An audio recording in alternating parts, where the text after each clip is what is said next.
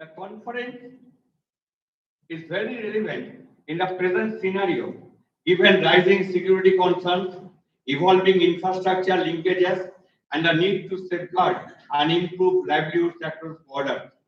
The conference also seeks to capture the complexities and opportunities inherent in this transnational corridor within this very demographic location, contributing to informed policy making and sustainable development. Within the broad parameters, we hope the conference to delve deep into discussing various areas. Recently, we could find a shift in India's foreign policy. The long-standing non-aligned policy has to a great extent been discarded. Whether this policy shift will be of help in protecting India's foreign policy priorities is hotly debated nowadays, and we hope this debate will also be reflected in the discussions in the coming 2 days session. Further, India's relations with our next door neighbors has seen a nosedive in recent times. How his strained relationships could be improved also is a matter of introspection, and these issues should also be discussed in this conference. Now, this is not the first time that we are holding this international conference, because we have also organized international conference with Professor Shobenlal Dattagupta, the most eminent philosopher of the time, during the Marxist bicentennial centenary year. Then we hold one webinar during the COVID period, in which Professor Ali Riaz of Alliance University, who is currently the chief of the constitutional body of Bangladesh, he had also joined, and similar other conferences we also organized on behalf of our department. So we hope that this academic journey of our department, also the other departments of the college, will continue even in the coming days. And another point of to mention that this session is it is being shown in YouTube live. I think so. It is being shown in YouTube live. Surya Mahavidyalaya. It has been shown on YouTube in live. So with these few words, let me conclude here. Once again, I convey my heartfelt thanks to all.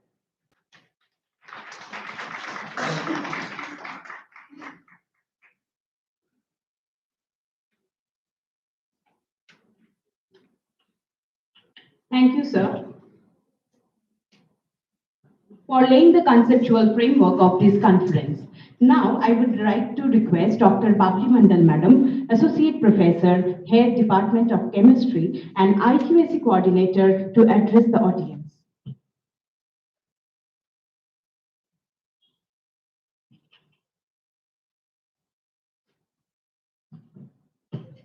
Thank you, Paramita. A very good morning to all our distinguished guests, esteemed scholars, respected faculty members, and dear participants. I extend a warm welcome to you all to this international conference on India and her neighbors in an age of disruptions. As the IQAC coordinator of Surya Mahavidyalaya, I stand before you today with immense pride and profound gratitude. It is indeed a moment of celebration when institutional excellence converges with intellectual inquiry of the highest order. I am deeply honored that IQAC could collaborate with our Department of Political Science in organizing this seminar on a topic that resonates with the pulse of our times. What makes this collaboration even more significant is the prestigious partnership with the Indian Council of World Affairs, an institution that has shaped India's engagement with the world for decades. At IQAC, we focus on creating programs that connect with real-world issues, not just academic topics. This conference reflects that idea. Today, as global political boundaries change, security and development goals mix, and connections can either unite or separate us, this discussion is very important. This conference will be a proud moment in our institution's academic history. But what truly fills my heart with joy is the extraordinary opportunity we have today. We are witnessing something rare and beautiful. Scholars joining us from across international borders, from Nepal, Bhutan, Sri Lanka, and Bangladesh, sharing this virtual platform with experts from diverse disciplines and institutions across our nation. This is not just a conference, this is a confluence, a meeting of minds unbounded by geography, united by a shared concern for our region's future. As the IQAC coordinator, I will be very happy if after 2 days of hard work, we achieve more than just papers and presentations. I hope we create a plan to turn this age of disruptions into a time of working together. Can we turn challenges into chances? Can we change competition into teamwork? Can we make borders into connections? These are the questions I hope we start to answer together. As I conclude, I want to repeat a key idea from the seminar: neighborhood first, brotherhood always. In South Asia, we are not just neighbors, we share a history and a future. Let this conference show our shared desire to overcome challenges and work towards peace. I wish this conference resounding success and look forward to enriching discussions that will illuminate paths forward. Thank you, and my best wishes to all of us.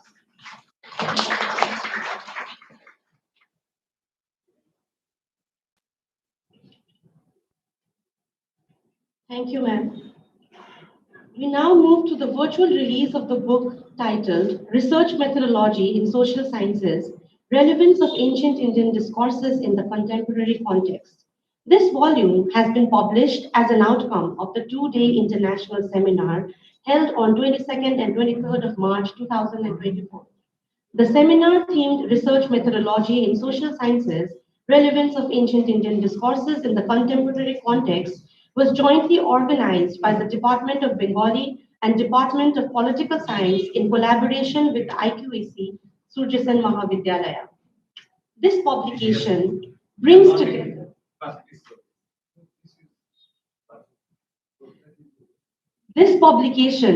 together the scholarly deliberations, research papers, and critical engagements presented during the seminar, reflecting on the methodological relevance of ancient Indian knowledge systems within contemporary social science research. Congratulations to the editorial team and contributors.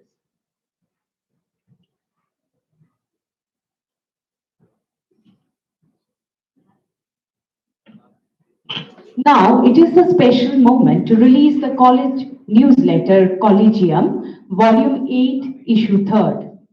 May I request the volunteers to hand over the collegiums?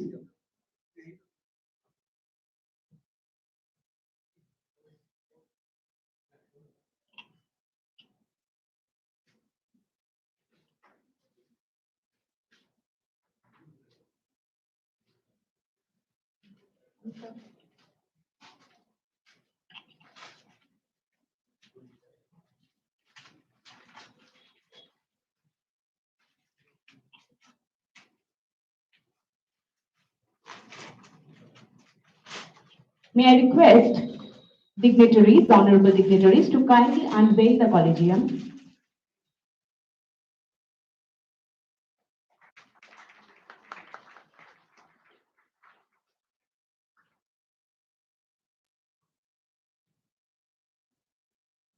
Thank you so much, sir. Now may I request Honorable Principal, sir, to felicitate our resource person and esteemed dignitary, Dr. Tanveer Arshad, Assistant Professor, Department of Political Science, Presidency University.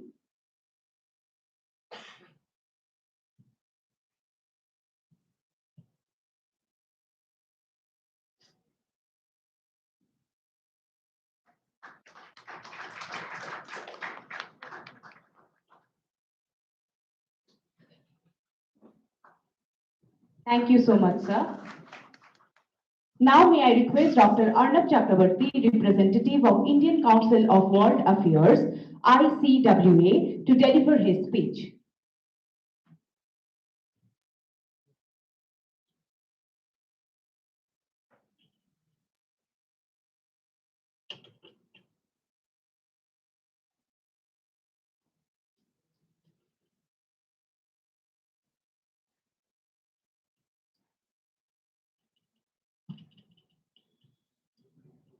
Morning, everybody. Excellencies, distinguished scholars, colleagues, and friends. It's really a matter of pride for me that I'm in Siliguri, a place that is very close to my heart, a place that I've always visited as a child, and it is also a place that connects me to my hometown, which is in Gangtok. So I never believed that actually I'd be here one day to deliver a speech in a college. So it's quite it's quite a very emotional moment for me as well. Having said that, this topic, India and our neighbors in an age of disruption. Like when we talk of disruptions, that's happening all over the world right now. And what we call as a period of global fragmentation. There's a fragmentation of the global order. There are friendships being broken, new friendships being created, and there are issues. If we start counting them, then there'll be no end to it. So having said that, South Asia stands today at a very critical juncture, at a very critical historical juncture. It's a region that's marked by immense civilizational depth, demographic vitality, and economic promise, and yet simultaneously burdened by political instability, economic fragility, and intensifying geopolitical competition.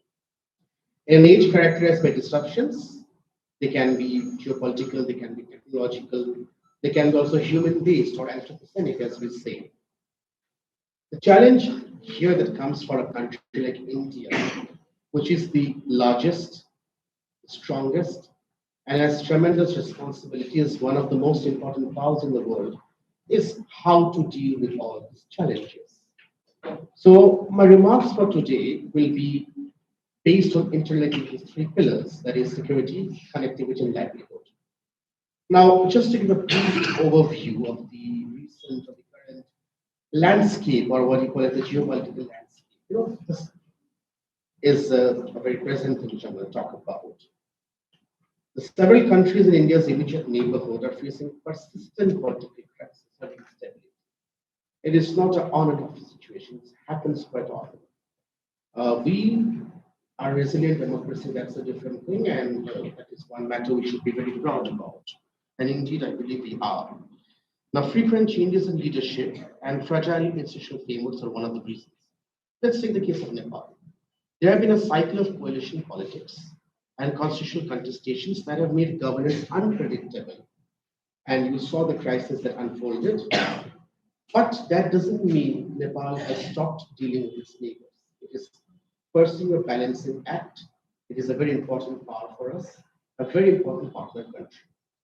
Bangladesh, a sudden turn in political events, a new election, a new government, overwhelming majority.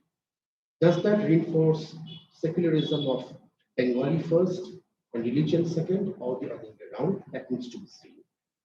Sri Lanka also had its own bout of economic crisis in recent times and all, but it's somehow emerging strongly and stronger than before, which is a good sign.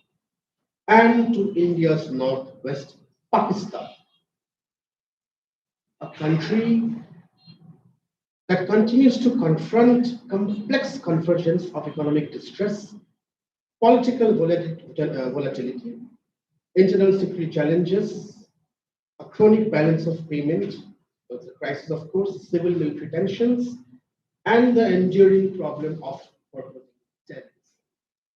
which has not only constrained its own development, but of course, conflagrated regional cooperation and trust. Afghanistan, after the return of Taliban, the dynamics have changed as well. We are engaging with them on certain aspects and all. But again, it's a very important country in the region. Its strategic location cannot be undermined. So, and of course, let me go to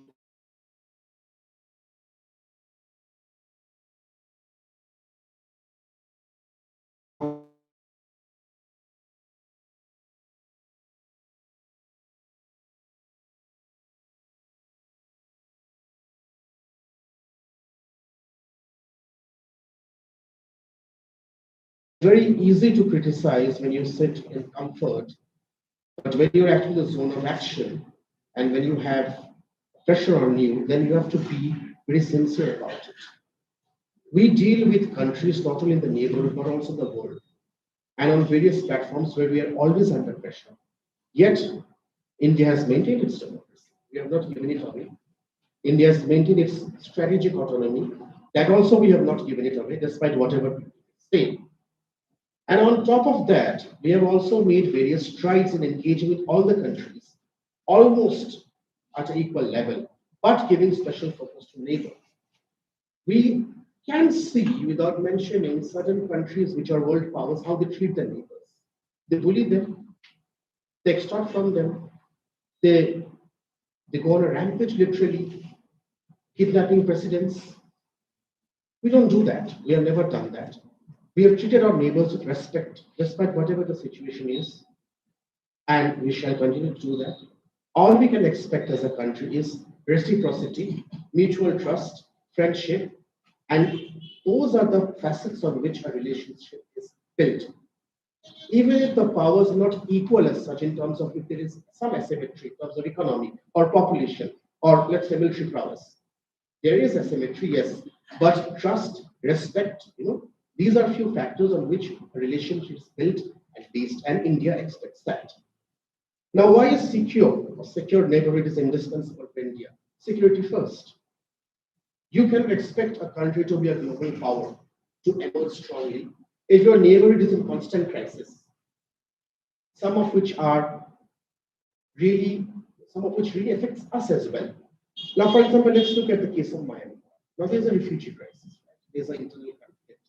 It does affect us. A person sitting in western part of India, it may not affect him directly, but it affects the country as a whole. So it's a matter of concern for us. So for years, India has given importance to secure and stable neighborhood, which is neither abstract or optimal. It's a foundational prerequisite for national development and strategic autonomy.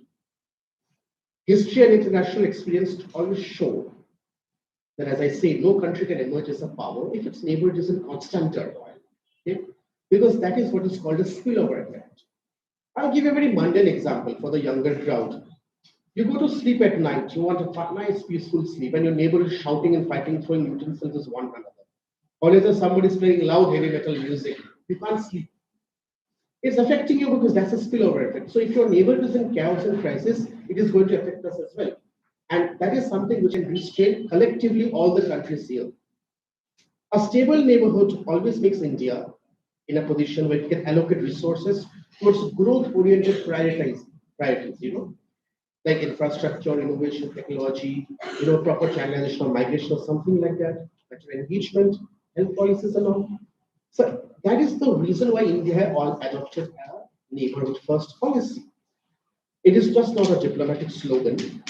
It's a strategic doctrine which is rooted in realism. It is not something, the neighborhood first policy, people might believe it's like something like donation. Wherever it comes to, we don't treat neighbors like that. We just don't donate. We aid them, yes. We cooperate with them. We hold partnerships with them so that they also grow and that helps us as well. So it's like, technically saying, we all progress together. So India's developmental assistance in terms of lines of credit, humanitarian relief efforts. For example, when Sri Lanka had the crisis, India was the first country to respond. No other country was India. When Afghanistan had earthquake, it was again India responded, whether it's floods in Nepal or in Bangladesh or some crisis here and there.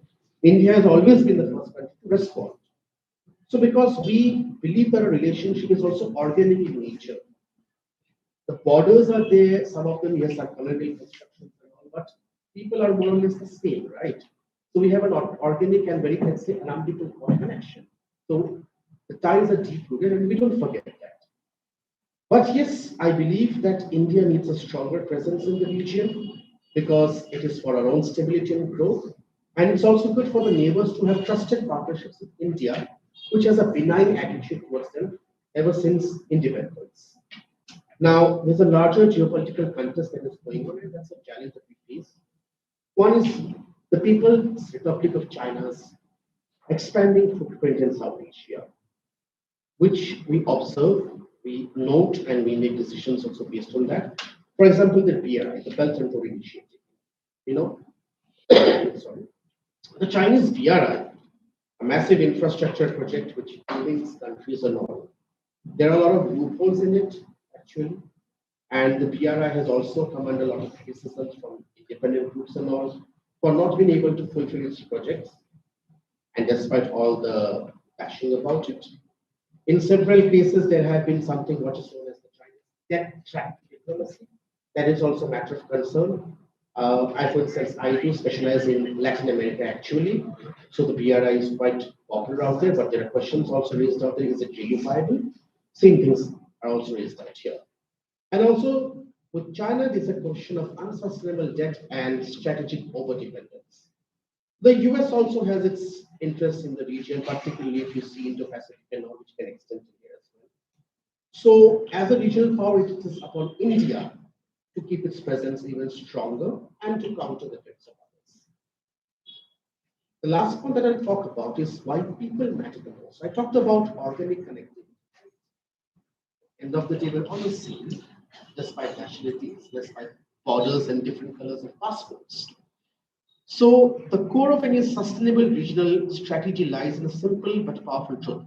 People matter the most. Security, connectivity, and livelihood are not separate domains. You cannot have business in an insecure environment.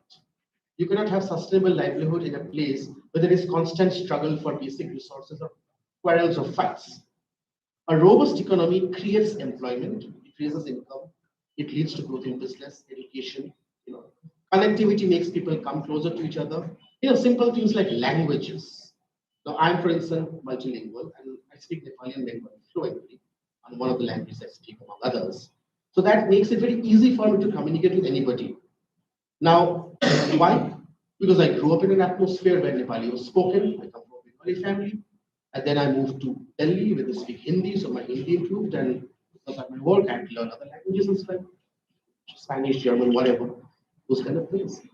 So connectivity brings people closer to one another. It brings language closer to one another. It makes your culture comes closer. And you have an understanding of each other.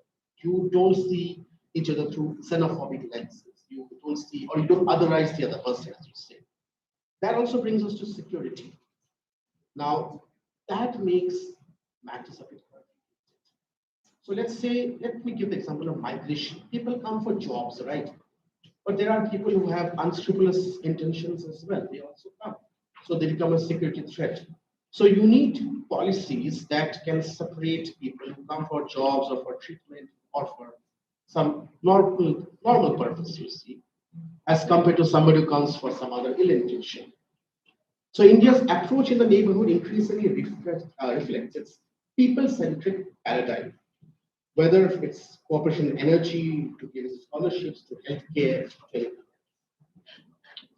some of the challenges that we are still going to face, and I believe they'll come up in these discussions further. One is the political instability and the governance deficit. The other is the economic fragility of the region as a whole. There are unfortunately issues where you depend on only one product to sell. That's a problem if you can address things like that. There are issues such as terrorism, radicalization of different religions, drug trafficking and all, and also the debt trap.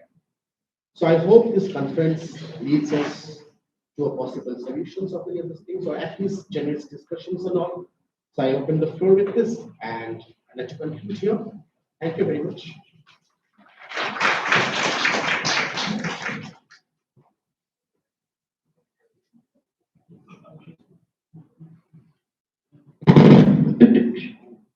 Thank you, Dr. Arnav, for your speech. Now, it is my privilege to invite Professor Devkumar Mukhopadhyay, former Vice Chancellor, Kuch Bihar Panchanan Verma University, to deliver the inaugural address.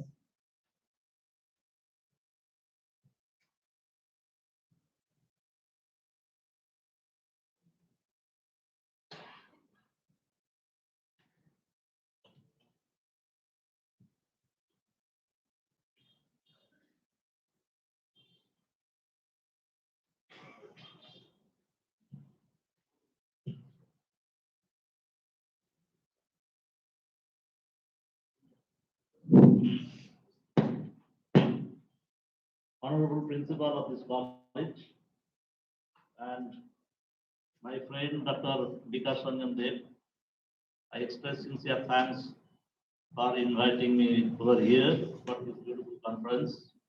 On the dais, my teacher, Professor Manoj Dasgupta, is there, and my friend, Professor Lama.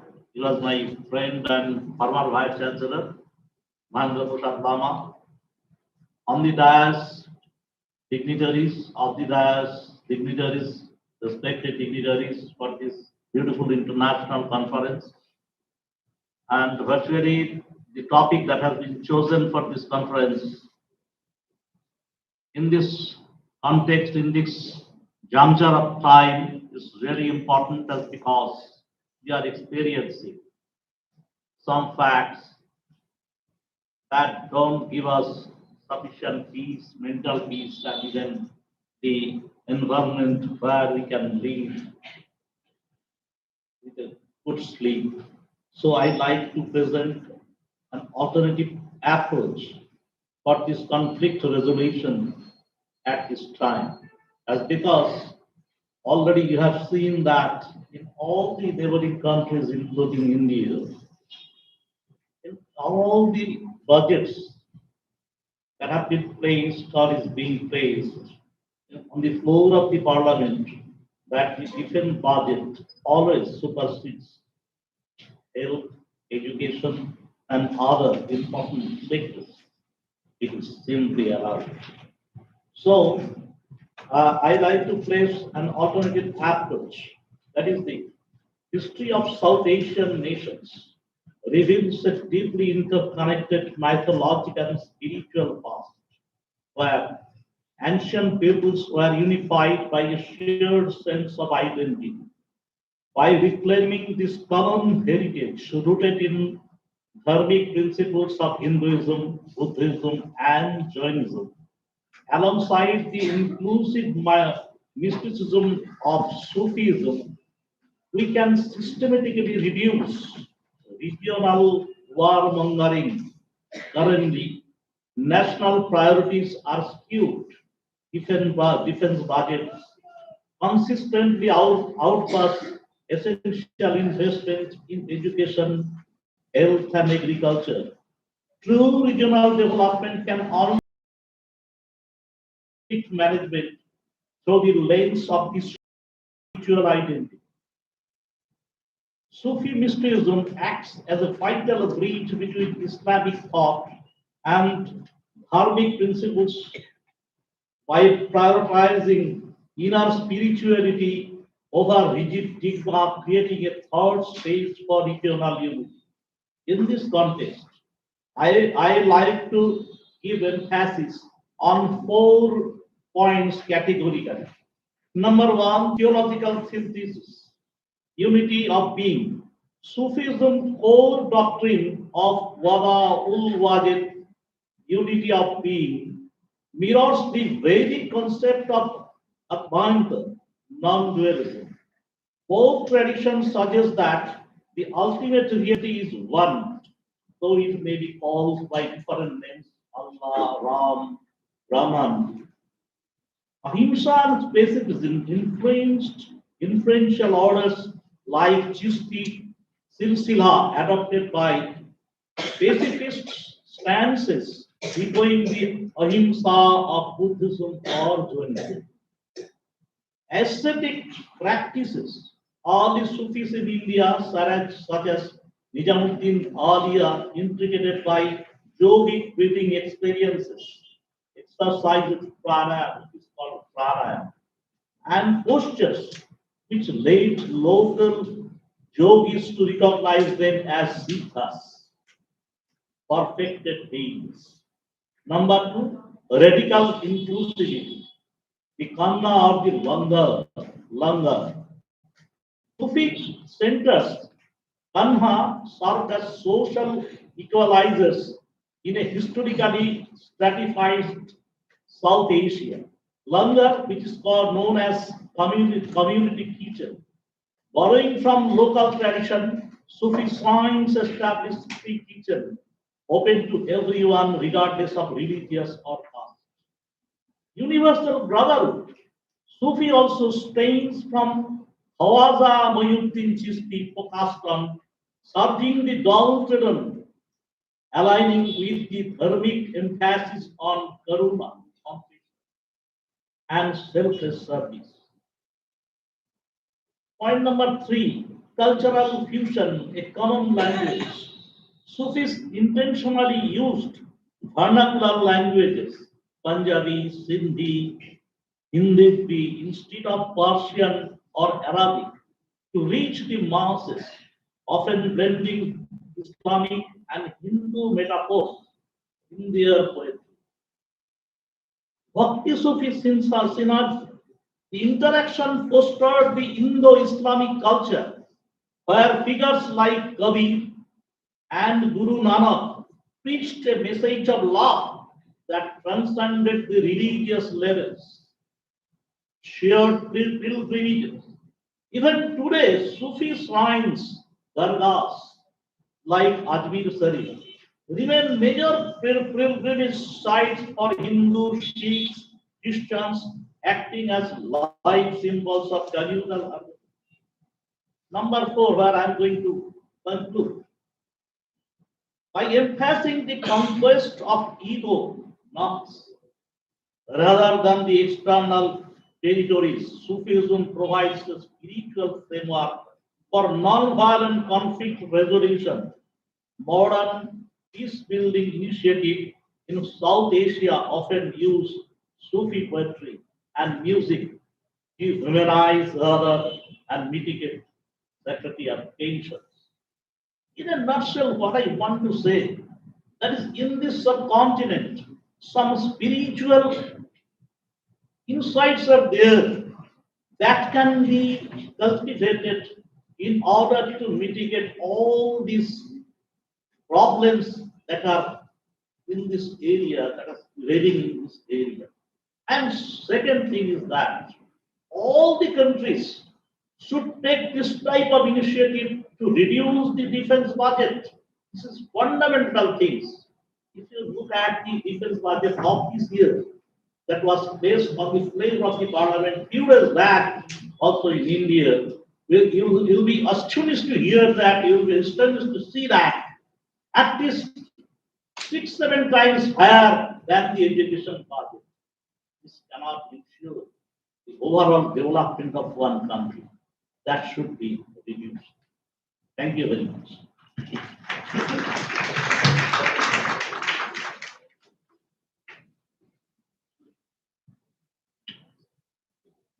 Thank you, sir. I now request Dr. Manas Chakravarti, Emeritus Professor and Senior Fellow, ICSSR, Department of Political Science, University of North Bengal, Darjeeling, to deliver his speech.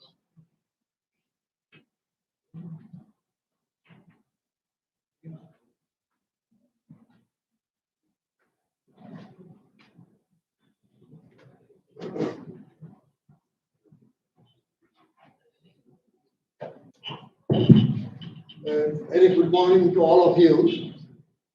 I am much pleased to be here at the two-day international conference on India and our neighbors in an age of disruption, focused on security, connectivity, and livelihood amidst regional turbulence in South Asia.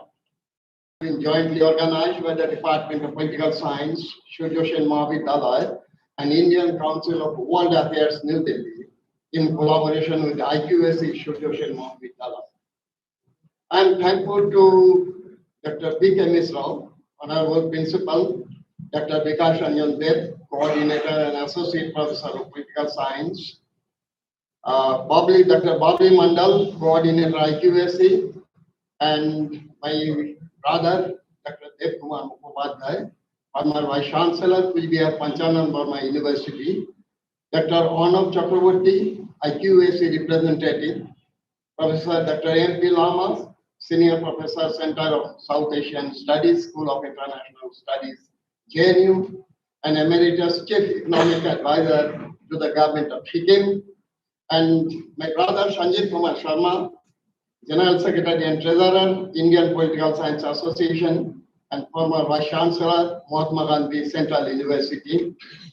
Another brother, Dr. Amidst, Professor and Head, Department of Political Science of MS University of Baroda, and Professor Ranjita Chakravarti, Professor and Head, Department of Political Science, University of North Bengal. In addition to the host of dignitaries, I like to thank the other students of mine, Dr. Vikas Anjuldev, Pithankar Chakravarti, Tanvi Rashid, Dr. Babita Dash, and finally Rinjin Jamso, the former MP of Indian Parliament. Now coming to the topic of the conference, I'd like to say a few words on India and Bhutan. Now, while speaking of Bhutan, as it happens in the case of a neighbor, that the relationship with a neighbor or a neighboring country must be good and cordial. It is true in the case of a human being. It is also true in the case of a nation. And so far as Bhutan is concerned, the geopolitical and geographical location of Bhutan is very, very strategic. On the part of India, Bhutan is significant, and on the part of Bhutan, India is also significant. Why? Because, as we all know, that Bhutan is a landlocked country with less industry, with less financial support. This support is extended to Bhutan by the government of India. Although it is said in the theater of international politics that Bhutan, so far as Bhutan is concerned, India always plays the role of a big brother, which is partly true, partly not. Because Bhutan has to depend on India, there is no other alternative. It's a landlocked country. And on the other hand, on the part of India, Bhutan is very significant from the security and strategic point of view. Because as we all know, that the Palam Plateau, which is, which is on way to the northeastern countries and an entry point of China, particularly in view of the chicken snack corridor, Siliguri, Bhutan has acquired additional and added significance in the international politics. So India has taken the policy that neighborhood first, and even Prime Minister Modi also visited Bhutan.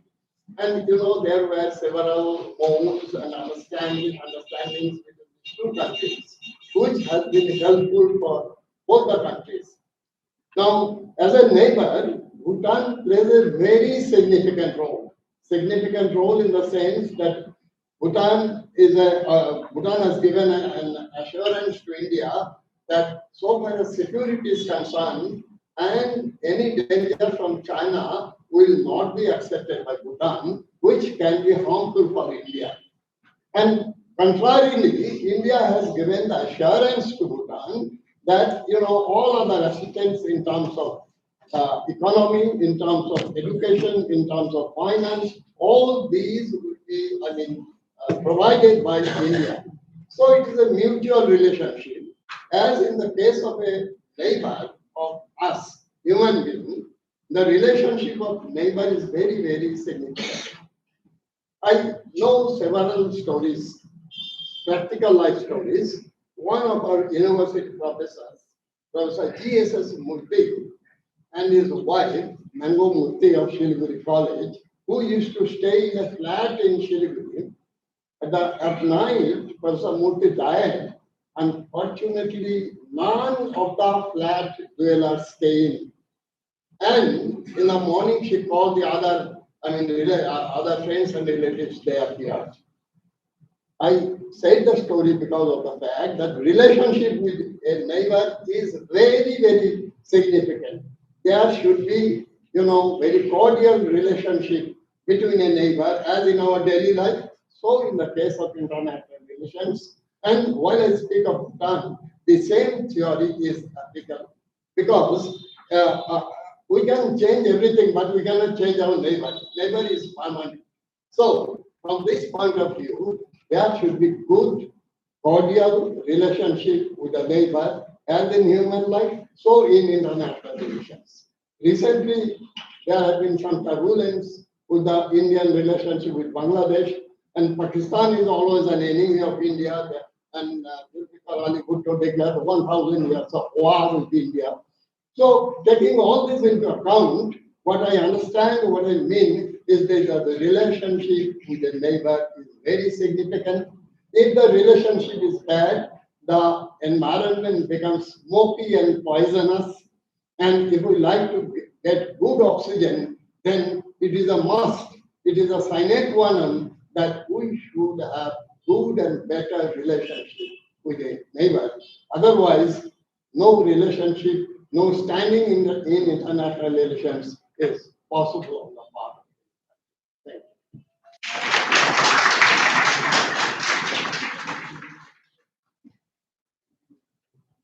Thank you so much, sir.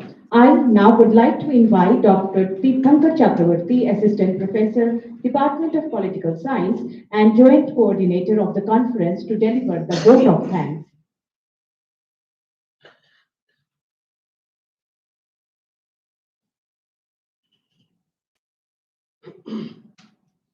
Good morning, all. Thank you is such a prayer that cannot be seen or touched. It must be felt by heart.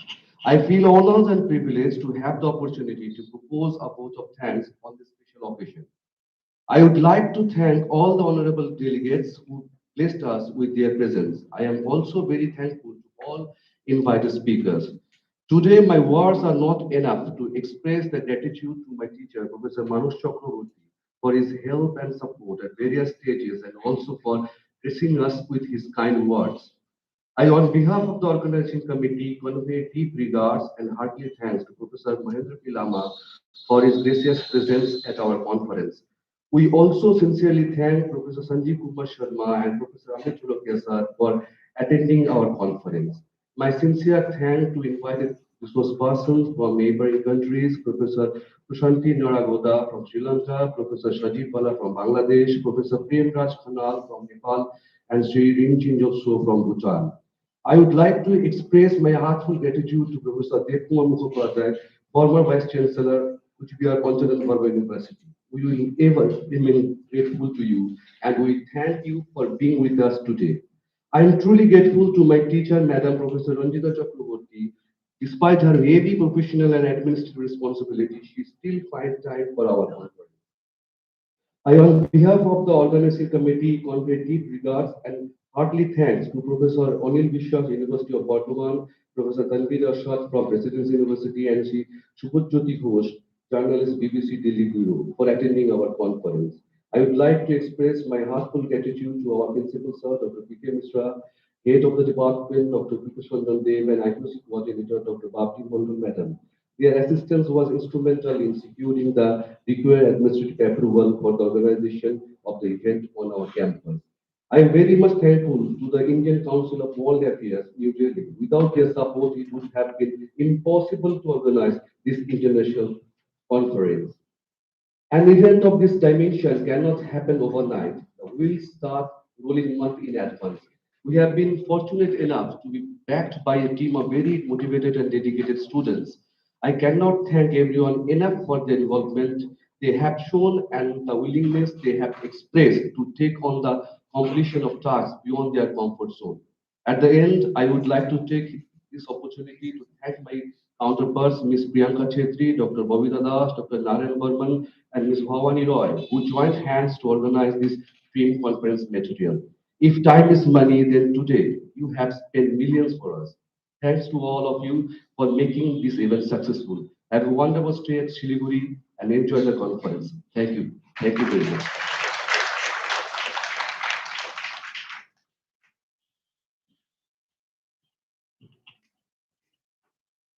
Thank you, sir. We will now begin with the first session. This session will be chaired by Professor Manas Chakraborty, and honorable speakers are Professor Mahendra P. Lama and Professor Sanjeev Kumar Sharma. I request all other dignitaries to kindly take your seat in the front row.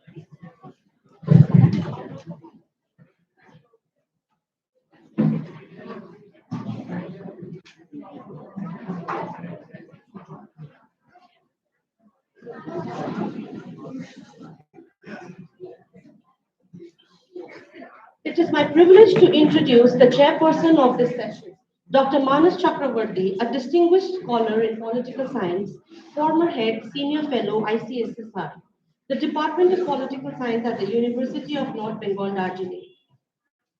He has previously held the title of Emeritus Professor of the University Grants Commission 2016-18, reflecting his long and impactful academic career. Dr. Chakravarti has made extensive contributions to research and scholarship in political science. He has published in leading national and international journals, authored books, and contributed multiple chapters to edited volumes. In addition to his research and teaching, he has supervised numerous PhD and MPhil scholars, served in administrative and academic leadership roles.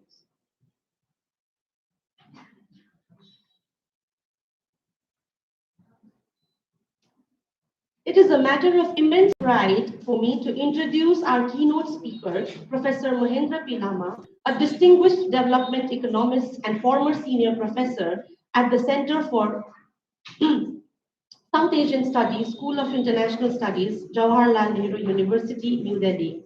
He currently serves as the Emeritus Chief Economic Advisor to the Government of Sikkim in the rank of Cabinet Minister, making his third tenure in this position. He is the founding Vice Chancellor of the Central University of Sikkim, becoming one of the youngest Vice Chancellors of a national university in India, and has also served as Pro-Vice Chancellor of IGNOU. He was conferred professorship at JNU at the age of 39. Professor Lama has been a member of the National Security Advisory Board of the Government of India, India's representative to several SAARC mechanisms, and Prime Minister of India's nominee in the Eminent Persons Group formed by India and Nepal.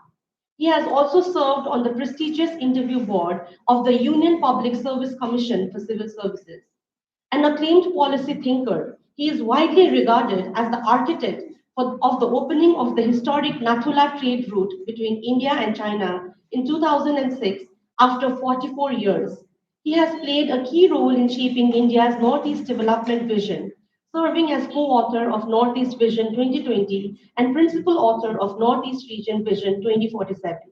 A prolific scholar, Professor Lama has authored and edited 25 books and 15 monographs, with his work spanning development economics, regional cooperation, border studies, energy security, and human security. His writings have been translated into multiple languages, and he continues to be a widely read columnist in leading national and international newspapers. His most recent works include Policy Report on Strengthening Trade and Transport Connectivity in Eastern South Asia, or Darjeeling, that is in Nepali, Energizing Connectivity between Northeast India and its neighbors, India-China Rethinking Border and Security, Human Security in India, Discourse Practices and Policy Implications. He has delivered over 400 public lectures globally, participated in more than 650 international conferences across 42 countries, and supervised 76 MPhil and PhD scholars, many of whom hold distinguished positions today. Sir, we are honored to have you.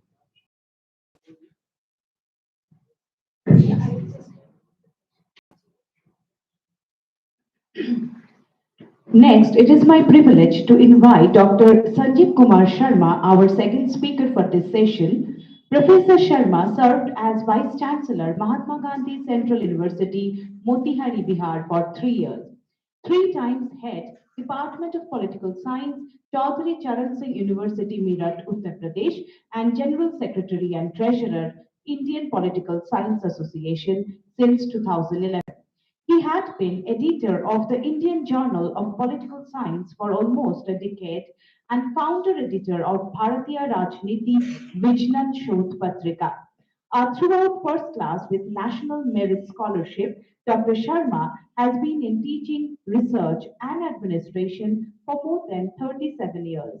Has supervised 20 PhD, 64 MPhil, and 38 postdoctoral fellows, and has published 82 research papers, 46 articles, 16 reviews, 24 authored books, and monographs. He has attended international academic events in countries including the US, UK, Canada, Australia, Japan, Spain, Poland, Mauritius, Sri Lanka, Bangladesh, Jordan, China, and South Africa. He has chaired, participated, and delivered keynote, inaugural, and valedictory addresses and special lectures in more than 450 seminars, conferences, refresher courses, and orientation programs throughout the country. He has handled several research projects. His main areas of interest are political sociology, ancient Indian polity, and Indian political system.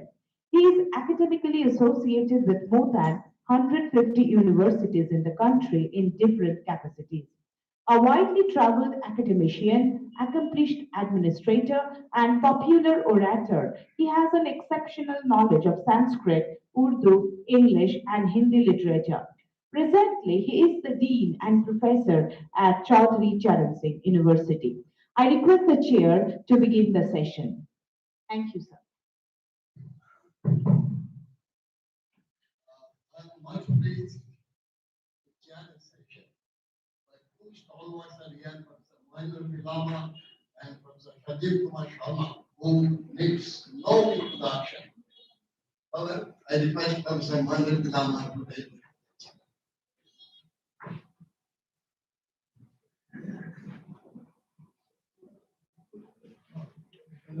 Well, thank you very much. Namaskar to all of you. And I'm very pleased that I've been invited to address the international conference by the Surya College here.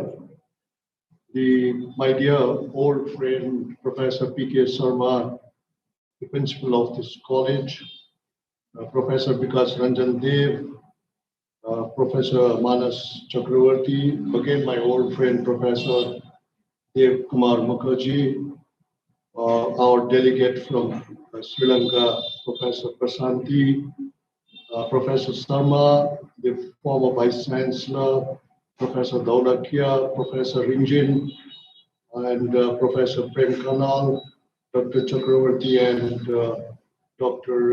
Priyanka Chatriani, all the very distinguished guests, students.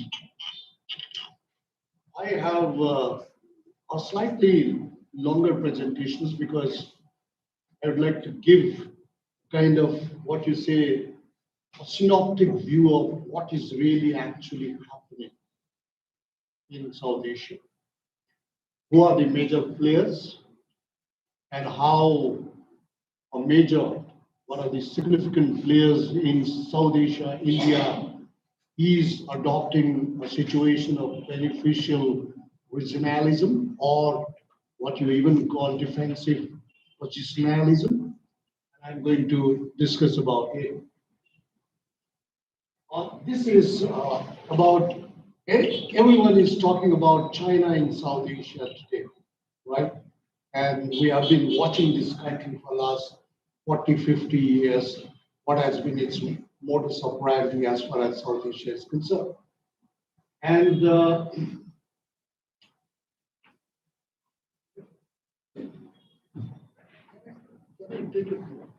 is this possible? So that yeah, because I'm not a serious.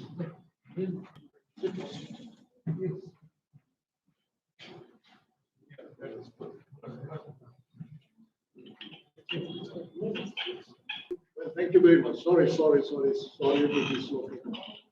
Uh,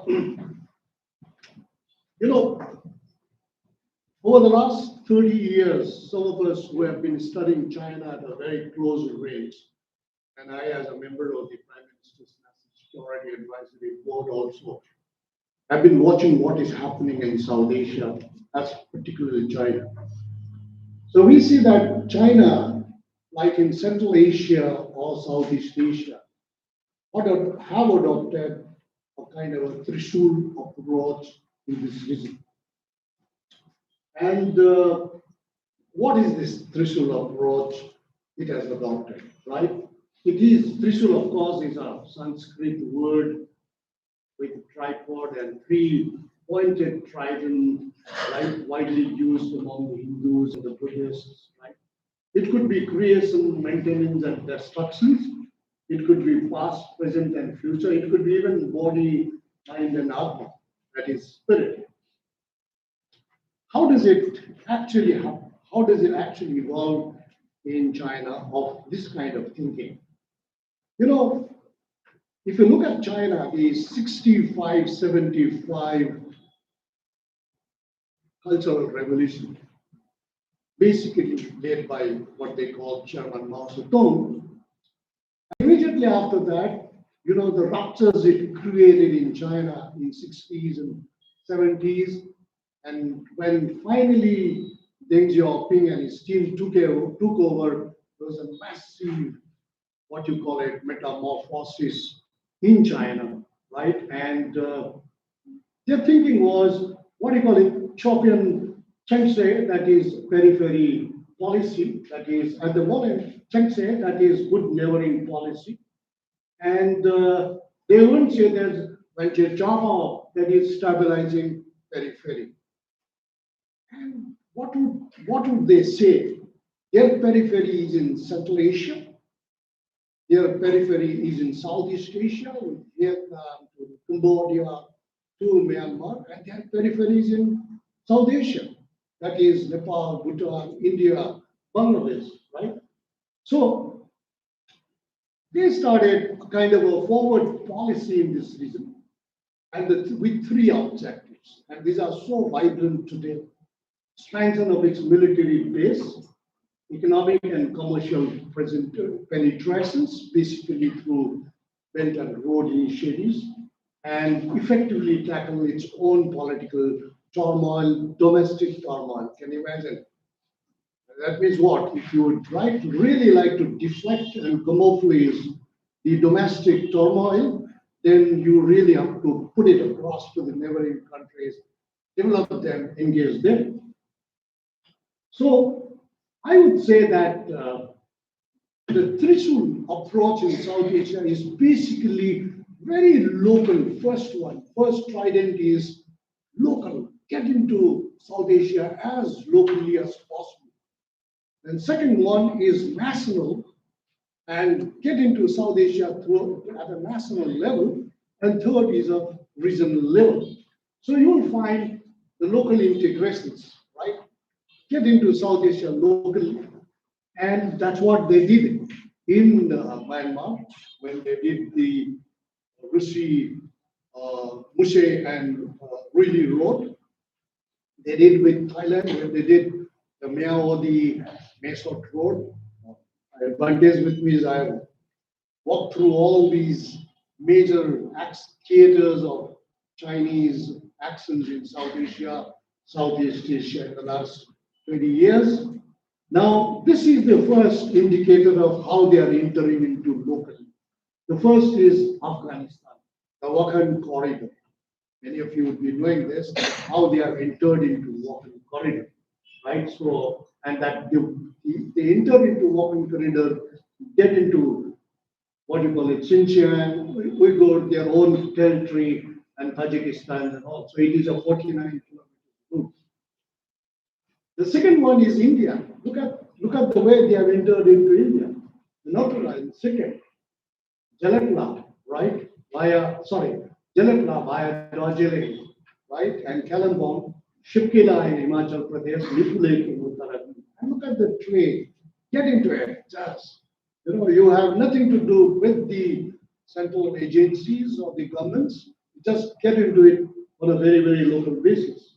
Nepal, they have so many entry points in Nepal, starting with Tadopani Tangmo, that is connected between Kathmandu, Kodari, to Reswagadi, to Reswa, to Namdal, Bagar, to Kimatanka, and all this. You get into it locally. Look at and do all kinds of projects locally. Tell Nepal, okay, you can come through Raswagadi and we will connect you to Shanghai, to Beijing, and to other geographies, right? The third is look at Pakistan. This is Kunjarab Pass, which is the Karakoram. And they have engaged it. Now, it's a huge, huge project, right? Look at this. They would start from Kasgar and Gilgit, go down to Gwadar Port. It is just in the name of Belt and Road initiatives. But on top, it is absolutely a local integration. Now, what is this local integration about? It is not local actually, right? These are the instruments likely to be mainstreamized. That means you start with local and you connect with regional, national, regional, and global, right? And that really gives them so much of a strength. And in the local, when you do local integration, one of the best part of the local integration is to really capture the raw materials wherever they are. For example, in Myanmar, they have captured the earth, the rare earth, the most critical mineral resources today. They have captured oil, they have captured gas, and we know what they are trying to capture in Pakistan, right? So it's a very, very interesting. So it is not local. It is a very, very well thought out process of linking local with national, regional, and global. So this is the first one, the national perspective. Now, they would shift from purely local to national. That means pitching will engage New Delhi, pitching will engage Dhaka, pitching will engage, again, what you call it, Kathmandu, or even Thimphu. And this is the state. And how do you see reflections of their national engagement? This is the second trident in Trishul. How do they see this? And how do they change the features, what you call it, the structures of these economies? You'll just see this. India is supposed to be the most critical player in South Asia. And our trade in South Asia today with South Asian countries is of $37.56 billion. But at China, look at China. Their trade with South Asia is $148 billion. Can you imagine this? Look how they have made entries into South Asian markets. This is the situation. In 1980, China was nowhere in South Asia, except a little bit in Pakistan, a little bit in Sri Lanka, zero trade. Look at the trade volume today of China, right? And look at India. We were everywhere at a particular point of time. Today, we are really going down in terms of our interactions with the neighboring countries as far as trade is concerned. Look at it, this is India and China. In 1996, India's total trade in Afghanistan's total trade was 3.54. In 2022, they have increased to 22%. Look at Myanmar. It started with 19%, today it's 26%. In Pakistan, it started with 3.5%, today it has reached 18.67%. Bangladesh, it has reached 15.85. That means what? That means the Chinese have really entered into these markets. How they have entered, why they have entered, and why they have been able to capture the market is widely written in one of my very recent publications on India's dependence syndrome vis-a-vis China, I have also tried to unfold this. Look at the investment situations, how they have invested. It is not only trade, it is investments, right? Across South Asia. Look at Nepal, right? And this is Chinese investment in Pakistan, in Bangladesh. Look at Bangladesh, how many projects they are doing. Umpteen number of projects. When I talk to my friends in Bangladesh, interact with some of the policymakers, I'm really, what you call it, taken aback, or I'm really surprised to see the depth, the variety, and the diversity of projects they have been doing, right? In Bangladesh. Now, you name anywhere. Look at Nepal today. I'm just looking at the data, latest data. The FDI, the total foreign direct investment in Nepal, India used to be number one. Our share has gone down drastically. And out of 200 projects, almost 110 projects are done by China. So the third trident is regional approach. It entered into ASEAN, Association of Southeast Asian in Southeast Asia. It entered into Central Asian CAREC, right? Central Asian Regional Economic Cooperations, and it is now trying to enter into South Asia as enter into SAARC process. So one of our major concerns in SAARC process is what if China is trying to enter into South Asia? If it becomes a reality, what really happens, right? And several literatures have been written on this. So the last summit, it did try to enter into, because there are countries which support China to be a member of South Asian countries. So what is the scenario? Scenario is China can make a big difference either consolidating SAARC through substantive cooperations, or it can erode the entire functioning of SAARC through counteractive actions against India. If they decide to move together, it can make a huge difference. Therefore, what do? Do we block China? Or do we encourage China? Or do we keep it at abeyance? Is a big question. And how these countries are trying to balance is a big, great game here. How Bangladesh is trying to balance between India and China. How Nepal is doing that. How, to a certain extent, even Sri Lankans are doing about good. It's a very fascinating story. So some of us who have been looking into it very closely, we have identified some of the matrices about how Nepal is trying to adjust, because traditionally it is a land between two boundaries, right? Bangladesh, essentially before 1947, this was a part of India, in Pakistan, right? So this itself, balancing the end game itself becomes a very fascinating game. And what kind of role government of India has to play in this? Do we need to really change the entire cause of diplomacy, the instrumentalities we have in our foreign policy matrices? Do we really need to change that? Do we really change the narratives about India and a neighboring country? India as a big brother, India as a hegemonic power. Do we really change it?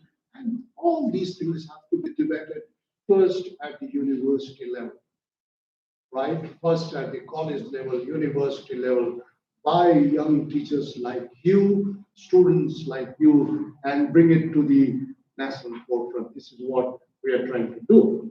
Therefore, it's a very interesting thing, methods and means of balancing, if not designed scientifically with wider acceptance, such competitive rivalry could heavily impinge upon domestic political economics, lead to micromanagement by bipolar powers. So it is a very interesting situation for all of us to look into. Can I go to the next slide? No. I would like to just go to the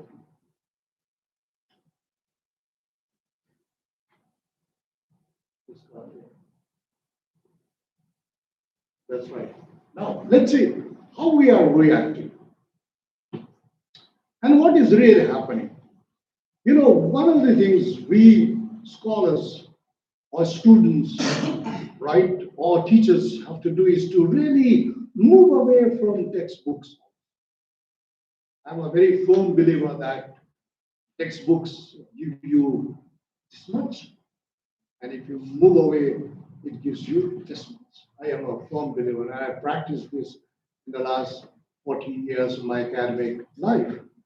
And I will tell you the story of what is really happening. I will tell you the core of climate change. I will take you to core of river water disputes. I will take you to core of what is really happening internally in some places. So, and I will only talk about this particular geography. I'm not talking about the western part of it, the external eastern part. I will only talk about where you stand. You stand at a very, very critical what geographical positions, where you have Bangladesh, you have Bhutan, you have Nepal, and you have China. And no district possibly in the world have this kind of borders, right? So you should be, I would say, the core institute in this geography or in South Asia to tell the governments, look, this is the situation, and we have, since we have been working on this. I'll tell you this: the 5 countries, right, and Bangladesh, Bhutan, Nepal, Southwest China, and Myanmar. Only will be on Myanmar. Look at this.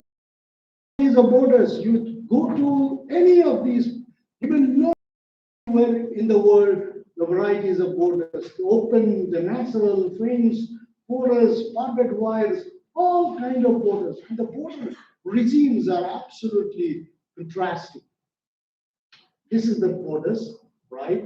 And the borders is basically land borders. It is not a sea borders, or it is not the borders through the air, right? And the land borders are different from the sea borders and the air borders. Precisely, land borders, you are eye to eye, face to face, 24 hours. Direct. Go to Kakarivita there, go to Punchali there, go to Purvadi here. Hey, and you can't imagine that the moment you cross, you can feel Bangladesh. You can eat their food. You can see the visitations, right? So land borders are different. So we developed a theory known as what you call it, a theory of VWTE, right? Because nobody was trying to really look into this kind of theories. We developed Trishul approach as a theory. We developed a new theory known as visibility, walkability, tangibility, and exchangeability. This is a VWTE theory where and you imagine crossing Nepalese border that side, Bangladeshi border this side, you will find this kind of things. And we said that, look, in these borders, your borders are not simple geometric lines, right? Your borders are not, the moment you talk about geometric line, then you only think of what you call it orthodox national security thinking that, hey, if gentleman there is an eyeball to eyeball contact, so I should immediately shoot him as soon as he crosses that border, actually, right? And that brings so much of what you call it conflict, so much of instabilities in the region. But in our book, published by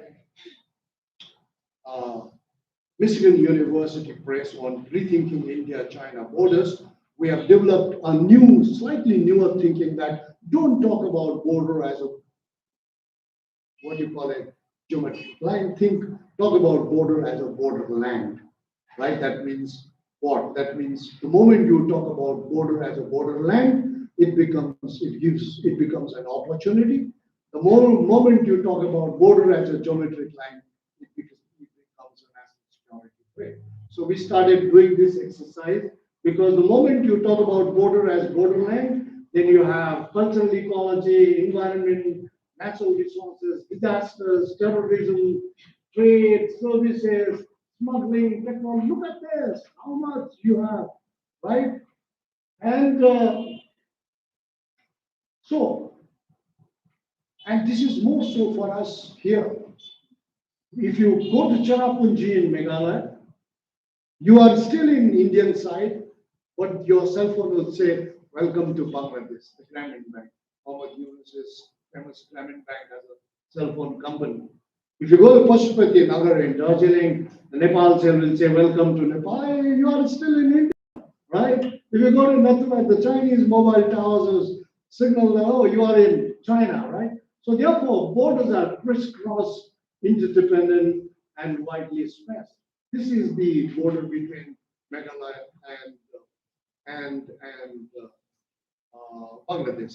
Jalmuri wallas are our borders. Can you imagine? If you go behind these Jalmuri wallas and take a picture, they will say you can't do that because you are entering into Bangladesh. Right? The Bangladeshis cannot. This is our border. This is our border between India and Nepal. This is a pillar, go behind the pillar, you are in Nepal, on this side of the pillar. So we are in the border, right? This is the border between India and Bhutan. Hey, we have walked all through these borders. So these are all original pictures. You don't find them in the internet and all, right? These are our borders. These are our borders, right? That is our border, Bhutan. That's in Tawang in Arunachal Pradesh, right? This is India-Myanmar border, the Pangsao Pass. I go there, I'll get an Indian security. If I cross that, then Myanmar security would say, this is the border. Can you imagine between India and 1,600 plus kilometers? These are the borders. These are the border between India and China, right? That's why we have problems. Nothing demarcated. Right? It is to a large extent what you call it. To a large extent, it is still not. It is only in terms of thinking. It is only in terms of what you call it. Roughly, this could be the border. That's why we keep having problems. And this is not true. This is not so. Look at the Golden Triangle: Thailand, Laos, and Myanmar. If you go to Thailand, you will see this kind of borders. Therefore, what the most critical problem with this is this part of the world, right? If you stand, yesterday I was telling that if you stand 500 kilometers here, 800 kilometers here in Siliguri, and imagine what is what, then you name any kind of find it here. Hey, just their Naxalite movement. A little beyond Maoist movement. Go up the Gorkhaland movement. Go further down the Bangladesh Liberation War. Go further down there, you will find Naga insurgency. Go further up, India-China war. Go further east, India, what you call it, the Second World War. All the conflicts. That's why we set up the School of Peace and Conflict Studies in Sikkim University. Because all our conflicts were studied somewhere in Madras or somewhere in Delhi, which had nothing to do with conflict, right? So we said, why not we study our conflicts here on this region? Except the nuclear war. You name any conflicts in the world, water, natural resources, you will find it here. Now, look at the consequences of war. The Second World War. I'm going to tell you about the last presentation is about why we are trying to reopen this old Second World War route, right? And these are the, what you call it, beautiful epitaph in the regions. Now, so we are talking about border as opportunities, and our Prime Minister, Narendra Modi, has brought absolutely a new idea about rethinking the borders. He says the border village is the first village. For 70 years, we said border village is the last village. So he says border village is the first. That has changed the entire dynamics of border.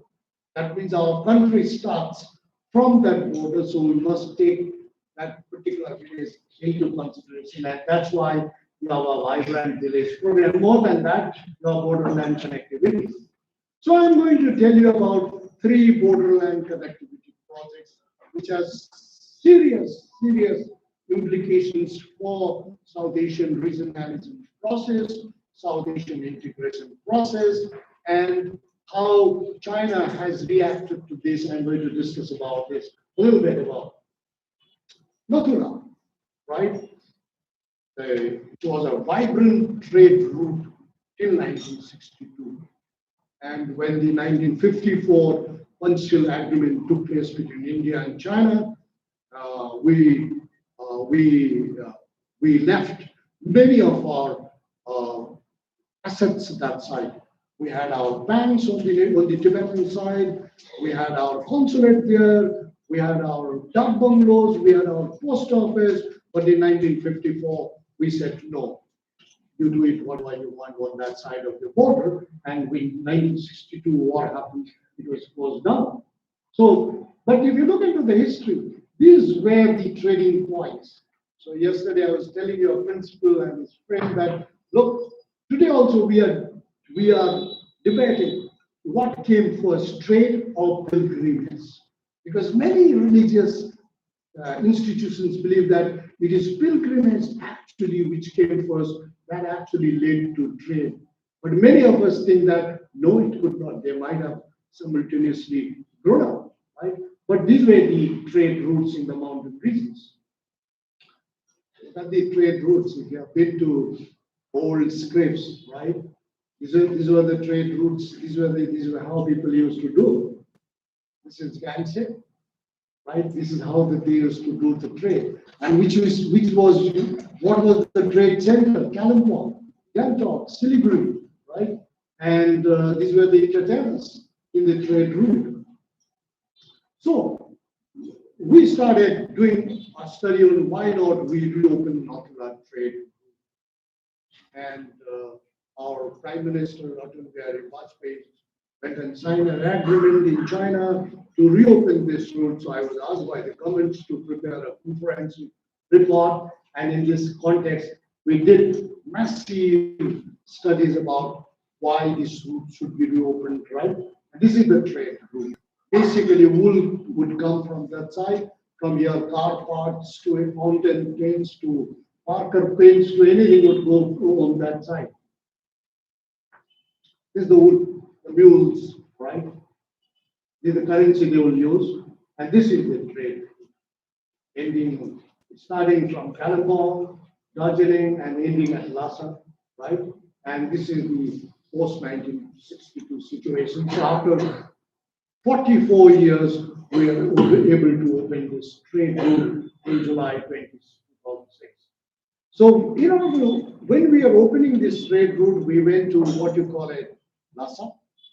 We did a study of Japan, China, Korea trade routes. We did a number of studies across in South Asia because we wanted to bring the most valuable knowledge about how trade routes work, right? And this was in 2004 when I went to Lhasa for the first time. They were just bringing the what you call railway line all the way from Shanghai to Lhasa. Can you imagine, right? It runs through 21,000 feet, right? And every time you reach 18,000, 19,000, the oxygen mass would come down automatically. Right? This was the state in Lhasa.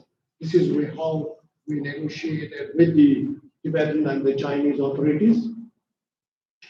And this is what we did as far as the market survey is concerned, and trade route opened in July 26. These were the items which were exportable and importable. First set of Tibetan trade rules, and later the highest cyber cash in the world. Then one of the major items is Lhasa Kumpa. Many of you do not know, please look into it. Because Lhasa Kumpa is almost 8 lakh rupees a kilogram. I was amazed. And this is what the Chinese have taken from our mountain geographies, from Nepal, from Bhutan, from Arunachal Pradesh, Himachal Pradesh, and made money out of it. This is, they call it, the Asians call it, this is an Asian Viagra, so you know what it is, right? So it is sold widely. And, but we were quite keen that this route should really take our pilgrims to Kailas Mansarovar. And we did recommend in the report in 2015, this road should be reopened. And all went off well. Our Prime Minister Narendra Modi and Chinese President Xi Jinping did kind of a MOU to really reopen this, the Kailas Mansarovar road. And this is the Kailas Mansarovar road.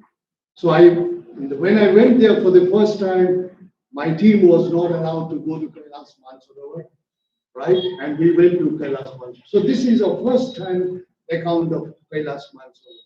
And you'll see what is happening just above you, right here. And what is so frightening for us, I'm going to tell you this story. This is the river Brahmaputra in they call it Yarwang.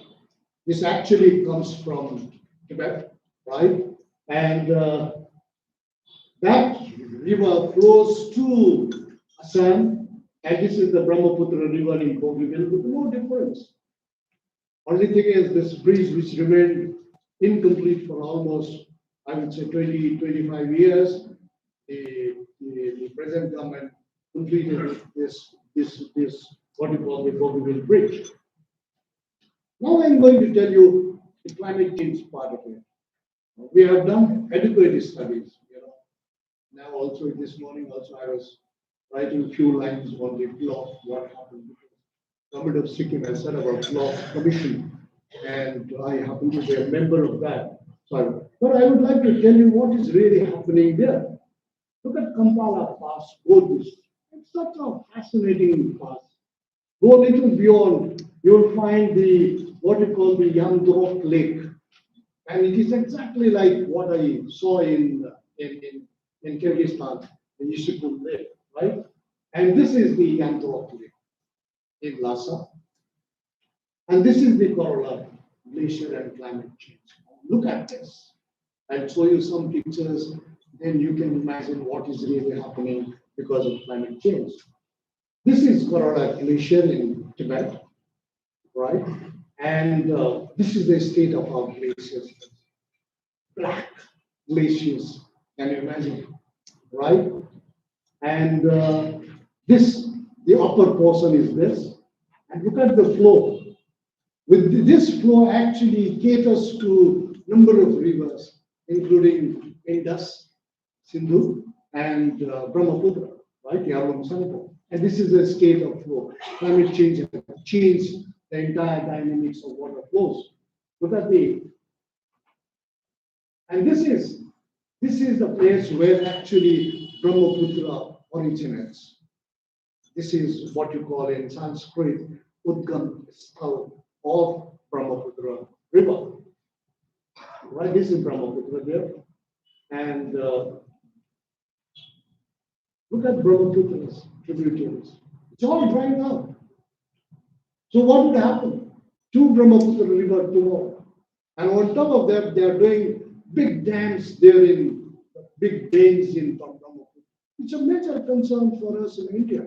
It's a major concern for Bhutan, for Bangladesh, for Nepal, right? So one of our major objectives in a seminar like this would be to really look into the larger dynamics about what is climate change and why it is so, right? This is the state of dry lands. And look at this. On the one hand, we have this. On the other hand, we have the glacier lake outburst flood like that in Sikkim in September. Large number of people were killed, right? One hydropower project of 1,200 megawatt was swept away, right, in North Sikkim, right? It affected so much of lands in people, the livelihoods in what you call it, Bangladesh, in Bengal. Then Bangladesh being a low riparian, it affected Bangladesh so badly, right? Look at this, same kind of growth in Nepal last year, 25, right? This happened in Raswa. Everybody said it is just a flash flood because of cloudburst. When the scientists started looking into it, they found that no, it was a glacial lake outburst flood. That really happened in China, right in Tibet. And this is the situation. Because that is the exchange point, entry point at Raswa between China that side and Nepal this side. And look at the situation immediately after. Because it really killed so many people, right? The Votekosi club and all. So this is Sindhu, this is Indus. We greatly debate about Indus. And this is the place, a little away from this, the Indus actually comes from. That is in a place in Norwich. About, I would say about 250 kilometers, little beyond what you call it, Kailas mountain, right? And so when we visited this, it's difficult, of course. When we visited this, I saw that it is Indian Army, the photographs of Indian Army I saw there. Then I quickly clicked it because we are not supposed to do this to us. And I sent it to my Chinese speaking friends, and they translated it, and they said that, can you imagine, in 1962 war, the 8th Gorkha Regiment in the 114th Brigade and 13th Battalion of Kumail United on the north they had entered into Modo passes, Banglongo area through this. Chinese call it illegally, but in the war there is nothing illegal or legal. We just entered in. Can you imagine? We had really entered deep into Chinese trade. That's why many of the 1962 wars historians or strategic analysts do think that if we had withstood a few more months, possibly the situation would not happen like this, right? Precisely because exactly at that point of time, China had one of the most ugliest famine in 19th century, and people were really, trying to get out of this famine. And many do say that this was a kind of the war was again to deflect the internal conflicts in China. So I will say, so then look at the situation now. What we are trying to do, we are not allowed to go to Gansi because young husband, right? When the Tibetans and the Chinese did not allow British India government to trade, British India government said, how you will not allow us to trade? We will make it a point because that particular point of time, please remember, the British India government's concern in Lhasa and Tibet was not Chinese. Ours was the Chinese Russian. They would come, invade, right, and take away significant parts of, right? And so this was the situation. So the British India government sent young husband mission. If you go to Nathula, you can see this. And I would go. This is the young husband missions. The young husband wrote this. And this is the Ganse fort today. They went Indian with bombs, Gola, Barud. They went to Ganse and started threatening the Tibetans. And that's how they surrendered and gave us the trade route. And this is the Ganse, famous Ganse fort, which I clicked when I was there. This is the Ganse town today, right, in 2019. And this is the Ganse fort, right? So this was the trade route. And then Sigotse, very famous point, up to which the Chinese have brought railway lines, and they are trying to bring railway lines up to Nathula, up to Kathmandu, right? And look at the way, Lhasa. Can you imagine? This is the road in Lhasa, in the mountains geography, and you'll be surprised what's written here. The last one, 325 kilometers is Mount Jomolungma. Mount Jomolungma is Mount Everest for the Chinese, like Nepalese, right? For us, it is Mount Everest. So that means Mount Everest is 325 kilometers. And with a speed of almost 120 kilometers per hour, you can reach the base camp of Mount Everest from this particular point within 4 hours. Can you imagine? Right? And they declared it only after they made it. There was a huge global protest that you took the pitch road to Mount Everest, but we could not do much. 2004, when I went there, this is the railway line. Look at this. And they're bringing it down. This is the Shigatse railway station. This is, they say, many of these Chinese would say, we are not doing any hydropower projects in Sudan. But we have our own sources to say that we are doing massive projects. And this is one of the projects they are doing. Look at this. And these are the traders and development penetrations. In Darjeeling, I would not get 3G, or sorry, 2G. In China, in 2019, only in Lhasa, you get 4G. So anytime I could click photographs and send it to my students, to my family members, like anywhere. The development penetration in a very, very rugged geography, very, very tough geography is absolutely deep-rooted, right? These are the, what do you call it, the pilgrimage route to Kailash and Mansarovar. Many of you don't eat this particular meat, but many of us enjoy eating it. So I took a photograph, and this is the route. Look at the children, the Tibetan children. They are so engrossed with what you call it. So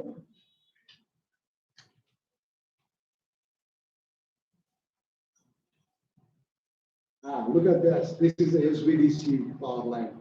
High voltage direct current, almost more than 400. That means what? There are several projects which are going on because this transmission line can be done only this way. So this is the road. If you go to Bagdogra, to Kathula, then Kanma, Latil, Jongla, to Mansarovar, this is the route. Anyone can go now, right, to this place. And this is the famous Magan Soap in Tibetan or the Mansarovar Lake. This is the Mansarovar. Right? It's absolutely fascinating. And so the beauty of this particular place is then we go to what you call Kailash Mansarovar. This is comes in Puche, that is Kailash, Mount Kailash. And this is the route.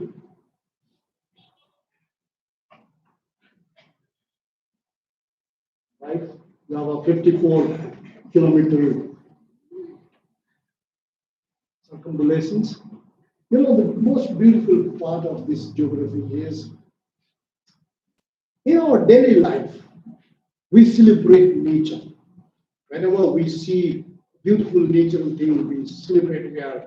We are joyful, we are engulfed with happiness, and we always pray to God that you allow me to you, took me to the nature.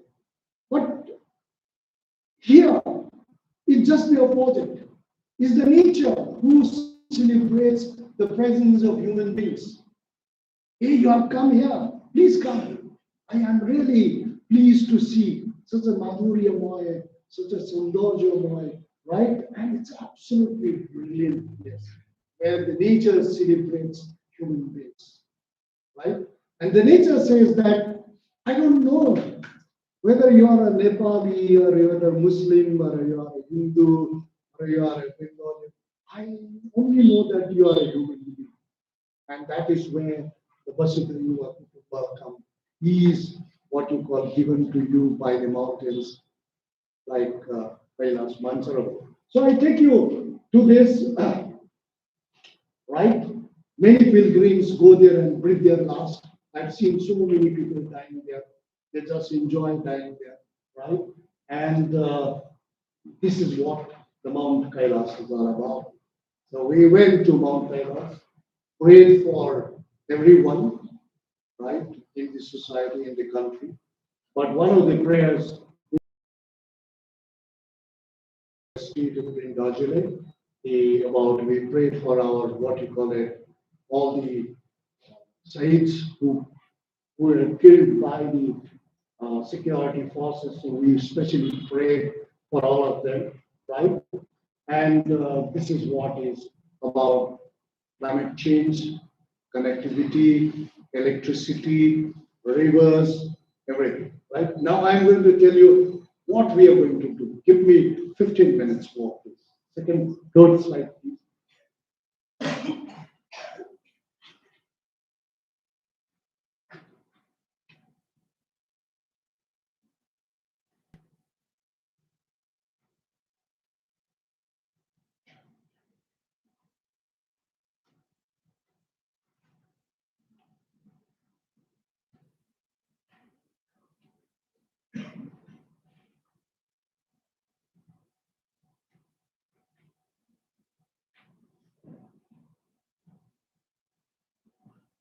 Okay, now see, this is where you stand today.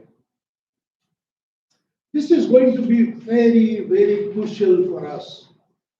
You would not appreciate, I would not appreciate it because it is happening. Yeah, it's a parallel. But for a country like ours, this is so very crucial. This is a geography where you are standing today, where I told you Nepal, Bhutan, Bangladesh, India would meet, right?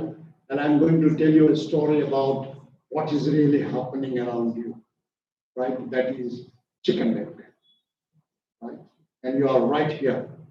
Now, look at Bhutan. How Bhutan is connected to India. These are the points of connections, right?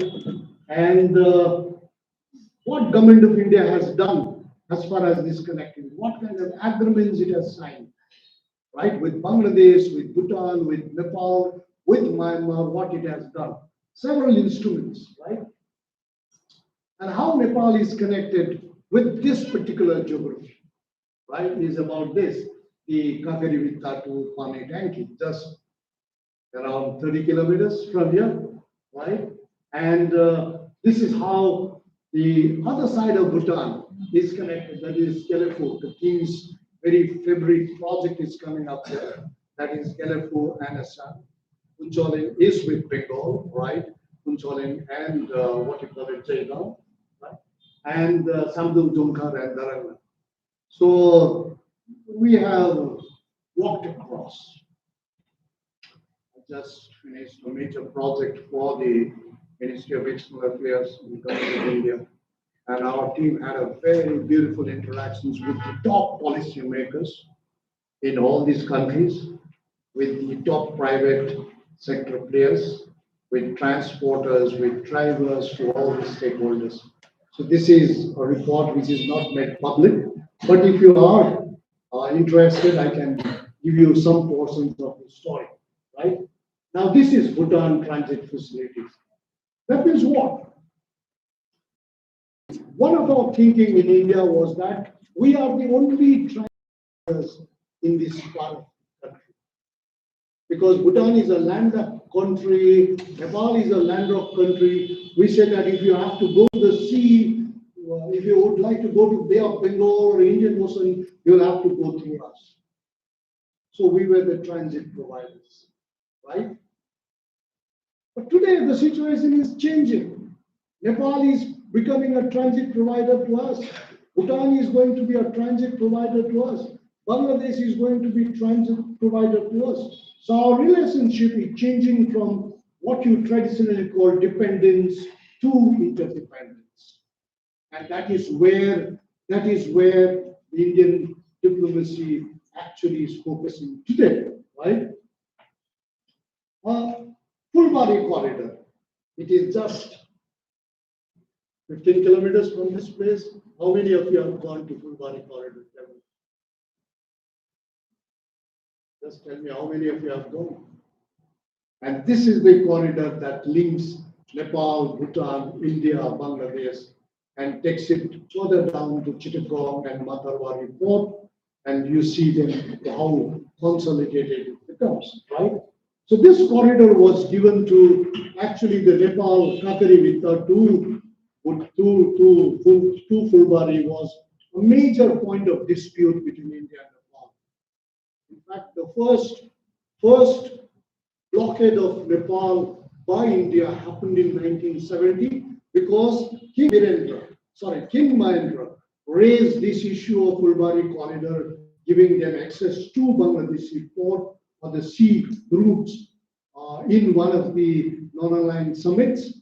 Madam Gandhi was absolutely aghast by what he said, and she came back and she imposed, no, I have to give you some derivative measures because you embarrassed me at the global level.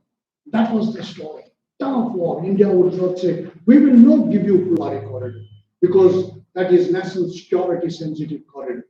One of the reasons, of course, is Naxalite movement. It crosses through Naxalbari, right?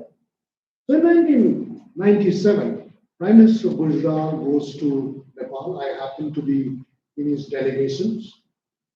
What really happened in the delegations, I have written in my book, O Darjeeling, but it is in Nepali. Please read that if you are able to read that, because I've given what really happened between Prime Minister Gujral and myself. I was a young scholar in jail that time, how we interacted. So, Prime Minister declares in Nepal that I'm going to give you Fulbari corridor. And I still remember that time our Home Secretary was Padmanabhi Sal, then Home Foreign Minister was Raghunath Ji and Salman Haider Ji, I think designated one, right? And they went into 100, called Darjeeling's DM and told them that I'm declaring tomorrow this is going to open, then you can imagine. So this was opened in 1997.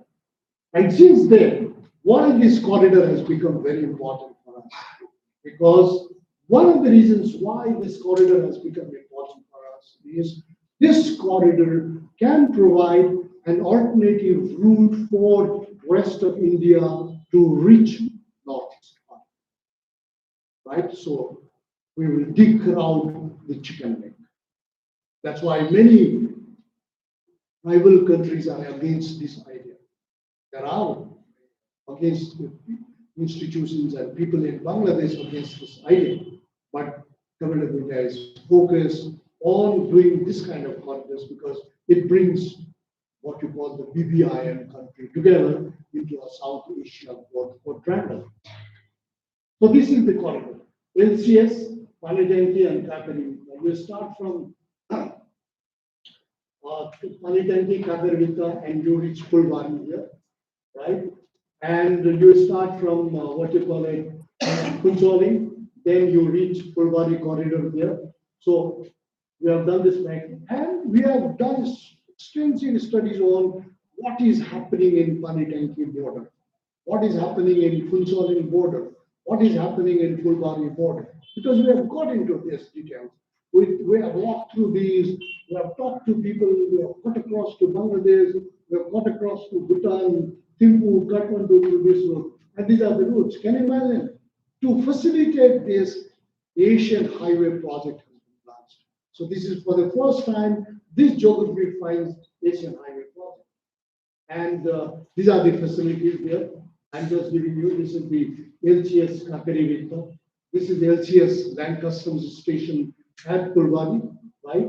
And this is Banglaband LCS on the other side of Fulbari, right? And this is the Fulbari Bangladesh crossing. Please go there, take your students there, make them feel that how a corridor looks like, because these are going to be very, very giant economic corridors, right? Many people try to understand this, but now we are quite interested that this is Matarbari, and this road will lead you directly to Matarbari deep sea port, right? From where you can send your goods and services to anywhere. And this deep sea port is developed by Japanese, right? So this is Jaigaon LCS. Look at Jaigaon LCS. In our side of the LCS is like this. Look at this land customs. So we have to do a lot. Don't you think so? I see this happening in Manipur, in Mizoram, and in Nagaland. Outside of our side is like we know what really happens in the government projects. This is one. Look at the Punjabi side. This is Punjabi.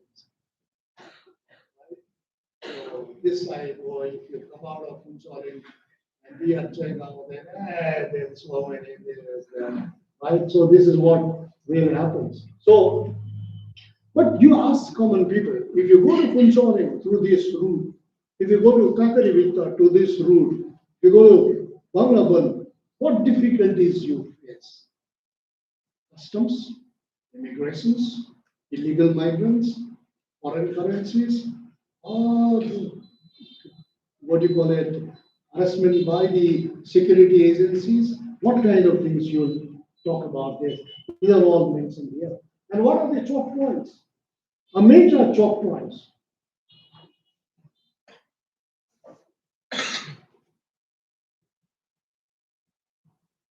The phenomenon of choke points. Can you imagine?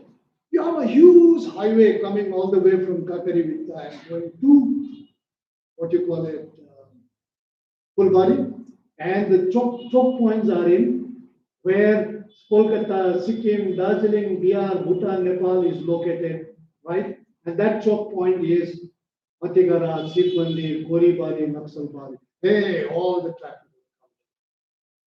Trade has not started in the big way, but it has already started going to be a major choke point. So we have highlighted this.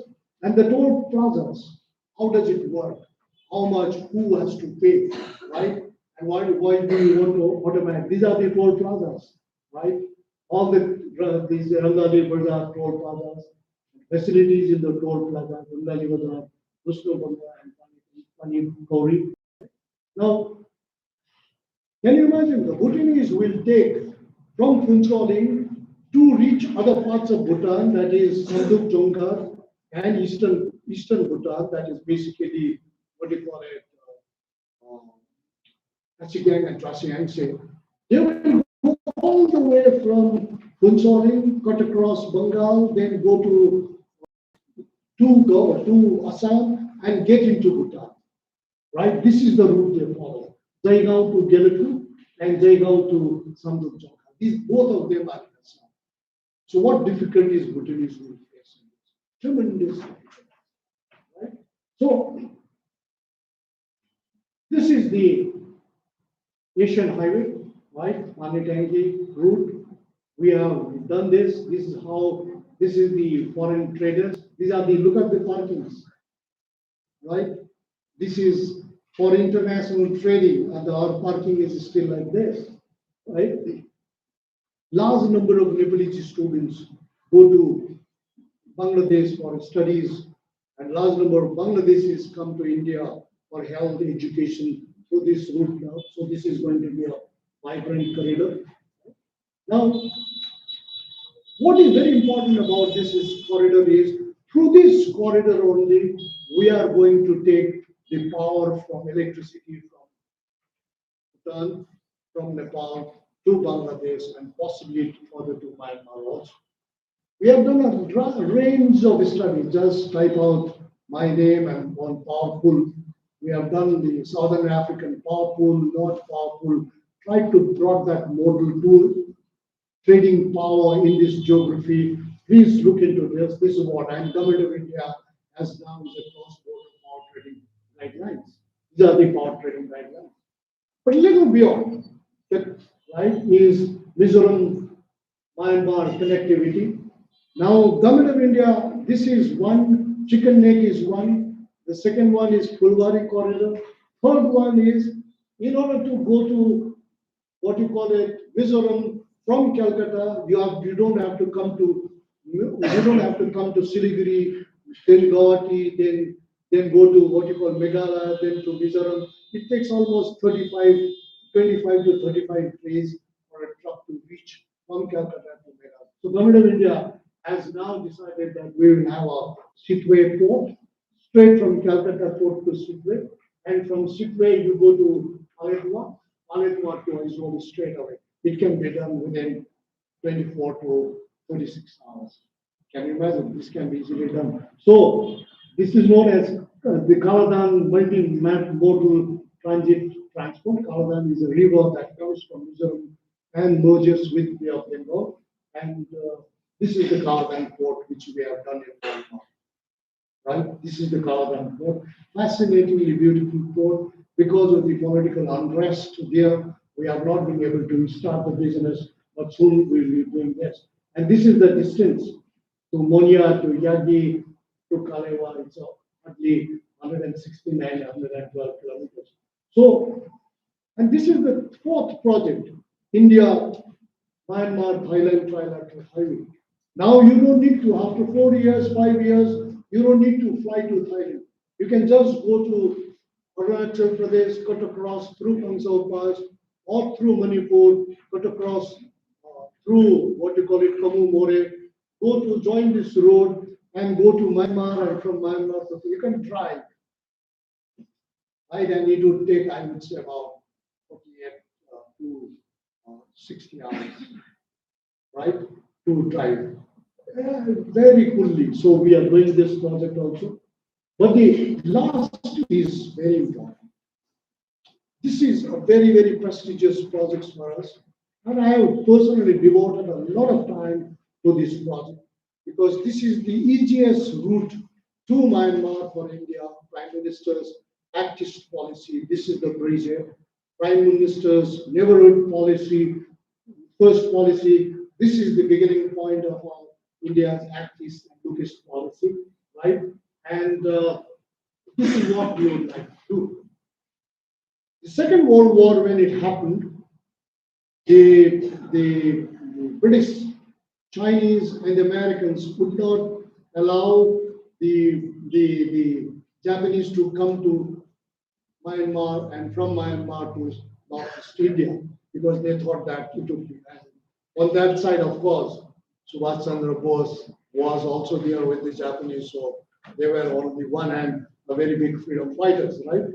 So this is the actually route which the king of the Assam, Ahom king, actually followed. He came from Southeast Asia in the 12th century, 13th century, and followed this route. And we always wondered what happened to why Second World War route between India, Myanmar, and China was done so quickly. So quickly, but we found that there was a one-to-one relations between what really Chukapa, the king of the Assam, followed. And this is the route. So this is the Stillwell Road, 1,726 kilometers long, starts at Lido, right in Assam, and goes through Pangsau Pass, goes down to Myanmar, and to China further. I'm going to show you the routes. And we are wondering as to who actually gave them so many trucks were moving, but where did they get their fare? So in our research, we got this secret, secret, very confidential pipeline. Actually started from Calcutta and went to Isudi, today in Bangladesh, then Tezpur. Nobody knew about this pipeline. So when we are looking through the archival data, one of our researchers came running and said, "Hey, I got the secret." We are wondering who gave them the, gas, the petrol to move from India to China, right? And this is the secret, restricted. Things should care. And these are all secret. So we could get all of this. Now the bigger question is, in India, Lido Road is 61 kilometer, Myanmar 1,033, China 632. And this is the Pangsau. And this is what we would like to reopen now. And this is how the Pangsau Pass was done, right? And this is the road. And finally, this is the first convoy heads out on the Lido Road, 12 January 1945, led by General Stilwell of US. And so he is Joseph Stilwell, right? And today, Government of India and Arunachal Pradesh is very, very keen to reopen this trade route on a bilateral basis. India, and what you call it, Myanmar. So don't be surprised if we do this, what happens? If we reopen this route, what would happen is all about this story, the what you call it, the Cochin state, very famous for all the minerals will be able to access, right? All the minerals, and the Sagaing region in Myanmar will be able to access. The Chin state will be able to access, right? And this is a kind of what is there in Cochin, Chin and Sagaing, right? And what will happen if we open this route? How long does it take for us to reach different parts of Myanmar? So, and this is the border huts today in between Arunachal Pradesh and Myanmar at a place known as Amidst.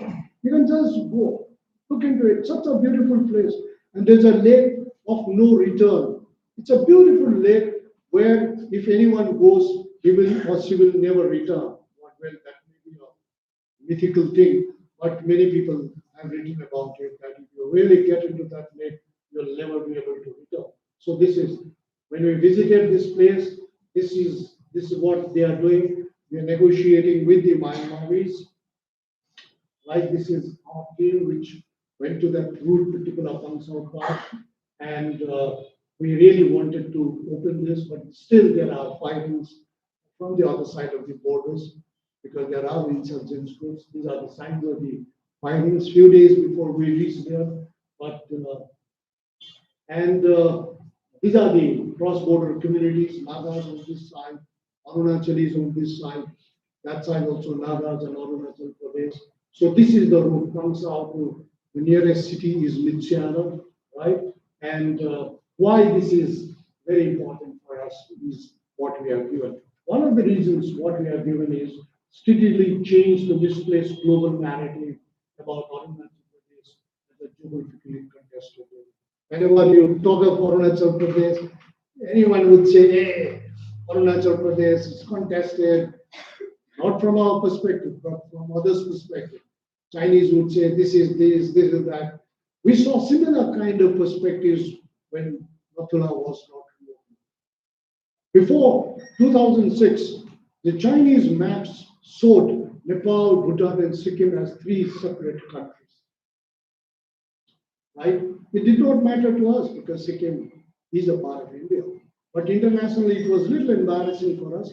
But the moment Sikkim trade route was opened, the Sikkim map as an independent country was removed by China. So we think that this will globalize the narrative, positive narrative about Arunachal Pradesh. And this is the Chief Minister. We interacted, submitted our reports to him in a big way, and I think we are really moving forward. And what are the ways forward? Phase 1, 25 to 28, exactly we did in Sikkim, right? Phase 2, 29 to 35, phase 3, 36 to 42, and 7 key connectivity projects, what can be done, right? And this is anyone crossing the border, most important thing you will come across is, oh, it involves national security, so you have to be careful. So our team said, no, our national security is our major concern. That's why we have to do what you call it double layer crossing points. One for micro, you and me can go, come back, and the other one's macro, where the frontier economic zones will be connected, right? We have developed this concept of frontier economic zones where we will bring raw materials. Say, for example, the betel nuts come from large number of trucks and trucks of betel nuts come from Myanmar, smuggled, taken to Gujarat or to Tamil Nadu and converted into Panparats. And again, sent it to Northeast, sent it to Siliguri to. Why should you do that? You legally bring betel nuts to the frontier economic zones between Arunachal Pradesh and Myanmar, convert them into Panparats instead of there in Madras. Similarly, you truckloads of tippus would come, smuggled one. Why do you want to take them all the way to Maharashtra to convert them into furnaces? You do it right at the border, right? And you see how much of progress, how much of what you call it, stability, development it brings. This is what we have been saying this. And you have to negotiate with other sides of the border also, right? This is our ambassador in Myanmar hosting us for this purpose. And this is the present chief of Myanmar's army. He's the president there. He's the one who makes a difference there. So he especially called me and said that, go ahead, this is a good job you all are doing. This is how we bring the policy thinkers, policy makers to a very, very grassroots level in doing this project. And how the Chinese have taken the gas pipeline. We missed it. We signed an agreement with Myanmar in 2005, but somehow we fumbled. And look what Chinese have done. They have taken from Sundari Island, right, known as somewhere near Chakpur, to this. And look at this, what they have done. So we also have to learn a lot. So this gives you a kind of a glimpse of how geopolitics works and where India is trying to find our new means of negotiations instrument. So this has policies in it, this has scholarly inputs in it, these are realities of climate change, realities of water sharing, all are there in us. This will give you some kind of a platform to discuss today on this. Thank you very much.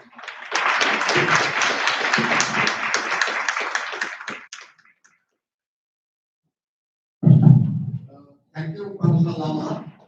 You started with Trishul, which in Bengali we call Brahma Vishnu Maheshwar, Srishti Sthiti Laya, and you have traveled us to the different bordering areas, countries, Nepal, Bhutan, Bangladesh, Myanmar, Pakistan, and you have made a oratorial presentation of the entire team, which the entire house enjoyed, including myself.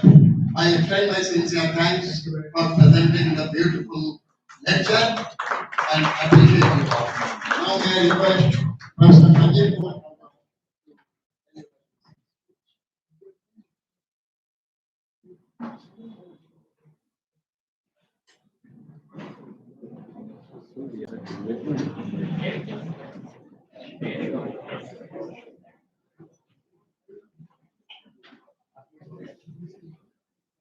सबको नमस्कार। আমি যদি বাংলায় সাবলীলভাবে কথা বলতে পারতাম, কিন্তু আমার দুর্ভাগ্য যে আমি মাত্র কয়েকটি বাক্য বাংলা শব্দ জানি। বিদেশি ভাষায় আমার সহ নাগরিকদের সাথে আলাপ করিতে আমি গর্ব বোধ করি না। অতএব আমি হিন্দিতে কথা বলবো, যা আপনাদের বেশিরভাগে জানি এবং বুঝেন। তাই প্রথমেই আমি ভারতীয় রাষ্ট্রবিজ্ঞান সমিতি ইপসার পক্ষ থেকে শুভেচ্ছা জানাচ্ছি। জ্ঞান, সংস্কৃতি, শিল্প, কবিতা, চিত্রকলা, সঙ্গীত, সাহিত্য ইত্যাদির পবিত্র ভূমি এবং অবশ্যই রাজনীতির আপনাদের সকলকে আমার প্রণাম। किंवदंती सुभाष चंद्र बसु, रविन्द्रनाथ टैगोर, श्यामा प्रसाद मुखर्जी, आर.के. मुखर्जी, बंकिम चंद्र चट्टोपाध्याय, शरद चंद्र चट्टोपाध्याय एवं हमारे जातिर भविष्य निर्धारणकारी अंतहीन व्यक्तिदेर स्थानेर मनुष्यदेर प्रति हमार नमस्कार।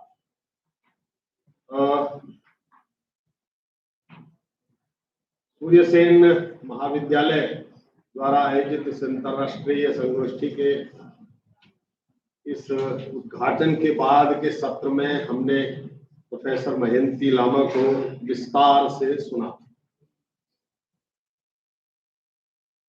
मुझे सबसे पहले प्रोफेसर मानस चक्रवर्ती और डॉक्टर विकास चंद्र रंजन देव और डॉक्टर तीर्थंकर, इन सब का आभार व्यक्त करना है जो आप सबके बीच में आने का अवसर दिया। लगभग 3 घंटे से हम अंतरराष्ट्रीय राजनीति के विभिन्न विषयों को पक्ष को सुन रहे हैं। भारत की पड़ोसियों में श्रीलंका को छोड़कर बाकी सबके बारे में प्रोफेसर लामा ने बहुत विस्तार से विभिन्न पक्षों को बता दिया है। प्रोफेसर मानस चक्रवर्ती ने भी प्रारंभ में और अर्णब जो ICWA से आए थे उन्होंने भी संक्षेप में कुछ संकेत कर दिए।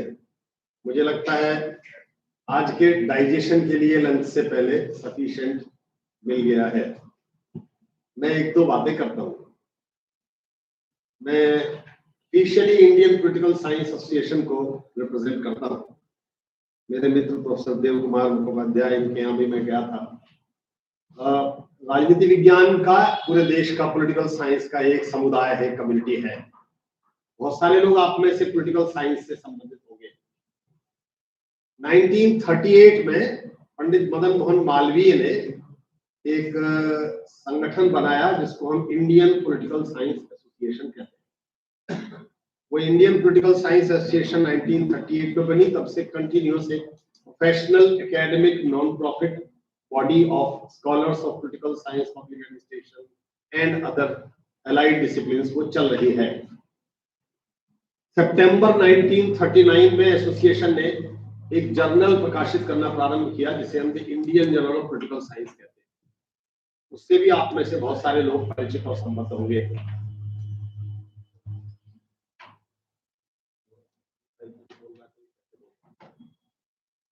वो एक क्वार्टरली पब्लिकेशन है और 87-88 ईयर्स वो भी रेगुलरली छप रहा है। हम all India political science conference करते हैं ऑलमोस्ट एवरी ईयर। अभी भुवनेश्वर में की थी हमने, उससे पहले बीकानेर में की थी, उससे पहले वर्धा में की, उससे पहले मेघालय में की। तो पूरे देश में 2000 के आसपास लोग उसमें हर बार आते हैं। On behalf of Indian political science association I invite all of you to become the member of the association, contribute to the journals published by the association and हम रीजनल लैंग्वेजेस में भी अब काम शुरू कर रहे हैं। 2009 में हिंदी में भी एक जर्नल हमने प्रारंभ किया था, जो भी अच्छा चल रहा है। इस बार से ये विचार आया है कि हम सब देश की दो अलग अलग भाषाओं में, एक दक्षिण भारत से और एक इधर पूर्वोत्तर से, पूर्व के भाग से, दो भाषाओं में और जर्नल पब्लिश करना प्रारंभ करेंगे। बिकॉज बहुत बार अपनी स्थानीय भाषाओं में जो लिखते हैं वो हम तक नहीं पहुंच पाता है, देश के समाज तक नहीं पहुंच पाता है। भाई कहेंगे कि गुजराती में क्यों नहीं कर रहे हैं, लेकिन अभी विचार ऐसा है कि तमिल में और बांग्ला में दो में विचार प्रारंभ हुआ है कि उस पर काम शुरू करेंगे। तीसरी बात, देश भर में भारत की पड़ोसियों के प्रति राजनीति की जो समझ है उसके बारे में प्रोफेसर लामा के बात कहना कुछ कठिन है, लेकिन एक दो बातें कहता हूं। लेकिन मुझे ऐसा लगता है हमारे सामने पिछले 80 वर्षों में अपने पड़ोसियों के साथ संपर्क में जो सबसे बड़ा प्रश्न है वो है लोकतंत्र, डेमोक्रेसी। डेमोक्रेसी जिस रूप में 1945 और 1960 के बीच में 15 वर्षों में जो साउथ एशिया, अफ्रीका और लैटिन अमेरिका में जो नए कंट्रीज बने, उनमें जो डेमोक्रेसी के कस्टमाइज्ड मॉडल्स डेवलप हुए, स्थानीय रीजनल जो मॉडल्स डेवलप हुए, उन्होंने, और विशेष रूप से साउथ एशिया में डेमोक्रेसी के जो मॉडल्स डेवलप हुए, उन्होंने हमें बहुत बार विचलित किया है, हमारे लिए समस्याएं बढ़ाई है, प्रॉब्लम्स बढ़ाई है। बड़ा देश है, ज्योग्राफिकली बड़ा है, पॉपुलेशन में बड़ा है, ठीक है, लेकिन हमारी अपनी अपनी डोमेस्टिक जो समस्याएं हैं उनके साथ साथ डेमोक्रेसी के जो स्वरूप हमें मिले बांग्लादेश में कुछ समय के लिए, श्रीलंका में भी, बांग्लादेश में अभी इस समय फिर से चल रहा है, नेपाल में भी एक दो बार ऐसा हुआ, पाकिस्तान तो एक ऐसा राष्ट्र उसके बारे में बहुत अधिक बात करना भी बैठे रहे। इसलिए ये एक बड़ा विषय है डेमोक्रेसी का। दूसरा विषय जो नेम की समाप्ति, उसकी नेम की यूटिलिटी समाप्त होने के बाद हुआ, वो है कलेक्टिव डेवलपमेंट, सामूहिक विकास। वो भी एक प्रश्न है, क्या हम कलेक्टिव डेवलपमेंट की चिंता कर सकते हैं ऐसी स्थिति में? और कुछ राज्यों में, कुछ देशों में बहुत जैसे कि साहस से और बहुत सतर्कता से कहा जाए तो हमारे आसपास कुछ फेल्ड स्टेट्स हो गए, वो जो फेल्ड स्टेट्स हुए उनसे भी हमारी इंटरनल सिक्योरिटी प्रभावित हुई है, राष्ट्रीय सुरक्षा प्रभावित हुई है, वो भी एक विषय है, इसको भी हमें सोचना होगा।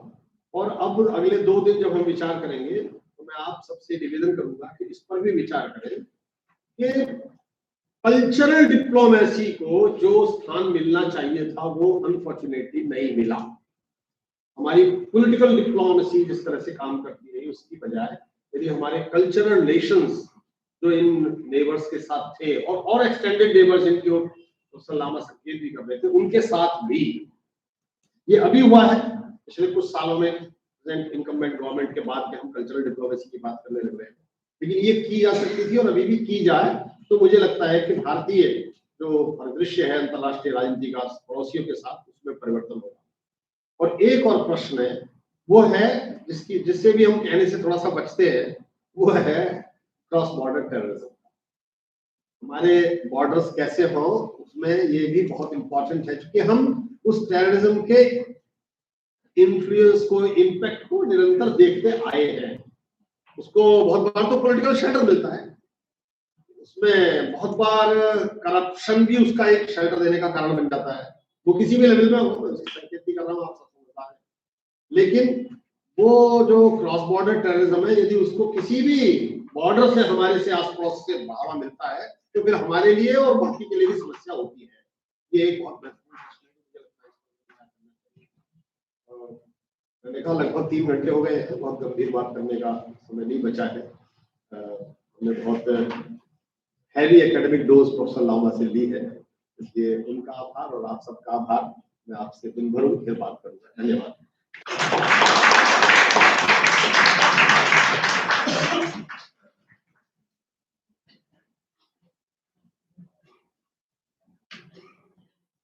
Thank you, Professor Sharma, to discuss the other dimension of neighborhood relationship.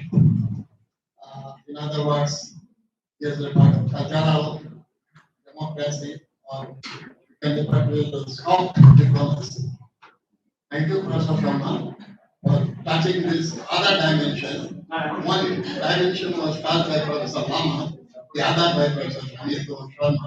In this way, the circle has been completed. I thank you once again.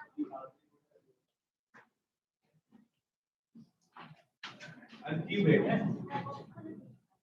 Tea break for 15 minutes. Tea break in the library. Thank you so much, respected chairperson. I would like to thank you for your concluding remarks. I would like to extend my thanks to both the speakers, Professor Lama and Professor Sharma.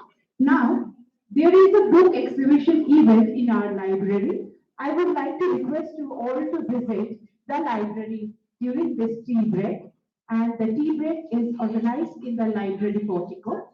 It is only arranged for 15 minutes. So enjoy your tea moment. Thank you.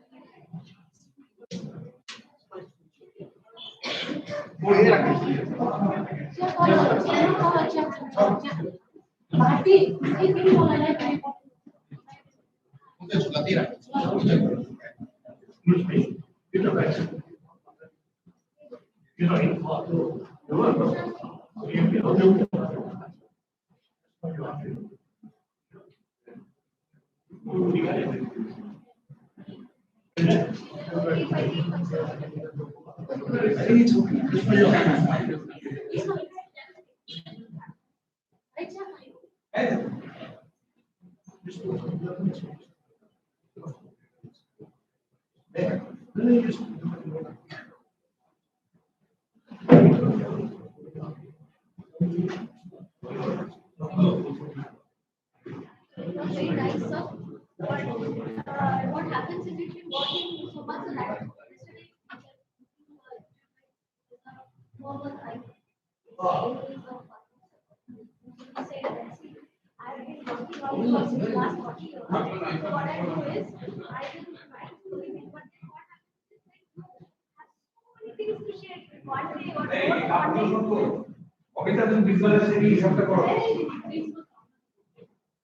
না না লাগবে না visually করে দিয়েছি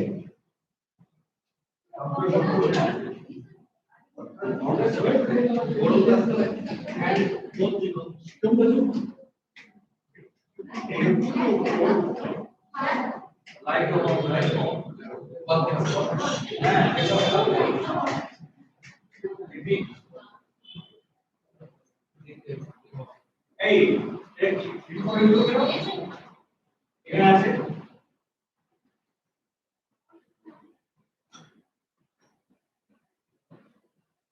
এরপরে কি হয়ে গেল প্রশান্তি কোথায় প্রশান্তি বুঝে গেছে না প্রশান্তি রেট কোথায় ওই ঘুরি কোথায় প্রশান্তি রেট কোথায় টেমপ্লেটটা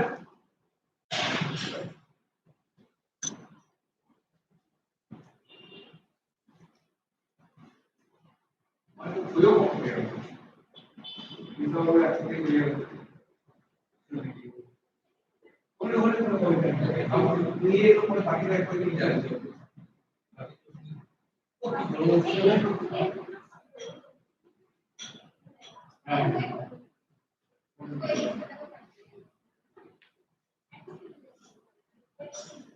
আর বাকি আছে বলে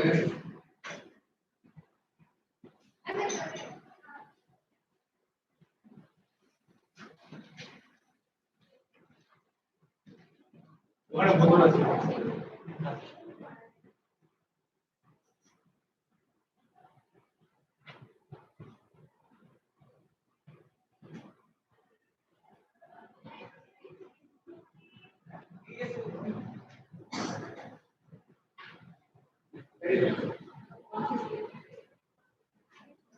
তবে ওখানে থাকো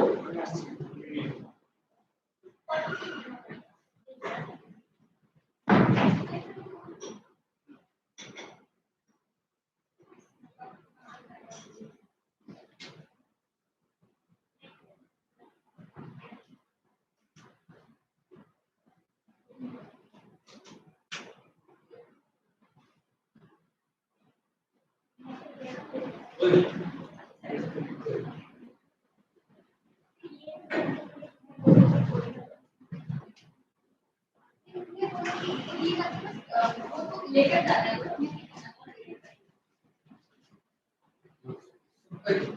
एक तो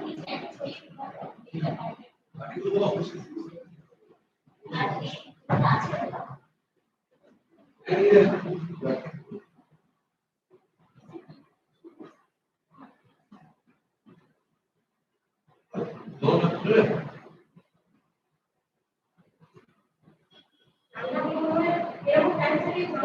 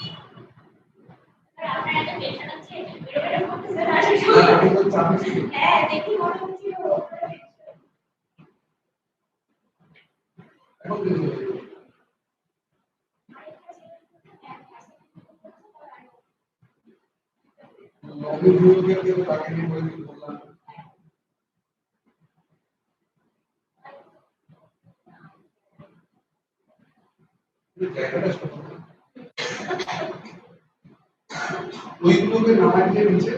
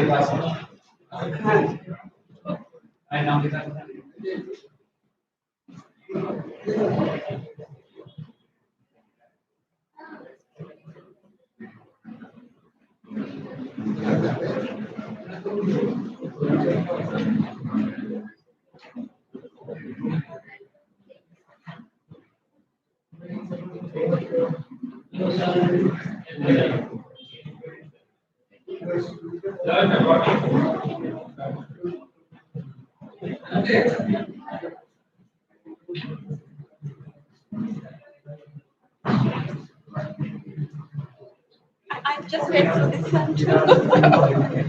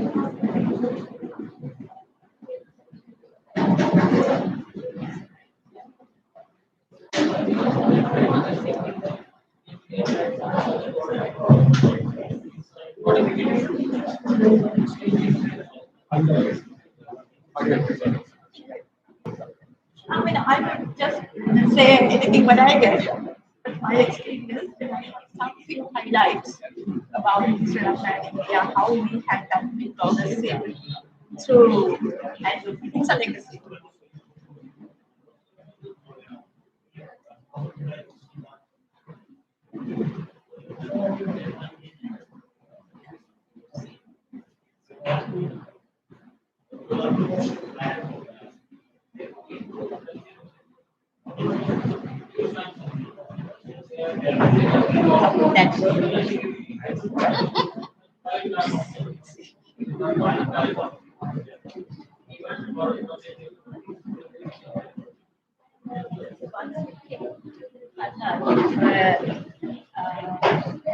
That's Icwa.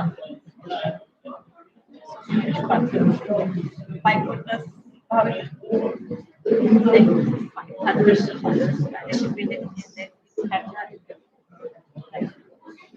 they gave us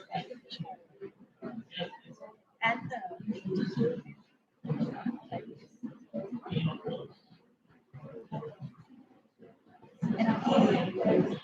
kind of formulated one in Jagannath.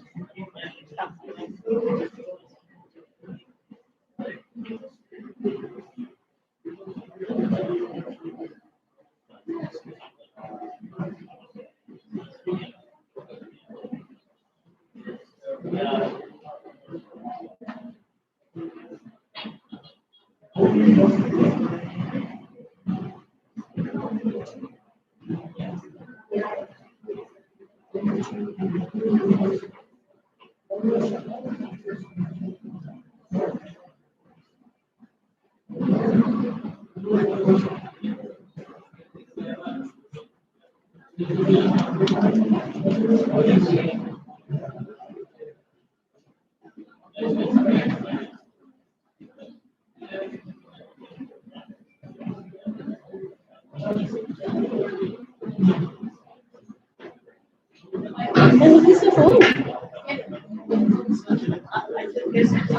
Some notes are there. I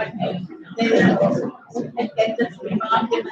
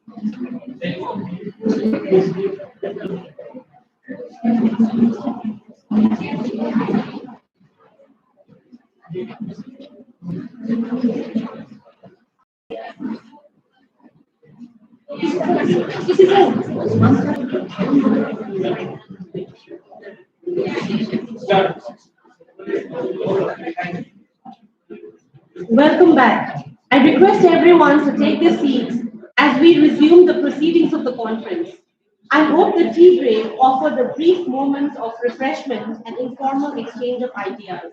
We now reconvene for the second business session of the day. This session continues our engagement with the broader themes of the conference, examining India and her neighbors through the lenses of regional cooperation, security, connectivity, and socio-political transformation. It is particularly heartening to note that this session features distinguished women scholars, voices that continue to shape critical debates in the political discourse. Such intellectual leadership is both significant and inspiring. This session will be chaired by Dr. Amidst, Professor and Head, Department of Political Science, the Maharaja Sayaji Rao University of Baroda. Dr. Amit Dholakia is a seasoned academic and professor of political science at the Maharaja Sayaji Rao University of Baroda in Gujarat, where he serves as the head of the department. He is additionally the joint director of the Atal Bihari Vajpayee Institute of Policy Research and International Studies at the university, combining leadership with scholarship in governance and international affairs. His work reflects a commitment to political research, policy analysis, and academic leadership. May I request you to take your chairs, sir?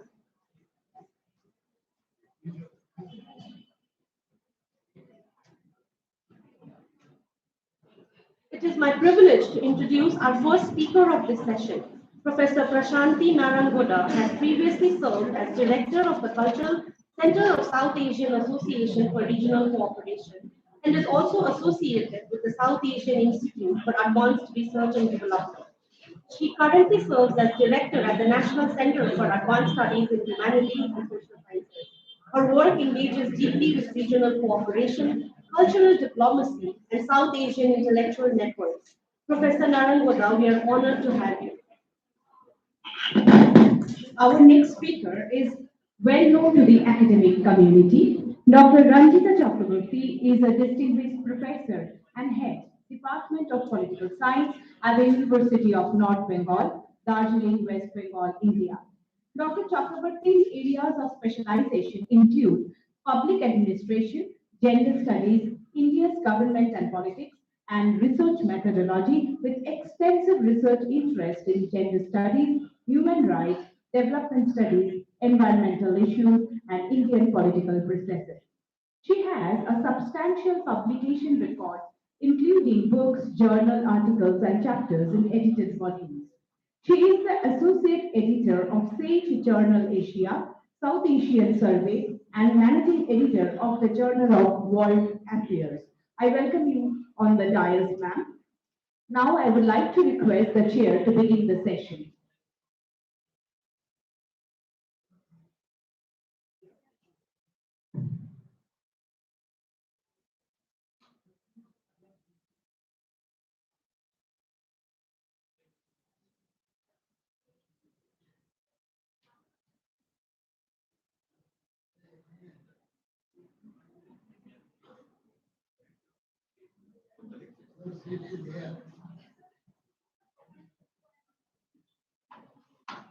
Good afternoon and welcome to the first plenary session of this 2 days international conference, which is discussing a very relevant issue for all South Asians, and at the right time when we are going through both positive and not so positive kind of transformations in the regional geopolitical and geo-economic dynamics.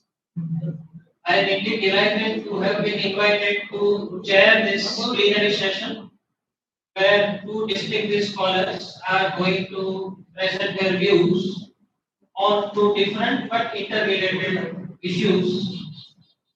One on India and Sri Lanka relationship, and I think Professor Chakrabarti is going to speak on economic relationship of India with other neighboring countries in South Asia. So I am looking forward to very erudite presentations from both the distinguished scholars with us. Organizers have conveyed that we have to stop at 2:15 maximum, so that we are able to also have lunch in time and have the next sessions beginning time. So we will divide the time equally between the two speakers, about 25 minutes to each of the two speakers, and then we will have some time left for the questions and answers. I first request Professor Prasanthi to make her presentation in about 25 minutes. Over to you. Thank you. Very good afternoon to you all. And I feel that I'm so privileged and honored to be here today at Zurich at Mahavidyalaya before all the distinguished panel members as well as the guests and the delegates. And this is a very reasonable and a timely topic that we have to talk about with regard to the South Asian nation, especially with regard to the geopolitical and the diplomacy, whether we are honestly working on the diplomacy or otherwise. So that is the question that we are facing today. And with all my reverence to Master Surya Sen as well as Master Rabindranath Tagore, who both have made a legacy in the education, academia, and the professionalism in South Asian region, as well as in the global context as well. Especially with regard to Rabindranath Tagore, we are even today indebted to Tagore for introducing all the national and international caliber and the collaboration with regard to arts and crafts, especially music and dance in Sri Lanka alone. So with all the reverence to both of them, I would like to start my speech and my presentation with regard to the relationship between India and Sri Lanka, how it was and how it is at present, how it will incur for the future collaborations and relationships between India and Sri Lanka.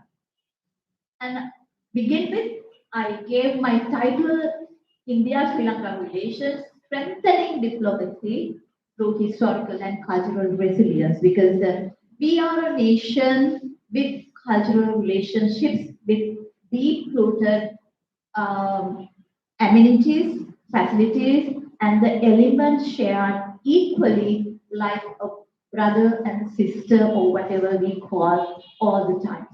And culture always recalls, as you can see in this left side of this slide, it's the pork strait. And the pork strait has been in connection with Sri Lanka and India through the period of historic Rama and Ravana epic. And also, even today, we are working on connecting India and Sri Lanka through pork strait the Indian government is working on building railroad connecting India and Sri Lanka. Not because it was not there, but it was there for a period from Kalimantan to India. I remember when I was a small child, we purchased ticket to India to Trivandrum from Colombo Fort railway station.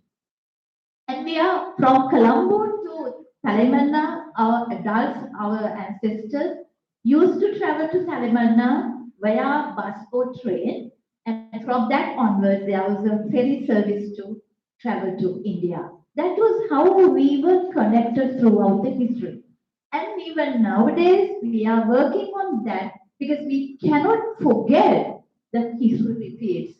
Please join us because history repeats. History is the history is the present, and also history becomes future one day because we always live in present in between. So cultural elements, cultural sharings that India and Sri Lanka had throughout the history, it belongs to prehistory from the Ravana legacy. And we call it from the epic Ramayana. Hanuman describes in Sundarakanda. We will go down and we will see how it was beautiful and how it was appreciated by Hanuman about the Lankapura. He called it as Lankapura even today. Lanka is handled in the cradle of Indian alma mater, or we call Bharat Mata. And the neighborhood first, the concept coming from throughout the history of India, they have resiliently elaborated their connection, their policy on neighborhood first in several instances, especially with regard to India. And I have given 5 magnificent, remarkable landmark events that India has resonantly connected with Sri Lanka. One is magnificence of Ramayana, where Rama and Ravana and in between Sita, we recall is very predominantly and a significant combination of cultural resilience between Sri Lanka and India.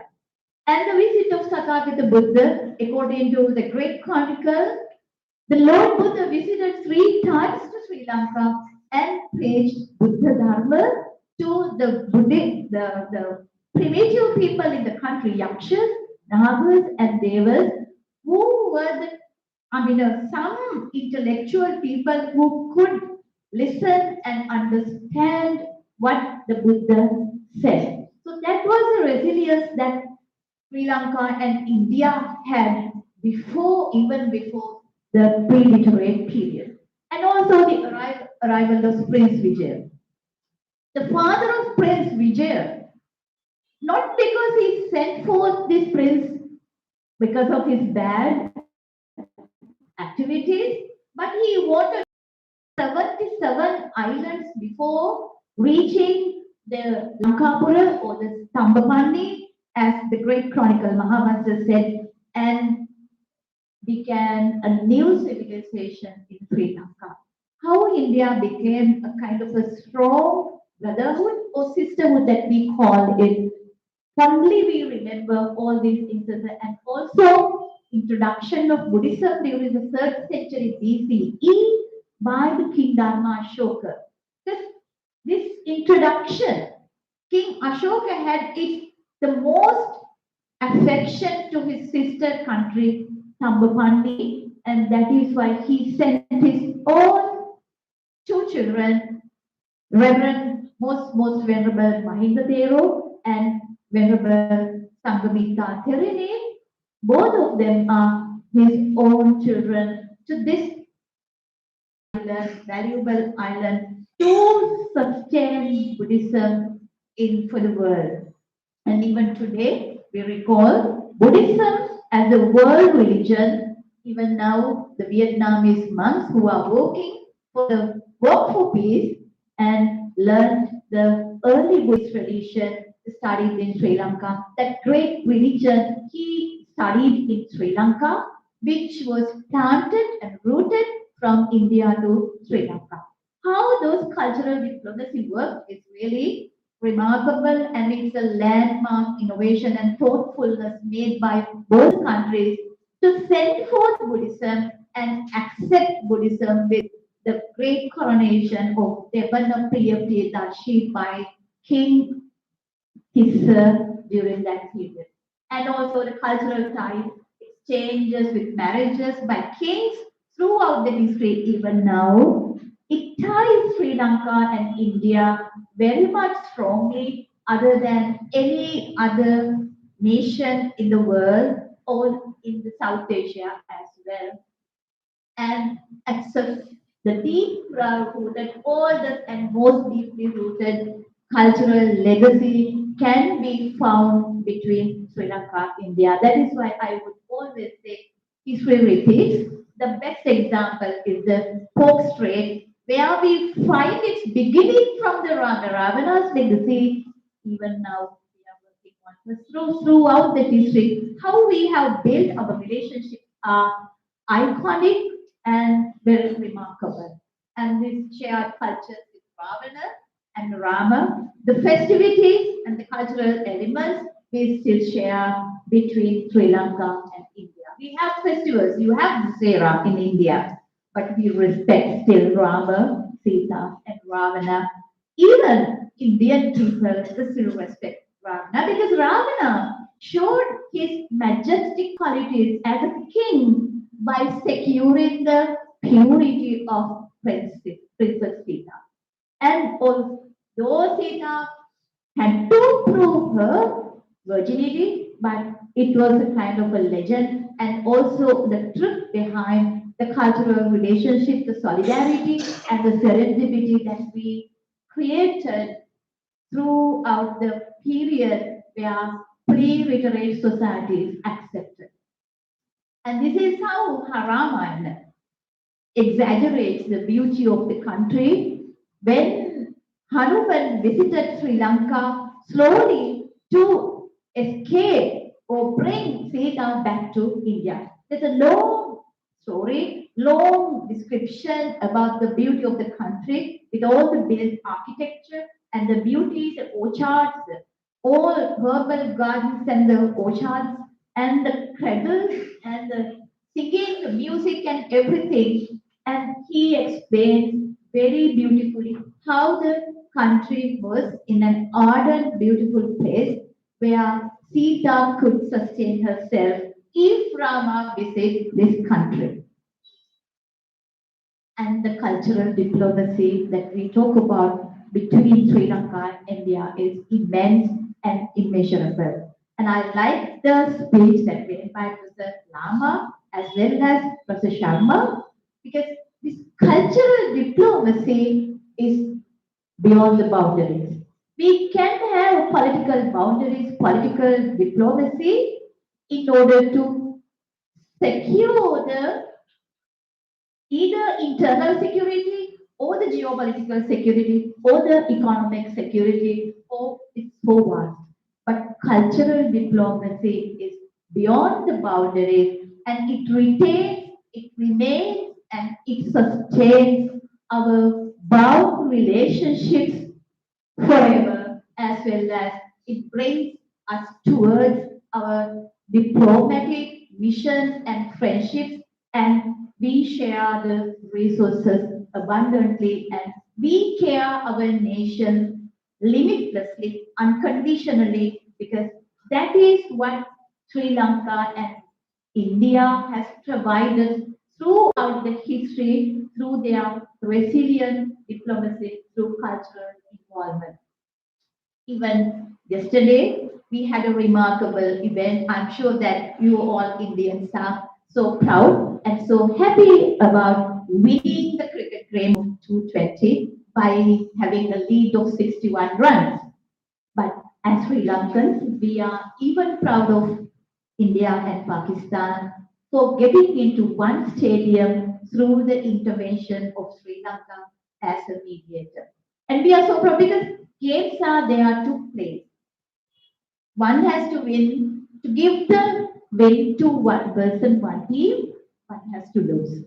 But more important is to participate in the game that shows more resilience than any other element in our cultural diplomacy. That is why the Sri Lankan President, Excellency Kumara Dissanayake, knew the fact. Yes, sir. Cricket is a world game where India, Sri Lanka, and Pakistan has demonstrated their strong connectivity through their game and match representation. If there, even today in the morning, I said, you can have cricket matches, but without India and Pakistan, there is no match. So we need to have that kind of a combination from some corner of the world. Somebody has to negotiate to have that kind of exhibition level sports. And it is in the history, it is in the present, and also it will be in future involvement as well.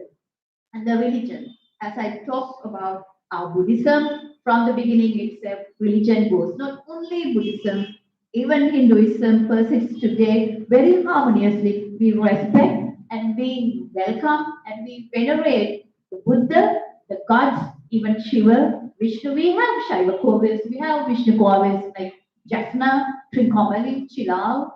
And most of the Indian people come and visit and venerate, stay there for their ritual performances as well. And even Dusera, he performed at Chilau, Shiva temple. So, and arts and crafts, I think India provides the most amenities, most facilities for Sri Lankan students to come to India and study, pursue their further studies through ICCR scholarships or Nehru scholarships, and there are so many other scholarship programs. They have the most affection to Sri Lankan students. That is because they believe that Sri Lanka as the nearest sibling, they need to sustain and the security their literacy, education, and the intellectual community between connectivity between India and Sri Lanka to sustain that cordial relationship. Education is the strongest tool. Because without education, without being knowledgeable about how Sri Lanka and India have been connected throughout the history, we will be isolated one day. That should not happen. Even Satyajit Pandey, the High Commissioner to India in Sri Lanka, in the last Republic, they recalled neighborhood first. And through that, they help unconditionally and unlimitedly to Sri Lanka in the situations where Sri Lanka faced so many difficulties. And I would not go for each case here, and you would all know the language, even the Sanskrit, Pali, Sinhala, Tamil, Hindi, and we are a multilingual country, multilingual society. We respect all. I mean, we find the roots from Brahmi inscriptions as well as the Nagari inscriptions. So we cannot deny our roots, and Sri Lanka is utterly respectful to India and its elder sibling. And the education, the cuisine, and there are so many others. And the Buddhist religion, arts and crafts. So you can see the most important fact in this regard is India's mission towards independent growth of their states. So we believe that they let India, other countries grow independently as independent states. Though India had shared their own culture, like Sanchi, we see about the Buddha, the aniconic symbols. But in Sri Lanka, we do not see those aniconic symbols representing the Buddha. Instead, we see the image of the Buddha as a mark of veneration, not an icon of worship. That is the Buddha image we found in Patra, Mathura Buddha image. And this is the Samadhi Buddha image where we see as a classic and the ornamental image, where once the Jawaharlal Nehru said that he kept an icon of the Samadhi Buddha image to make himself heal from all the stress and also from the distress moments that he faced. But that is how India and Sri Lanka shared their experience in order to come into a shared, to sustain as a shared society and also shared people in the South Asian nation. And there are early references as well where we had Buddha images in Sri Lanka, but in a different mode. However, we believe that the Buddhist culture that we share is something that we need to elaborate and demonstrate. So I will, and the influence of Indian culture on Sri Lanka, and there are some, it's kind of a growth, it's kind of a meditation. We see that it's a Zen Buddhism, but we believe that it's not a kind of a overnight situation. It has been growing over millennia over the two resilient countries. And Sri Lankan culture, as well as the traditions, the performing arts, developed throughout the history for the collaboration of this is the Sita Amman Kovil in Sri Lanka. People venerate in Nuwara. Even when we go to Nuwara, we do not forget to visit the Sita Amman Kovil and pay tribute to both Sita and Rama as well as Rama.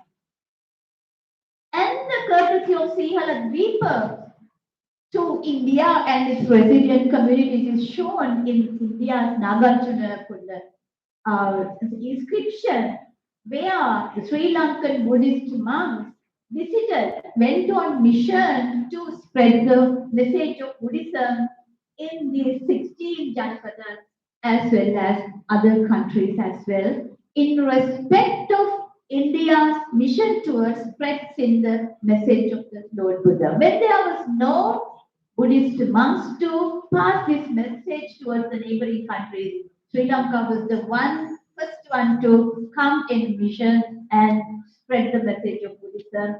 That were fraternities of monks of Tambapanna who have converted Kashmir, Gandhara, China, Chinata, Rosali, Avaramdam, Wanga, Varanasi, Vayavana, Palluru, and the Isle of Tambapanna as well. It includes interior states of India as well as other countries as well. So we respect and the cordial relationship that we developed throughout the period is very much remarkable, and the performing arts and these things. We share most of the cultural amenities. That is why don't forget that there were some dispute periods as well, but the Indian involvement is beyond that. And you can see it in this side. Even in the instance of Ditwa calamity, India was the first one to come into the foreground and help Sri Lanka come out of that. And sometimes what we call independence is really questionable, because after 1945 we made some independent studies, independent territories like Bangladesh, Pakistan, Afghanistan. Sri Lanka was an isolated island anyhow, but all these states are part of India once and for all. That is why India is taking care of, despite most of the conflicts. And when I saw that there is a connecting road from Nepal to Dhaka and Fox Strait and some other straight roads connecting all the other China, Kathmandu, and there are some other roads, and Professor Lama highlighted all those roads. India is resiliently working on peace, community, trade, politics, and through their cultural diplomacy. They know that they are the nucleus, that India's high-level diplomacy is beyond that political geography diplomacy. even though there are some difficult situations, India has been able to bear those up and help people unconditionally to grow themselves and sustain society. With that, I would like to conclude and thank you so much for giving me this opportunity.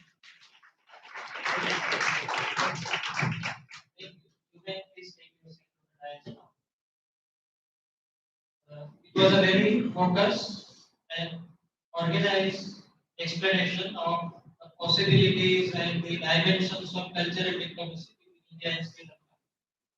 In fact, my university, my faculty was involved in the cultural diplomacy during the last 1 week. In our Department of Archaeology at the University of Baroda, we have the holy relics of Bhagwan Buddha excavated few decades back, his ashes and some parts of his bones. So, for very long, government of India resisted the idea of taking those relics anywhere outside India and displaying it in any of the Buddhist countries.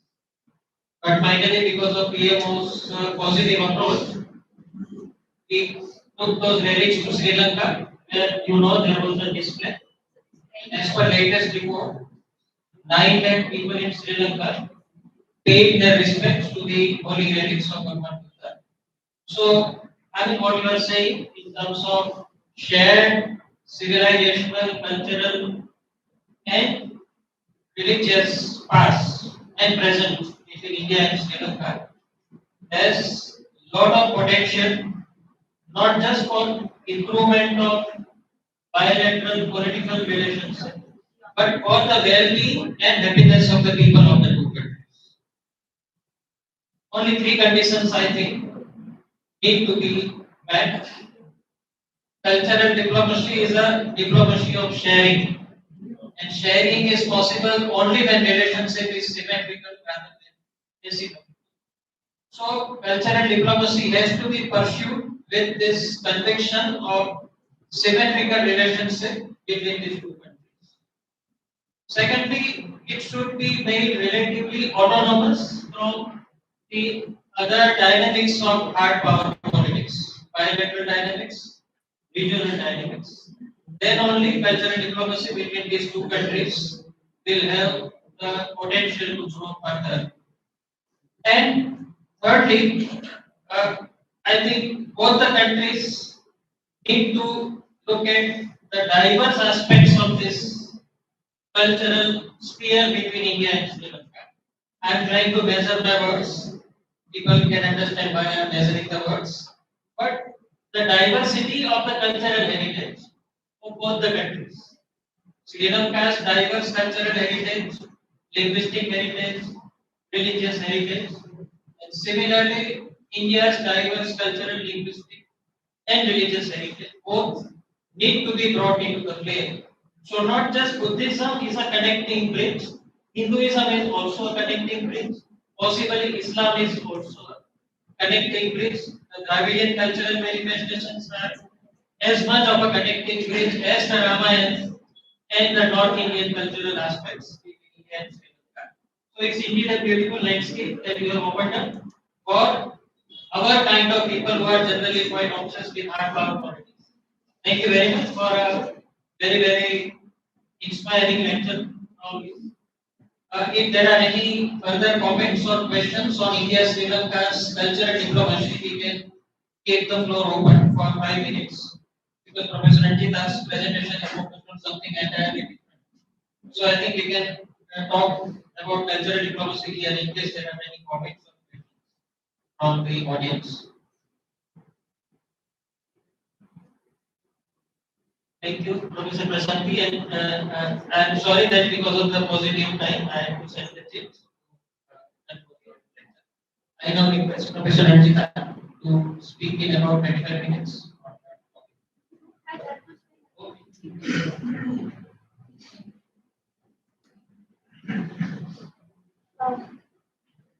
Good afternoon, everyone. And once again, thank you to the organizers for inviting me here. Although I'm also a part of the kind of organization, you could say. Now, yes, I will be speaking on something a little different, but something which is also connected. So I'll be speaking on India's neighborhood policy and economic statecraft. Essentially, what we see, we discuss mainly on the issues of security, issues related to diplomacy. But I have decided, or rather, my certain visits and also certain readings have kind of propelled me to think from the international political economy position and try to understand that how economic governance, especially when we look into the trade relations and regional economic governance, how that also impacts the neighborhood policy and the praxis. It's not just the policy, but the praxis as well. And how do you actually practice? So if I will cut this short, that there is this evolution of the India's neighborhood policy to international political economy. I have periodized it into three points. I will just come to the contemporary. The first one, 1991 to 2008, and then 2008 to 2014. I will come down to 2014 onwards, where the first argument was that neighborhood first policy that was by the present political regime, that is the Prime Minister in his maiden visit to Bhutan, when he was talking about giving or prioritizing the neighbors first. And there has been a very interesting shifts also in terms of there has been a lot of shifts in kind of diplomacy. There is a lot of infrastructural diplomacy. Lines of credit have been opened up, and there are also faster execution of works and projects. And in the whole thing, we also see China emerging as a very, very important variable, and how they, it's because these countries, not just India, it is also the countries who are in this region, they are also not passive actors. They are also kind of strategizing their moves. Now, when you look at the instruments of these India's neighborhood policy with regard to these economic issues, we see that there are essentially four moral points. One is that look at the trade and market access, and in this, I will just focus on the conclusions, rather not go deep into it. That India has been a dominant export destination. Secondly, what we have also observed, or what we observe in this whole exercise, is that non-tariff barriers are there with a lot of asymmetry. And at the same time, we also observe there is an informal trade dependence that is emerging. So something that you see on paper formally and something that is happening in reality. So I will come to this case when I take up my study. Again, due to paucity of time, maybe I will just take one case and I will not go into the other parts. Just focus on it. Second issue is of development of finance and aid, and we would see that now India is opening up lines of credit and they are giving soft loans, and there is also a loan politics. It is not a very simple that I am a friend of yours and I am going to help my neighbor. We all rise equally and together. But there is also a kind of with these. When you look at that, how these private players are also entering the scenario. If you look, just take the case of Bhutan, for example. In Bhutan, Adani has come inside, and one example I give you, when there was a conflict between India and Bangladesh, that is the conflict that happened in Bangladesh, and Adani has invested a lot of money in Bangladesh. Soon after, you would see that Adani was asking for money that he had invested, and he wanted the loans to be settled, the money to be disbursed, the money to be settled.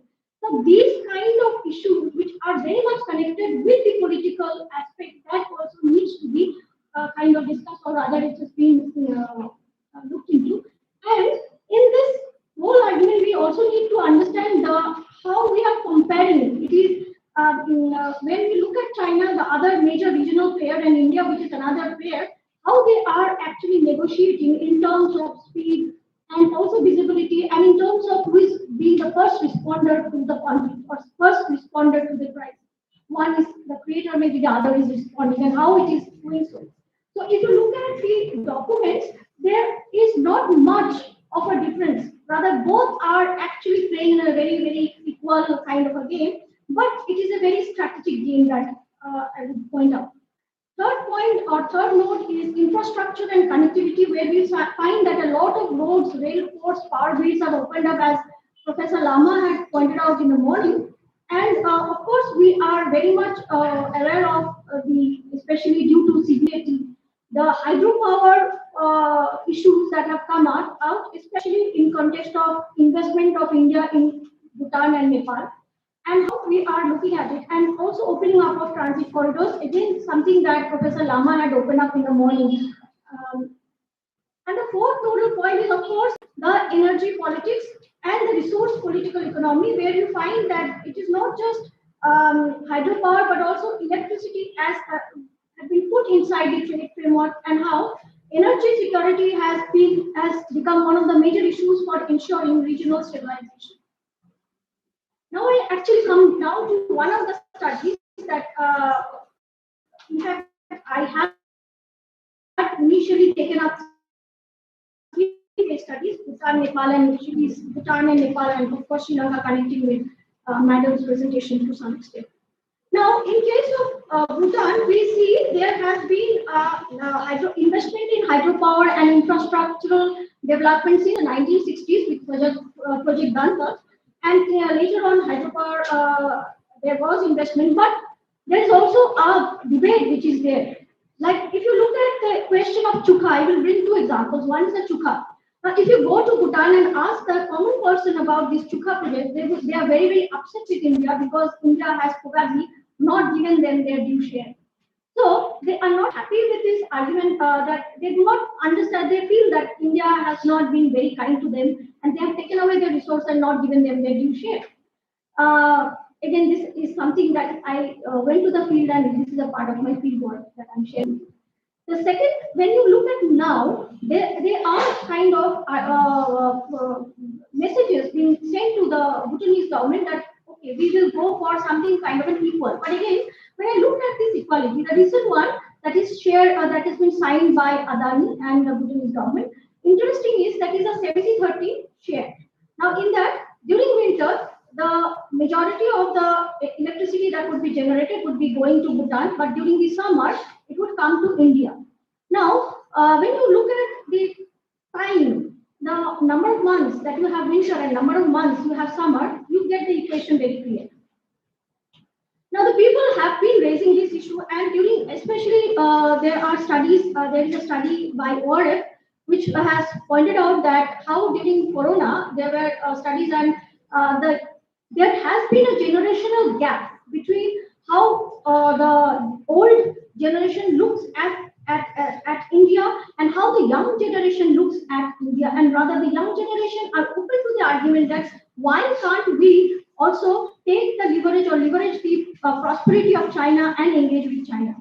Now, when you look at the paper, of course, you see that my field showed there were very interesting things that I found, that when you look at the roads, the trucks, the vehicles, the infrastructure, there were a lot of Indian presence. So yes, on paper it is. But when you look at these stores, you go where common people take they purchase their consumer goods, starting from small chocolates to consumer items, that is household items, and even if you go to their hotels, you will see small fridge, small things, all made in China. So when you look at this calculation, when you calculate, I think when you look at the volume of trade, there has been a difference. And there is also a kind of the people have this understanding that yes, it is good that we are very close and India has opened up transit points, but there is also a need to kind of explore our other neighbors and look at it, and also get the thing. Now, why is it happening? This is a question that I'm trying to raise. Now, when you look at Nepal is also, you will find that there has been a lot of contestation and economic nationalism, which is leveraged by economic nationalism. And as Professor Lama had told in the morning, that there were blockades. also earlier. It's not something new. And they was like, you are embarrassing me outside, so I punish you. So the kind of behavior is not also a very, very equal kind of thing, and which has led to this feeling that India is behaving in a big brother manner, in a big brother kind of thing. And that is also something echoed by people from Bangladesh whom I met very recently, and they were also kind of feeling that the problem with India that Bangladesh has is that many of the people feel that India has been very, very big brother. So, what is probably India's advantage? When I look at all this, there is a basic question. So, is India, which has been kind of contesting this argument that we do not want, that we want to counter any hegemony in this region, we want to have a shared growth, equal growth, all of us would grow equally.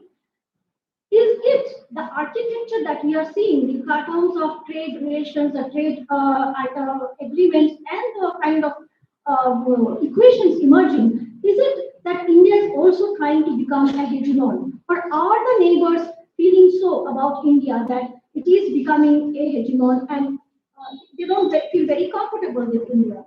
So if you look at Southeast Asia, India and China both are operating in Southeast Asian nations, and the nations have been very, very careful, and they're very, very strategic in their engagement with both the countries, because they cannot kind of have a problem with China, neither can they have a problem with India.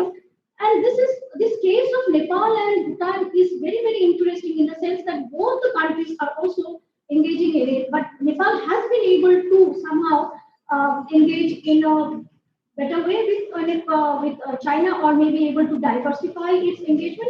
And Bhutan is right now trying to do it, and to some extent it is trying to also ensure it. Now, when you look at the advantage and the disadvantage of India, as ma'am was saying, yes, there is the advantage that India has is this cultural embeddedness. Now, yes, we have the kind of cultural relations that did not think about these borders are very new. And again, as Professor Lama was saying, and in fact, one of my students studied, we are doing work on the borders, that how borders are being understood by the government, by the administration, by the community, by the also people who are standing across the border. How one community is looking at the border and the other community, because these definitions again are very, very contradictory, and they are very, very contested definitions. Now, what has happened is there has been there is this plus point of cultural embeddedness. If you look at Bhutan again, I found that in fact there are many studies on it. There are many papers published also, where although it is said that it is connected to Tantric Buddhism, this is the one practicing Tantric Buddhism, and many of the figurines, many of the stories are very, very similar to something that we have heard as part of this eastern region. So there is this connect, which is kind of which could be leveraged, and there is also this political familiarity and also access to market and labor access, because even in these regions there is a very people from here go to there to work, and from there people come to these regions to work, and there is a very good people-to-people connection which can be leveraged. But battle disadvantage could be the kind of capital investment that we do, and the kind of agreements that we make, and the kind of conditions that we put, and the speed. Because this is one issue that I found. I asked the people that what is the problem with India when you look at these projects. They were saying that earlier these projects would take long time. They would say we will finish it within this period, and that would not happen. So we would lose a lot of money, and in fact, Bhutan has lost a lot of money, for example. Now, this was one point, and the second point is to what extent we are able to tolerate the risk. The moment there is an issue, and how do we behave? If we are supporting and we are talking about a friend, we are talking about supporter, or we are trying to support them or respond to a crisis, then how do we behave when the moment we have a crisis? And are we regulated? So that these practices, what I'm trying to say is the agreements are there, the practices that need to be kind of looked into, or rather we need to discuss, is that how these practices are actually creating issues with our neighborhood policies. The statecraft that we have, is it creating some kind of, whether our neighbors feel that it is another hierarchy that has been created and which they probably do not like another hierarchy within the region. And secondly, how we are looking at the question of development, understanding that we have developmental asymmetries, accepting this, but also understanding that we are interdependent. And we are not saying that, okay, I don't care even if Bhutan doesn't, it's a small country, I don't need its help, I don't need Nepal's help. It is not, rather respecting that sovereignty and autonomy, that is something that should be there, not just in the documents, but also in practice.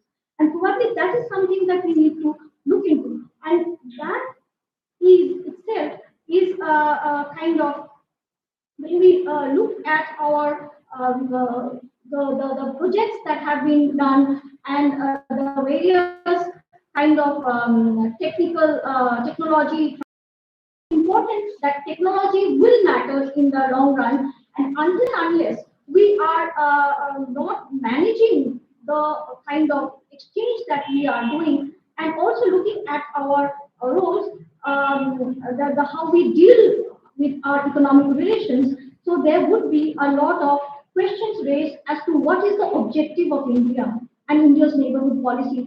Is it just a policy in name, and the old argument is following, and it's a kind of a creation of another layer of hegemony and hierarchy? Are we trying to do it, or we are engaging in what we call, as Madam was saying, that a shared growth, where we are mutually beneficial and accepting that we all are equal. It is nobody, one is superior and the other is inferior, rather we are all equal, also accepting the fact that there exists asymmetries, but that asymmetrical relationship should not be of that one is under my control, or I can manipulate so that I can leverage that advantage.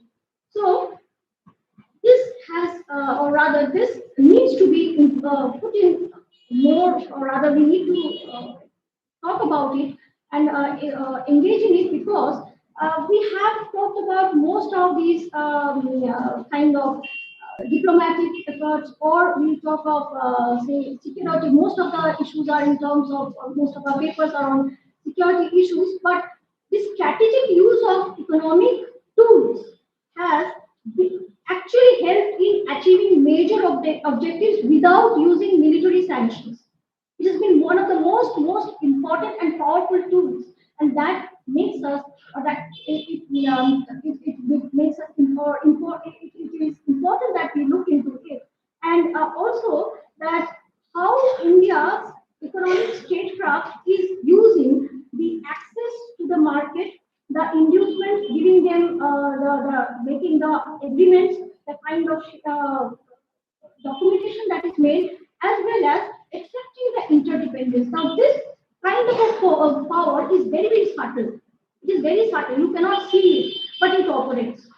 And often it is in the garb of a friendship. You really cannot, and there is a lot of contradictions. In fact, when you talk of that, these borders are, we are actually engaging in a recent debate that whether we take borders as soft borders, like where we talk, because when you talk of citizenship, for example, you take the case of citizenship, for example, then you come to this argument that how it is very gray. The debate is very gray. On the one hand, you talk of a soft border. On the other hand, you talk of territorialization, because without a strict border, how do you make policies? For whom do you make policies? But again, then there, when you talk about these human issues, you are encountering difficulties. Now, again, it is not so simple as that. As you see that if you look at move around, that what is the kind of situation of the people who are engaged or who are going there and working. Now, it is not that when I'm saying that business investments are being made, so okay, there may be some investment, but then there are people who are going and working.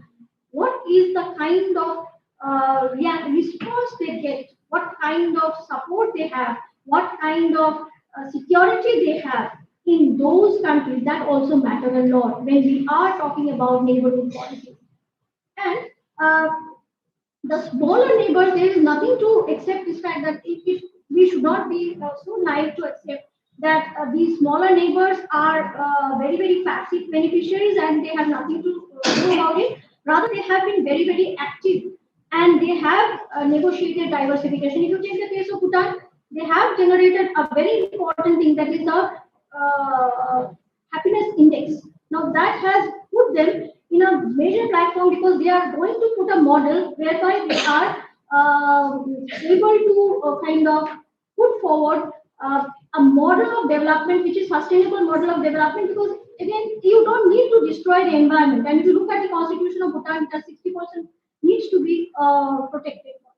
So by I would just put down as a kind of conclusion, rather raise questions here. How do we look at our neighborhood policies in this context?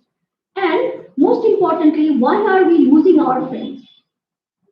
Why are we losing our friends? Why is it that people can't trust us? What is the problem with us? Because today, economy, not just territorial security, economy and energy, these are very important nodes. And when you look at economy, then India is, if you want to become rising economy, you want to be big economy, then you need to manage your policies well. And if in our neighborhood we are raising suspicion, people are suspicious about our moves, then there is a serious problem in our policies as well that we need to rather question in the light of the contemporary realities. Thank you. Thank you, Professor Anjita, for taking the time and for focusing on an issue which is much less discussed in international relations discussions and dialogue in South Asia. South Asia was one of the most integrated economies before 1947. More integrated than even European Union, more integrated than ASEAN or any other region like North America. We have to our credit the distinction of breaking up an integrated economy. And now, after 80 years, we are again talking that how to bring this economy together. We were talking in the break with Professor Lama about how Myanmar and Gujarat were deeply connected to business and trade before independence. So this whole issue of economic cooperation, economic exchanges, integration is still hard. Economic cooperation and exchanges in South Asia is very urgent and timely, particularly because the share of intra-regional trade in South Asia is negligible. Only 5% of the regional trade is from within the region, whereas for European Union the figure is as high as 60%.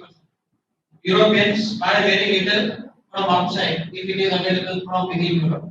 So 60% of their imports and exports are within Europe. For us, it is only 5%. So it indicates how much potential we have of furthering the economic ties.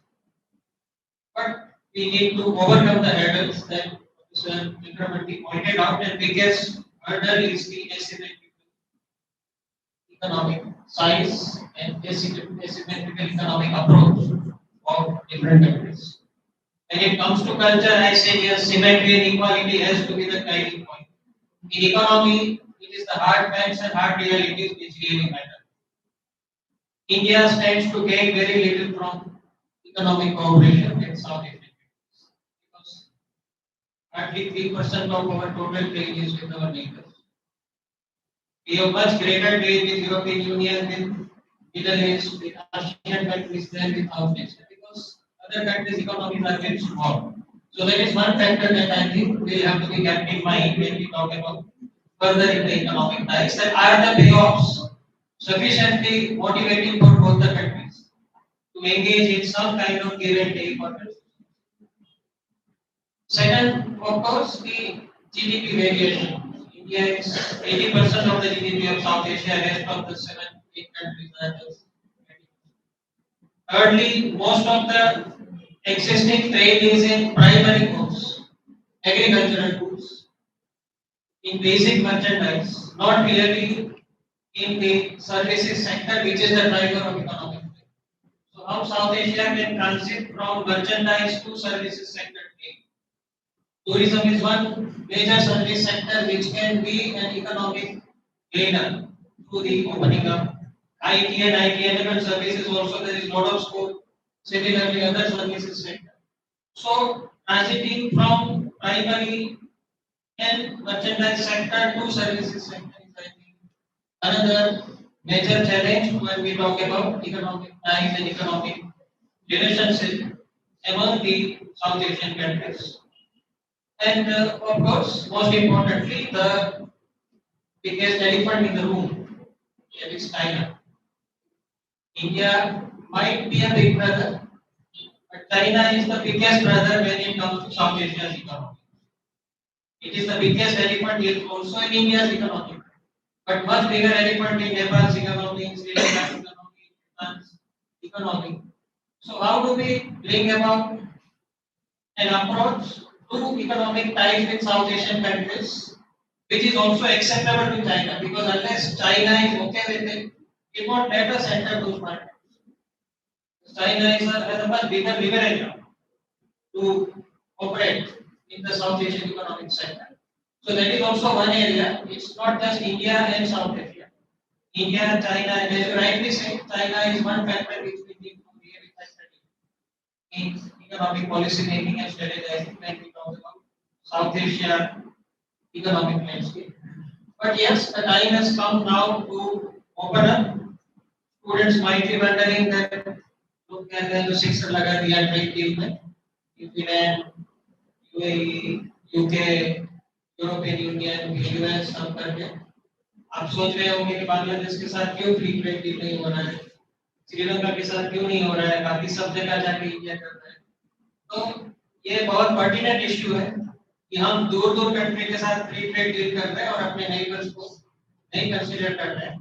It is time now to look at potential for not just trade but also manufacturing, investment, everything in a win-win scenario where payoffs are equitable for all the players, including for China, because China cannot be pushed down.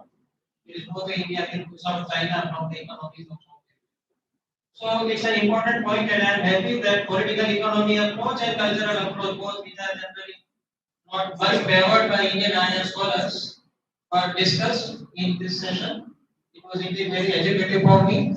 I have been told to wind up the session, and therefore I will not be able to let the questions and comments be expressed here, but definitely we can discuss them over lunch. Thank you to all the distinguished presenters for highlighting this.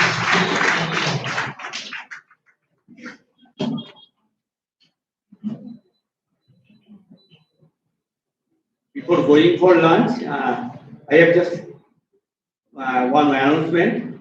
After the lunch, the Department of Political Science World Magazine, Ghana Nation, would be inaugurated. So I would request all our distinguished guests to come to our department. It is in the just behind the office building, and we will have 3 parallel sessions after lunch. One would be here, Dr. Ranjita Chakraborty, professor. She would chair the sessions here. In this session, Dr. Sufol Bishas, Dr. Ifrita Aldar, Arpon Sarki, Jitendra Shah, Dr. Nobul Mondol, Dr. Oloka Rai, Dr. Horidas Bishas, Puja Dotto, and Lakshmi Das would present their papers.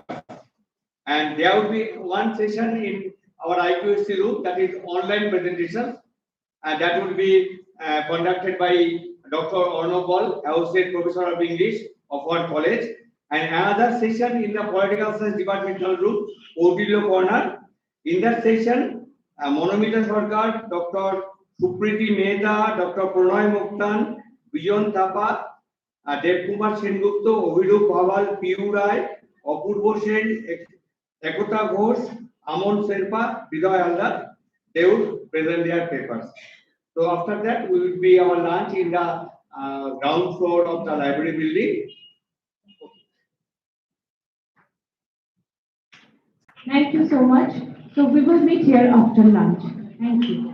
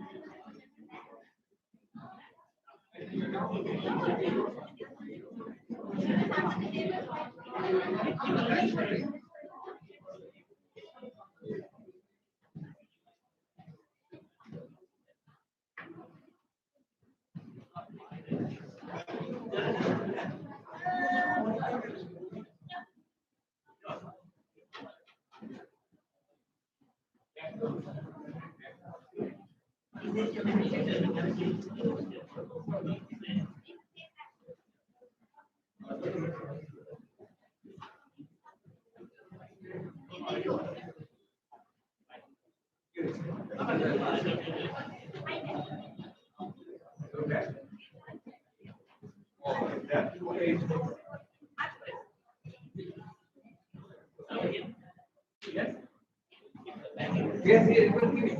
Yes, yeah. Will give it to her.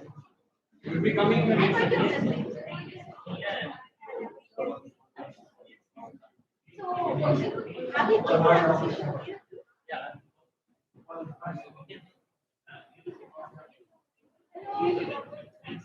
Thank you so much.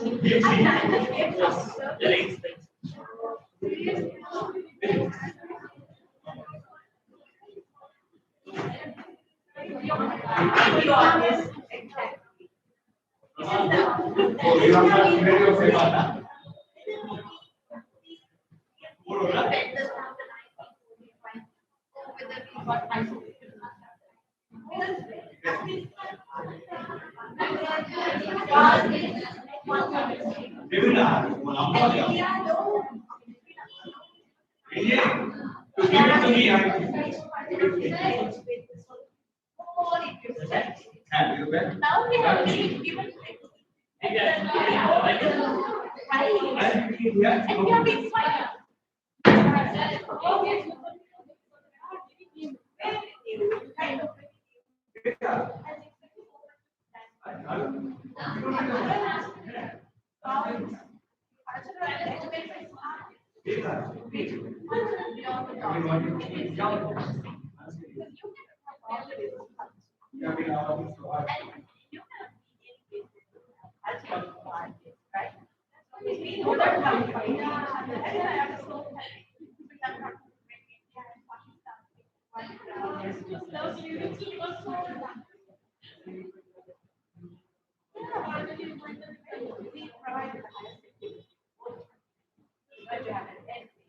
But it is our country.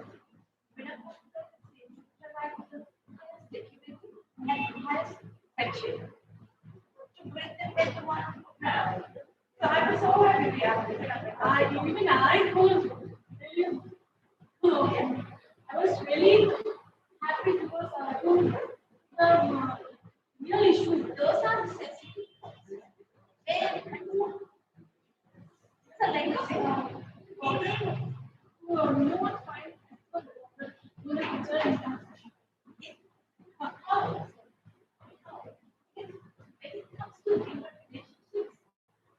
how can we not be to our partner, to our legal, or Pakistan, to an aspect person, to our Sri Lanka, we all have to face the same life. And we Asians must stay there. All things are very same. We are the South Asian, Asian. And by giving those independent Victorian rights, these British India covered monstrous decision. All the misunderstanding happened exactly Gandhi held by these two countries and how people were separated. Some even married couples were separated because he belonged to one side. And this one belonged to Kashmir. And they had to and can you and devotion separate like that? And they would have left all these territories in the country, right? And the resource assets, if you're going to develop civilized, prehistoric civilization, because we are talking about great cities. We had the city states like 60,000 years before great civilization. Yeah. Right? Yeah. We had only have all these cities that they were needed. And they developed their own agriculture.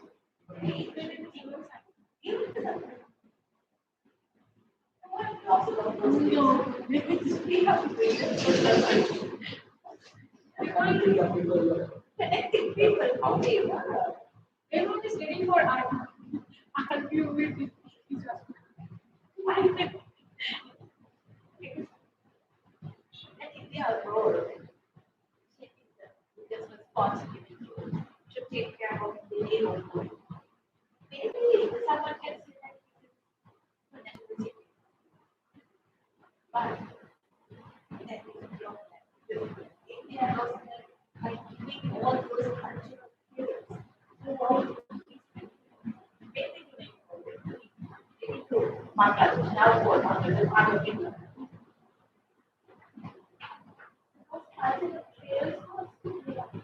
India cannot deny that they have now they have been separated by force. By sometimes they have been separated from it, but they belong to India. Roots are from India has that gratitude towards those commonality.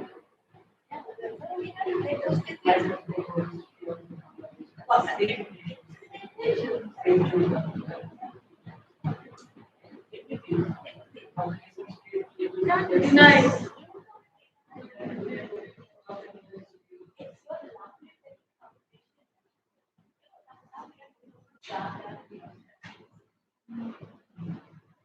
So we Christians came to India and ruled from Ghana.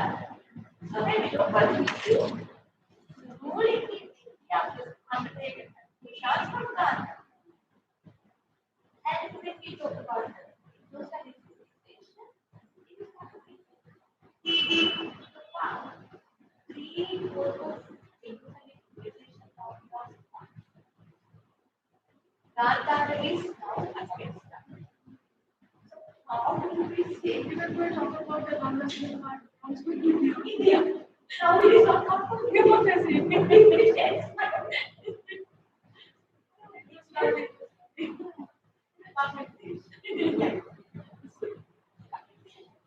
Let me repeat for Rabindranath Tagore. We have but that is also part of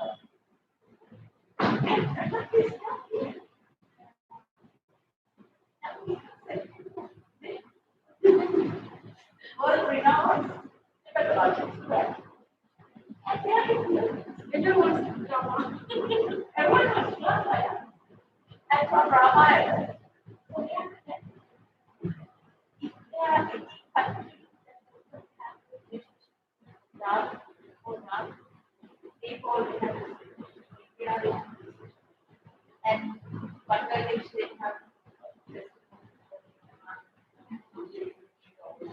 Indonesia and Afghanistan.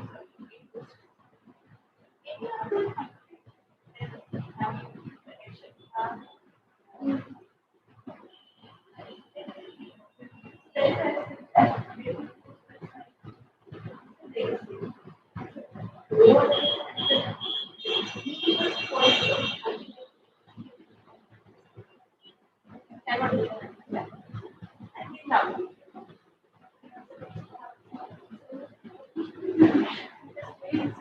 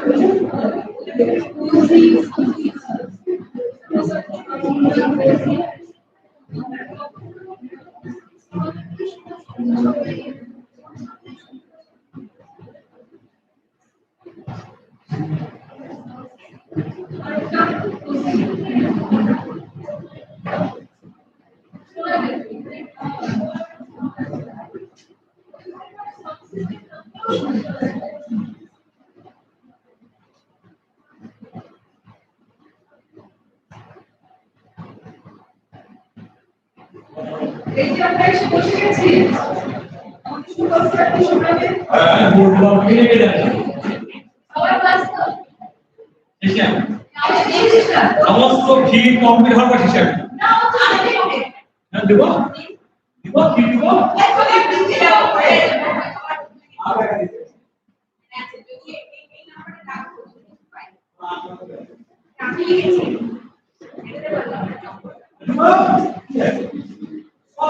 ভালো চেষ্টা তুমি সেটা ভুলে গেছে মুজাহিদ সাহেব মুজাহিদ সাহেব তো পাকিস্তানে সাহস করে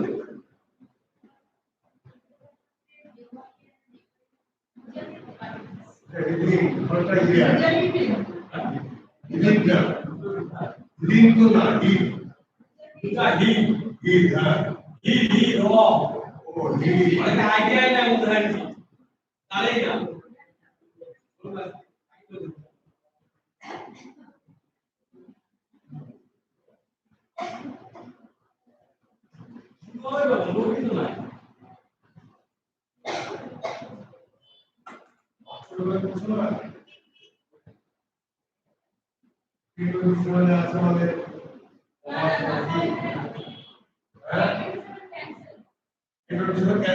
আমি শুনতেই তো বলছো আমি টাইমে তুলে ছিল বলা শুনতে দিয়েছিলে তারপরে ওরা আসবে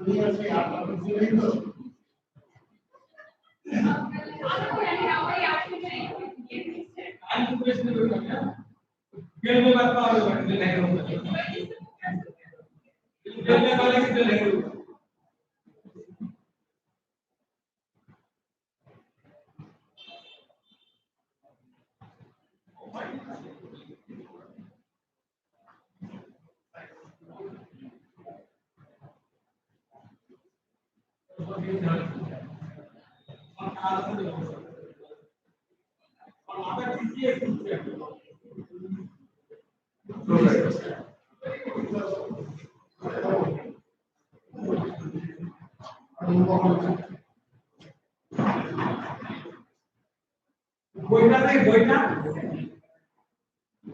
বইটা বইটা একটা বইটা কি চলে গেল নাকি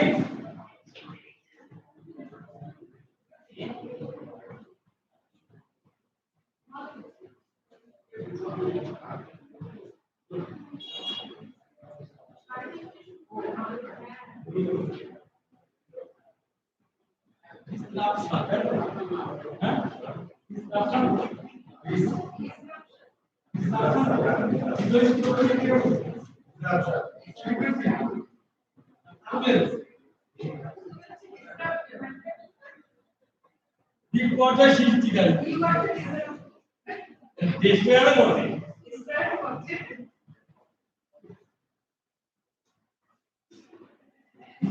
বিপর্যয় তাই তো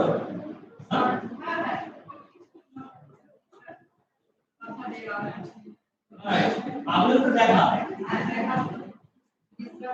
এত বড় কোনো পেপারের নাম নয়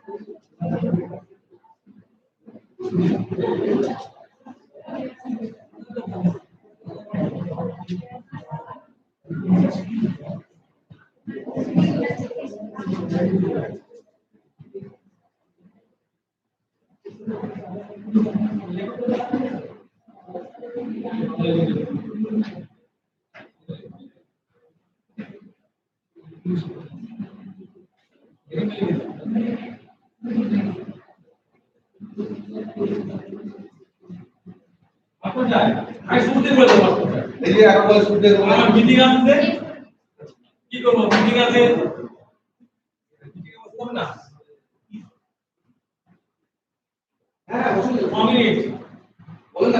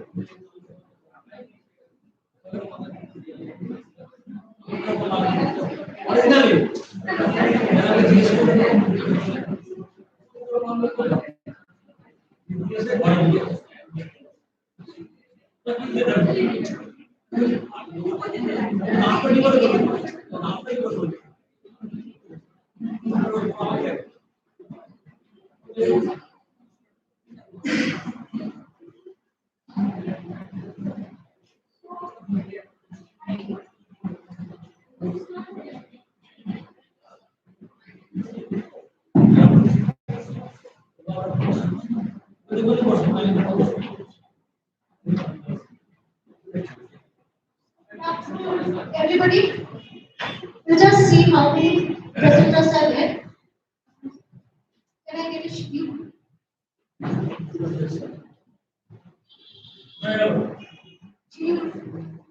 এখানে কতজন presenters K because two sessions have been converged to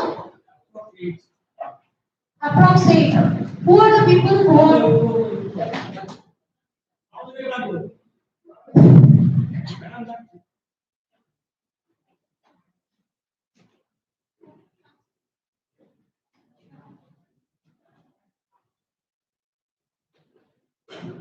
So we are having Dr. Shubhal Vishwas, Dr. Ishita Hagar, Arpan Sarki, Jitendra Shah, Pooja Datta, Dr. Pranay Mokhtar, Apurva Sheikh, Amar Sheikh.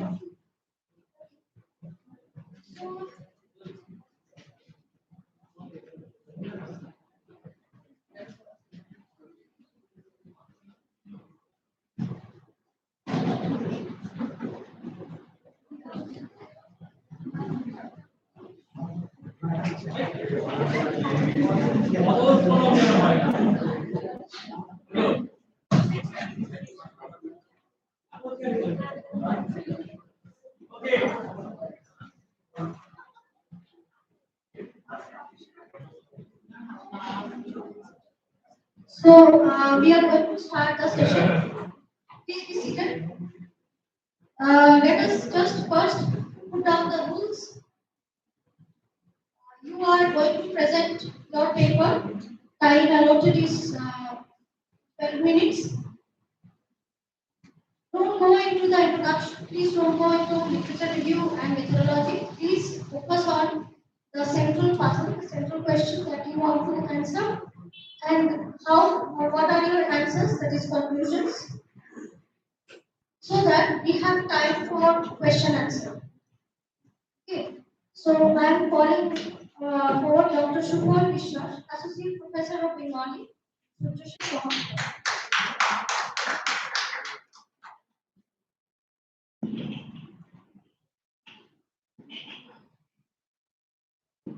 মাননীয় chair, Ranjana madam, Ramna madam, উপস্থিত গবেষক গবেষিকা এবং আমার সতীর্থরা, আসলে যে বিষয় নিয়ে আমাদের আজকে আন্তর্জাতিক আলোচনা চক্র শুরু হয়েছে, সে বিষয় দুদিন ধরে চলবে। বিষয়টা অনেক বড় বিষয়। আমি এখান থেকে দুটো শব্দ শুধু বেছে নেব। একটি শব্দ ডিসরাপশন আর একটি শব্দ টার্বুলেন্স। আর কোনো কথা আমি বলবো না। রাষ্ট্রনীতি বিভাগের এই আলোচনা চক্রে কিন্তু রাজনীতি শুধুমাত্র আলোচনার ভিত্তিতে থাকবে। রাজনীতি শুধুমাত্র আলোচনার পরম্পরায় তুলে উঠে আসবে, এই সত্যের বাইরে কিন্তু আমি কিছু বলতে চাইছি।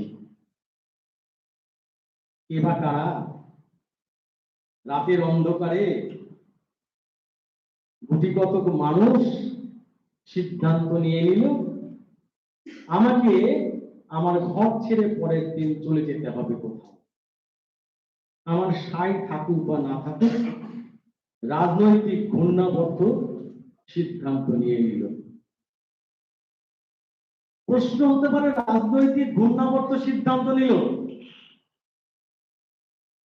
আমি রাজনীতি তো করি না, আমি কেন আমার ভিটে মাটি ছেড়ে আমি কেন একটা অস্থির সময়ের চালচিত্রে বন্দী হয়ে যাব?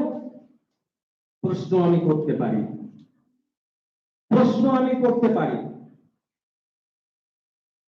আজকের আলোচনা চক্রে যে বিষয়টি আলোচনা করুন না কেন, এই উপমহাদেশের রাজনীতি, রাজনৈতিক ঘূর্ণাবর্তের জন্ম কোথায় এটা কিন্তু জানতে হবে। আমি মনে করি দেশ ভাগ তার মূল কারণ। সেদিনের পাপের ফল আজকেও আমাদের ভুগতে হচ্ছে। আজকের যে বালকদের আমার কথা বলছি, আজকের চীন প্রদেশের কথা আসছে, আজকে বাংলাদেশের কথা আসছে, আজকে নেপালের কথা আসছে, ভুটান থেকে বাদ দিলাম। সর্বত্র যেন কোথায় একটা অস্থিরতার বীজ, অস্থিরতার বাতাস কিন্তু ধোঁয়ায়িত হচ্ছে। তার মূলে কে আছে? আমি আমার আলোচনা কিন্তু রাজনীতির বৃত্তে রাখিনি, আমার আলোচনা তো আমি কিনে নিয়ে গেছি সাহিত্যের বৃত্তে। কারণ আমি মনে করি অস্থিরতা মানে শুধু রাজনৈতিক কারণে হয় না, সে অস্থিরতার ফলাফল হয় আমার জীবনে, আমার যন্ত্রণায়, আমার বাঁচার লড়াই। কবি যখন বলেন তোমাকে পাওয়ার জন্য এই স্বাধীনতা, হরিদাসীর স্মৃতির সিঁদুর বসল, শাকের বিক্রি কপাল ভাঙল, মেঘনা নদীর মাঝি তার দীপ্ত বুকের মধ্যে বাসা বাঁধল যক্ষা। তার দায় নিতে হবে ওই যারা সেই দিন অন্ধকারে বসে ঠিক করে নিলেন আমার দেশটা ভাগ। আজকের ভারতবর্ষ কিন্তু আর ভারতবর্ষ নয়।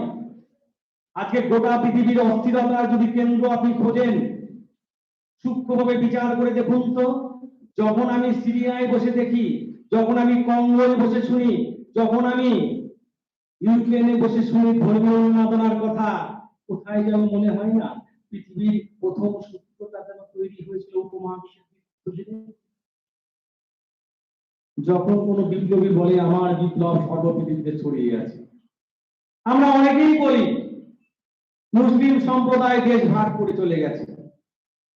একবারও তো আমরা কেউ বলি না দেশ ভাগের যারা কাঙ্গারি তারা অধিকাংশ হিন্দু। আমরা সবাই জিন্নাজির দিকে আঙুল তুলে দেখি, দোষ তো অবশ্যই আছে। আমি এখনো বুঝতে পারিনি যে কিভাবে আমাদের স্বাধীনতার আন্দোলনটা দিনের শেষে ধর্মীয় স্বাধীনতার আন্দোলনে পরিণত হয়ে গেল। কিভাবে ভারতবর্ষের থেকে বেরিয়ে যাওয়া মুসলমান 15 লক্ষ যে মানুষ ডিসলোকেশন হয়ে গেল, স্থানিক ভূগোলকে তাদের ভুলে নতুন ভূগোলের সন্ধানে যেতে হলো, তারা হয়ে গেল মুজাহিদ। রেড সাহেব 7 দিনের মধ্যে এটি কলম দিয়ে আঁকিবুকি করে কেটে দিয়ে গেলেন আমাদের দেশ, কেটে দিয়ে গেলেন, আমরা মেনেও নিলাম। ওপারে তুলসীতলা চলে আসলো এপারের মসজিদের পাশে, এপারের মসজিদ চলে গেল ওপারার তুলসীতলায়। আমরা প্রতিবাদ করতে পারতাম না? আমার নেতাকে আমি বলতে শুনেছি কিছু মুসলমান তো রয়ে গেল হে, তাদের কি হবে? সেই সব বরেণ্য নেতাদের কণ্ঠে আমি শুনেছি কেটে ফেলে দাও। তাহলে আমরা ভাগ করেছি কিন্তু মুসলিম ধর্ম রক্ষার জন্য নয়, আমরা ভাগ করেছিলাম আমাদের স্বাধীন, আমাদের শোষণ করার স্বাধীনতাকে রক্ষণের জন্য। আমরা সবাই বলি জাতির জনক বাপুজি। হয়তো ভাবছেন আমি সাহিত্যের কথা বলতে বলতে কেন এই কথাগুলো বলছি, কারণ এই কথাগুলো না বললে আমার সাহিত্যে আমি আসতে পারছি না। নাথুরাম গড় থেকে অনেক কিছু বলে, তিনি স্লোগান তোমার বুকে ক্ষুদিরাম, আমার বুক তোমার বুকে নাথুরাম, আমার বুকে ক্ষুদিরাম। বক্তব্য ঠিক আছে, সব মানলাম আমি, কিন্তু নাথুরামের বক্তব্য সব ফেলে দেওয়াটা কি ঠিক হবে? ধর্মের ভিত্তিতে যদি দেশ ভাগ করে তুমি থাকো, যে এলাকায় ধর্মীয় মানুষ বেশি সে এলাকায় কেটে ভাগ করে দিয়ে থাকো, যদি আজকে কোনো ভারতবর্ষের কোনো হিন্দু বলে তোমার দেশ তুমি ভাগ করেছো, আমার দেশ কোথায়? উত্তর কে দেবে? আমি বলছি এ কথাই বলি, আমি সেই সব নেতাদের জিজ্ঞেস করবো যারা রাত্রিবেলায় বসে বসে দেশ ভাগ করার জল্পনা তৈরি করলেন, তারা কি করে সেই সময় কোটি কোটি মানুষের প্রতিনিধিত্ব করে বললেন যে আমার মুসলমানের দেশ চাই। সত্যি কি দেশের মুসলমান দেশভাগ চেয়েছিল? আমাকে তথ্য দিয়ে বোঝাতে হবে। আমি আবার রিক্সা আলাদা মোমোয়ালা নয়, তোমাকে জামা তন্ত্র বুঝিয়ে দেবে, যদিও তার ভোট আমার ভোট এক। আমার একটি ভোটের মূল্য একটা মোমোয়ালার ভোটের মূল্য এক, তাকে বোঝানো সহজ, আমাকে বোঝানো সহজ নয়। সবসময় জিগারটা একটা ধর্মের দিকে টানলে হবে না বাপু, মাঝে মাঝে ভাবতে হবে যন্ত্রণা সবারই হয়, সন্তান মারা গেলে যন্ত্রণা সবার থাকে, হিন্দুর যন্ত্রণা আর মুসলমানের যন্ত্রণা কোনো যন্ত্রণায় কম বেশি নয়। আজকে কদিন আগে আমি একটা উপন্যাস লিখেছিলাম, গিনিপিগের উপাখ্যান। বাংলাদেশের গন্ডগোলের 6 মাস আগে একটা উপন্যাসটা আমার বেরিয়েছিল। তা সেখানে আমি লিখেছিলাম যে যখন ধর্ম দিয়ে আমার মানবিক প্রবৃত্তিকে কন্ট্রোল করার চেষ্টা হবে, তখন কিন্তু মানবিক প্রচেষ্টা চলে যাবে বাইরে, ধর্ম চলবে কেন্দ্রে। তাই যখনই ধর্ম দিয়ে আমি সমস্ত কিছু রাজ্য নেতৃত্ব রাজনীতি কন্ট্রোল করার চেষ্টা করব, প্রতি মুহূর্তে ধূমায়িত হবে গন্ডগোল। আর এই গন্ডগোল সূত্রপাত স্বাধীনতার সময়, এবং জানি না কাকতালীয় ভাবে চলে গেছে, হাসিনাকে যেতে হলো। আমার উপন্যাস বেরোনোর 6 মাস পরেই হাসিনাকে যেতে হয়েছে। আমার বন্ধুরা বলে তুমি কি টের পেয়েছিলে? আমার মনে হয়েছে আজকে যে মানুষটি এখান থেকে চলে গেল, আচ্ছা বলুন তো সব থেকে বেশি অত্যাচার বাংলাদেশে কারা গেল? মিয়াজি মুসলমানরা, মিয়াজি। আমি কোনো নাম বলছি না কারো। এখান থেকে যে মুসলিম মানুষগুলো চলে গেলেন তারা প্রথম সিন প্রদেশে গেলেন, পাঞ্জাবি মুসলিমরা। আমি কি করে আমার এই কালচার সংস্কৃতি হিসেবে মিলিয়ে দেবো? আমি মিলিয়ে দিতে পারিনি বলে আমাকে মাঝে মাঝে ওখানে লাথি খেতে হয়েছে। এমনকি এখানে যারা এসছে তাদের উপর প্রতিবাদে এখনো কথা হয় জয় বাংলা, জয় বাংলার লোক। আমার নিজের চোখে দেখা, আমরা ইসলাম মুসলিম লীগের আমলে আমার বাবা মা চলে এসছিলেন। তারপরে যখন পরে যারা এসছিলেন তারই বাড়ির পাশে আমার বাবার তখন আমার জন্ম হয়নি, অধ্যাপক মাস্টার মশাই আমাদের ধুবুলিয়ায় বসে রিক্সা চালায়। কেন? তোমার সিদ্ধান্ত বা ভিত্তি করে আমার জীবন নিয়ন্ত্রিত হবে কেন? এই নিয়ন্ত্রণের ভাগিদার তুমি হলে সামনের সাথে ছবি তোলার জন্য আমি পেছনের সাথে কেন থাকবো? মনে পড়ে ইন্তিহাস। এই মুহাজিররা তারা আজকে বালুচিস্তানের গন্ডগোল, চীন প্রদেশের গন্ডগোল বা আফগানিস্তানের প্রদেশের গন্ডগোল গুলো দায়ী কারা? মনে পড়ে খান আব্দুল গফর খানের কথা আপনারা জানেন। একবার তিনি চিকিৎসার জন্য ভারতবর্ষে এসেছিলেন, তাকে রিসিভ করতে গেছিলেন তখন তৎকালীন প্রধানমন্ত্রী ইন্দিরা গান্ধী। তিনি নামার সময় নামছেন, যখন ইন্দিরা গান্ধী তার কুর্লির দিকে হাত ধরাচ্ছে, আমাকে দিন। তখন তিনি বলছে মা সবই তো নিয়েছো, কুর্লিটাও নেবে। এ কথা কিন্তু সিম্বলিক কথা। আমার দেশ ভাগ করে খুশি হইনি। যন্ত্রণার যে ব্যাঘাত, যে ডিসরাপশন, যে অস্থিরতা সেই সময় তৈরি করেছে, সেই অস্থিরতার 20 মাস পর আজকেও আমরা বয়ে চলছি। তাই আমাদের আজকে যে আন্তর্জাতিক আলোচনা চক্রের যে বিষয় সর্বতভাবে সেই দিক নির্দেশ করে আমরা সত্যি এখন অস্থিরতার মধ্যে আছি। তাই আমাদের আলোচনা করার দরকার হচ্ছে। আবার রাশিকবির ধানসিঁড়ি নদী দিয়ে এই বাংলায়, ওই আমার বাংলা, কোথায় আমার বাংলা? কবির কথা কি তাহলে মিথ্যে হয়ে যাবে? হবে না। দিনের শেষে যখন অস্থিরতা কাজ করে, আমার পেশি নেই, আমি অস্ত্র ধরতে পারি না, রাজনীতি ঘটনা দুর্বল, আমার অস্ত্র তখন সাহিত্য। তাই ইমতিয়াজ হোসেন এরা সাহিত্যকে তাদের অস্ত্র, তার বস্তি উপন্যাসের কথা মনে পড়ে তার বস্তি উপন্যাসের সেই শব্দগুলোর কথা। ঠান্ডা গোস্ত, লক্ষ লক্ষ আমার মায়েরা রেপ হয়ে গেল কোন কারণ ছাড়াই। আমি তো দোষ করিনি। আমি কি দোষ করেছি? আমি দৈনিক সকালবেলায় উঠতাম, চাষবাস করতাম, মা বিলের খালের মাছ খেতাম, আমি স্বাভাবিকভাবে আম কাঁঠালের গন্ধ শুকতাম। আমাকে তো দেশ ভাগ হয়ে বলে দেওয়ার কথা ছিল না। তাই রাজনৈতিক আলোচনা কখনোই শেষ হতে পারে না, রাজনীতির আলোচনা কখনোই শেষ হতে পারে তখন সেই রাজনীতির আলোচনা আমার আরেকটি সেই রাজনীতির জন্ম দেবে না, যে রাজনীতি আরেকটা রক্তের কথা বলে। আমার উপন্যাসে একটি কথা বলেছি, পৃথিবীর আজও তীব্র এমন আন্দোলনের কথা আমরা বলতে পারেন যে আন্দোলন রক্তের বিনিময়ে শেষ করা হয়েছে, জমানো হয়েছে। মনে রাখবেন, যে কোনো রক্তের বিনিময়ে তৈরি করা আন্দোলন আরেকটি রক্তপাতের জন্ম দেয়। অত সহজ নয়, অত সহজ নয়। বস্তি উপন্যাসে তিনি দেখালেন যে আমি চলে আসলাম ডিসলোকেশন, মানুষ, আমার স্থানিক ভূগোল কোথায়? আমি কিছু তোমার ভূগোল নেই এখানে। আমি তো দেখলাম আম কাঁঠালের গন্ধ কই আমার তো শুধু ড্রাই ফ্রুটের গন্ধ শুনতে হচ্ছে এখানে। আমার সেই দুপুরবেলার সেই খাদ্যাভ্যাস কোথায়? আমি আমার দেশের মাটি ভাগ করে দিলে, চিরে ফালা ফালা করে দিলে, তুমি কয়েকটা খণ্ডে বিলিয়ে দিলে, অথচ আমারই দেশ ভারতবর্ষ, অখণ্ড ভারত সবারই দেশ। তবে আজকে কেন আমাদের দেশ সেখানে রাফাইন কিনতে হচ্ছে? গান্ধীজি ভেবেছিলেন এই দেশটা ভাগ বোধহয় দুই ভাইয়ের সম্পত্তি ভাগ, ব্যাপারটা তা নয়। রাম রাজত্বের কথা বলেছিলেন, তিনি কৃষ্ণের কথা বলেছেন, তিনি কৃষ্ণের মধুর বাসির কথা অবশ্যই বলেছিলেন, মেনে নিলাম তার কথা, কিন্তু তিনি সুদর্শন চক্রের কথা ভুলে গিয়েছিলেন।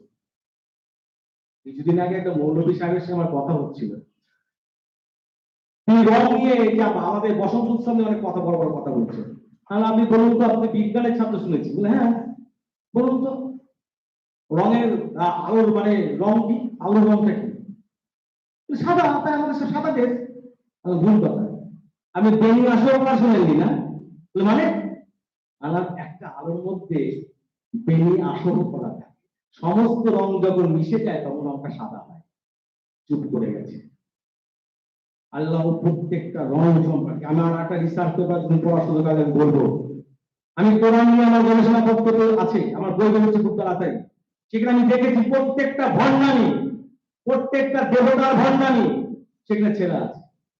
আমি রামায়ণ নিয়ে লিখেছিলাম, আমি এই কথা বলেছিলাম, আপনারা অন্যভাবে নেবেন না, রাজনৈতিক দিক দিয়ে নেবেন না। যখন দেবতার কাছে আমরা পুজো দিচ্ছি, আহুতি দিচ্ছি, গোমাংস আহুতি দিচ্ছি, দেবতার কাছে আহুতি মানে সেটা প্রসাদ, প্রসাদ নয়, আমার দেবতার কাছে আহুতি দিত।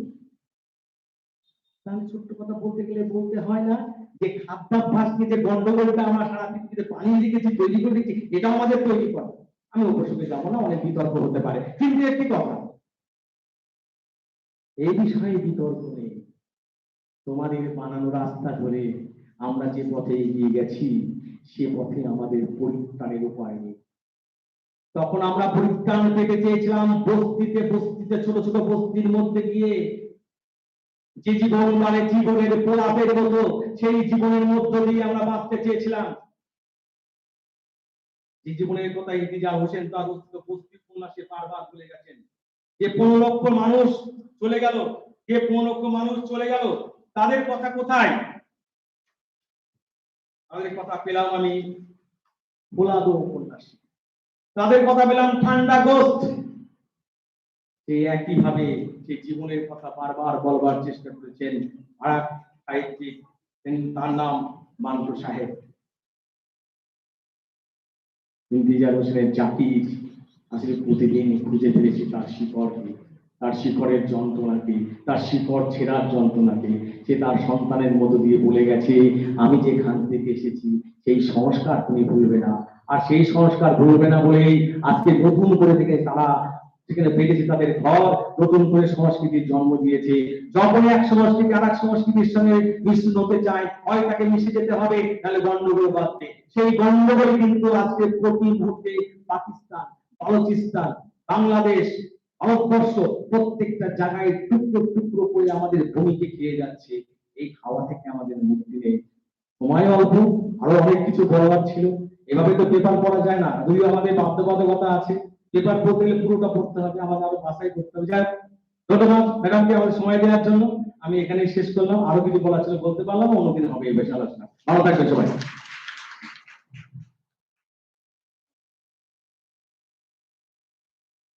ডক্টর বিশ্বাস,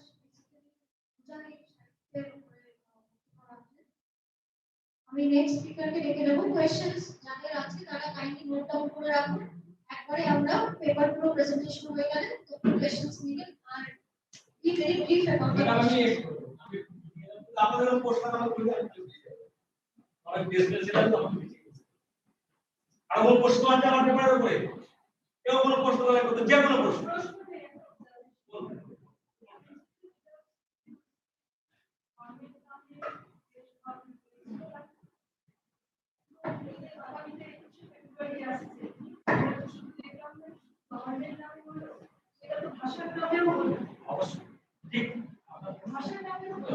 আমি বলি আমি আগেই বলেছি এই দেশভাগ কিন্তু মুসলমানদের সমর্থন সবার ছিল না, এই দেশভাগ হিন্দু সমর্থন সবার ছিল না, কিন্তু আমরা নীতিগতভাবে চাপিয়ে দিলাম এটা মুসলমানের সিদ্ধান্ত, এটা হিন্দুর সিদ্ধান্ত।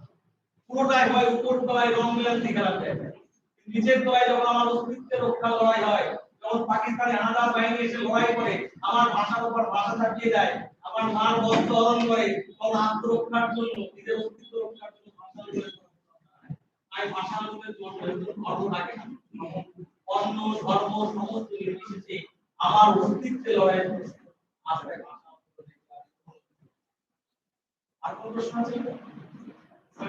আপনি বারবার বলছিলেন যে হিন্দুরা অনেক ক্ষেত্রে নাই এবং ট্র্যাডিশনাল কথা বলছিলেন একটা আপনি এই মুসলিম করেছেন হিন্দুদের এবং এবার না মুসলিমদের করেছি মুসলিমদের কিন্তু আপনি আমরা যদি পুরো পাকিস্তানের যে প্রস্তাব এই প্রস্তাব যেখান থেকে আসছে যদি নর্মাল টাওয়ার নেবার এটা তো সুযোগ নেই, সুযোগ ছিল তোমাকে একটা কথা বলি, সেটা হচ্ছে যে মানুষগুলো সেই সময় দেশভাগ নিয়ে চিৎকার করছে, যে মানুষগুলো মুসলমানদের অধিকার রক্ষার জন্য চিৎকার করছে, তারা প্রত্যেকে ছিলেন ব্রিটিশ তাদের মধ্যে থাকা মানুষ।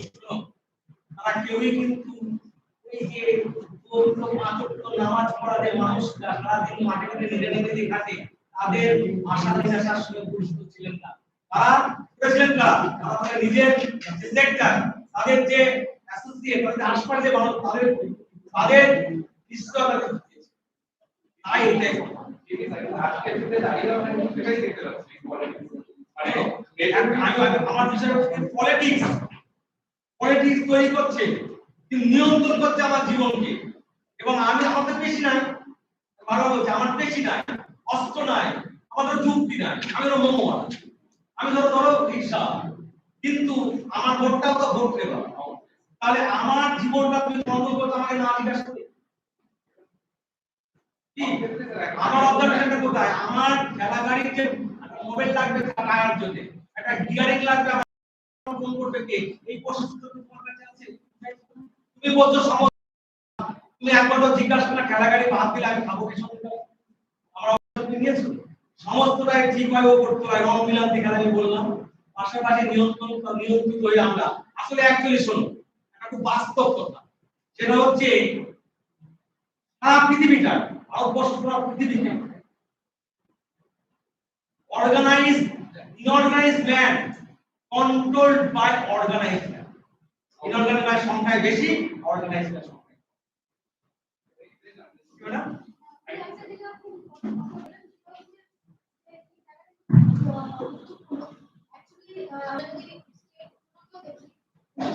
silencing of the voices of the periphery, মার্জিনটাকে সাইলেন্স করে দিয়ে তাকে রিপ্রেজেন্ট করার মতো করে দেখানো, যে রিফ্লেক্ট করা হচ্ছে যে I am representing the margin but not really representing the voice, এবং সেই ভয়েসটাকে চাপিয়ে দেওয়া হচ্ছে as the voice of the margin বলে যে এটা তোমার এটাই তৈরি করছে ডিসকাশন, অথবা কিন্তু ঘুমাইতে হচ্ছে একদিন বাসছে। That is what that when you don't listen to the voices of the margins, then the margin sometimes it's bad, or rather it will be bad. So সেটাই উনি বলার চেষ্টা করবেন। আমরা আর I think there is no more question from this development. বড় একটা সমাধান থেকে মনে হচ্ছে আচ্ছা আমরা মূল পরে কথা বলবো। হ্যাঁ So there's an announcement to be made. Yeah. An important announcement. So thank you, Shubham sir, for your presentation. Now, as Dr. Anuradha Guharoy, Associate Professor of Political Science Department, Naxalbari College, has arrived among us. So I would like to request Dr. Ranjita Chakraborty ma'am to kindly felicitate Dr. Ananda Goviroy madam.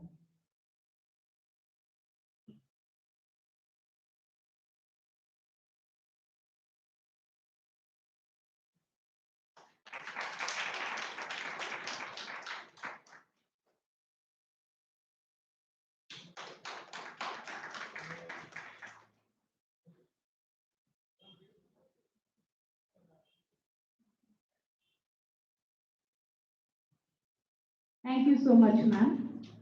Now we may proceed towards our next speaker.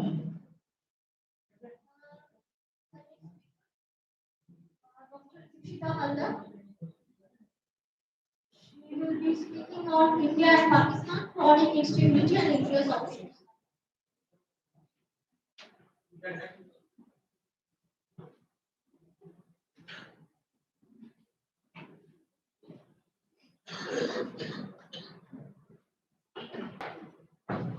Respected Chairperson, my colleagues and others.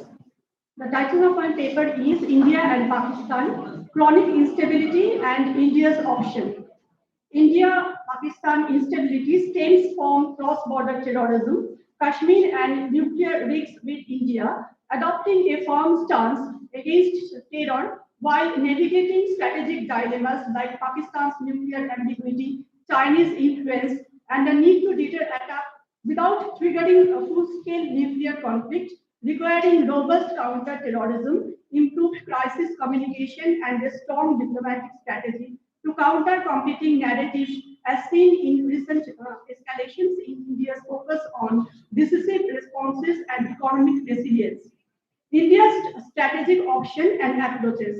India signaled decisive responses to terror attacks targeting hideouts, developing anti-missile and counter-force capabilities to neutralize Pakistan's nuclear threatening. Withdrawing MFN status post-Pulwama to inflect economic cost, seeking support to partners while managing relations with others like Russia, strengthening domestic economy and enhancing border security, deepening ties with EU, Middle East and Indo-Pakistan partners to counter regional threat, exploring limited diplomatic rest and to manage crisis despite political hurdles. Ultimately, India balanced assertive deterrence and targeted responses with strategic patience, seeking to manage instability while building national strength and diplomatic partnership as direct conflict crisis immense risks, especially nuclear ones.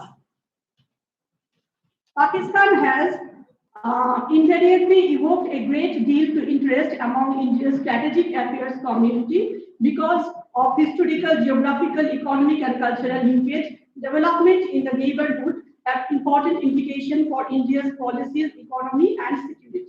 This is especially true in the case of Pakistan's recent development in Pakistan have been a cause of concern of all the countries concerned about in future.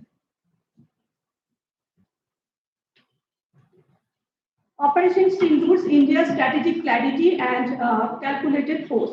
On April 22, terror struck Pahalgam, Pakistan's backed attack stormed a village, asked people their religion and killed them, resulting in 26 deaths. A clear attempt to incite communal violence, this marked a shift from cross-border attack to dividing India from within. In response, India launched Operation Sindoor to destroy the terror bases behind the attack. But Pakistan hits back harder. Over the next week, it used drones and shelling to target religious sites, the Samu temple in Jammu and Gurdwara in Punch and Christian convents were attacked. These were not random strikes, they were part of a plan to break India's unity.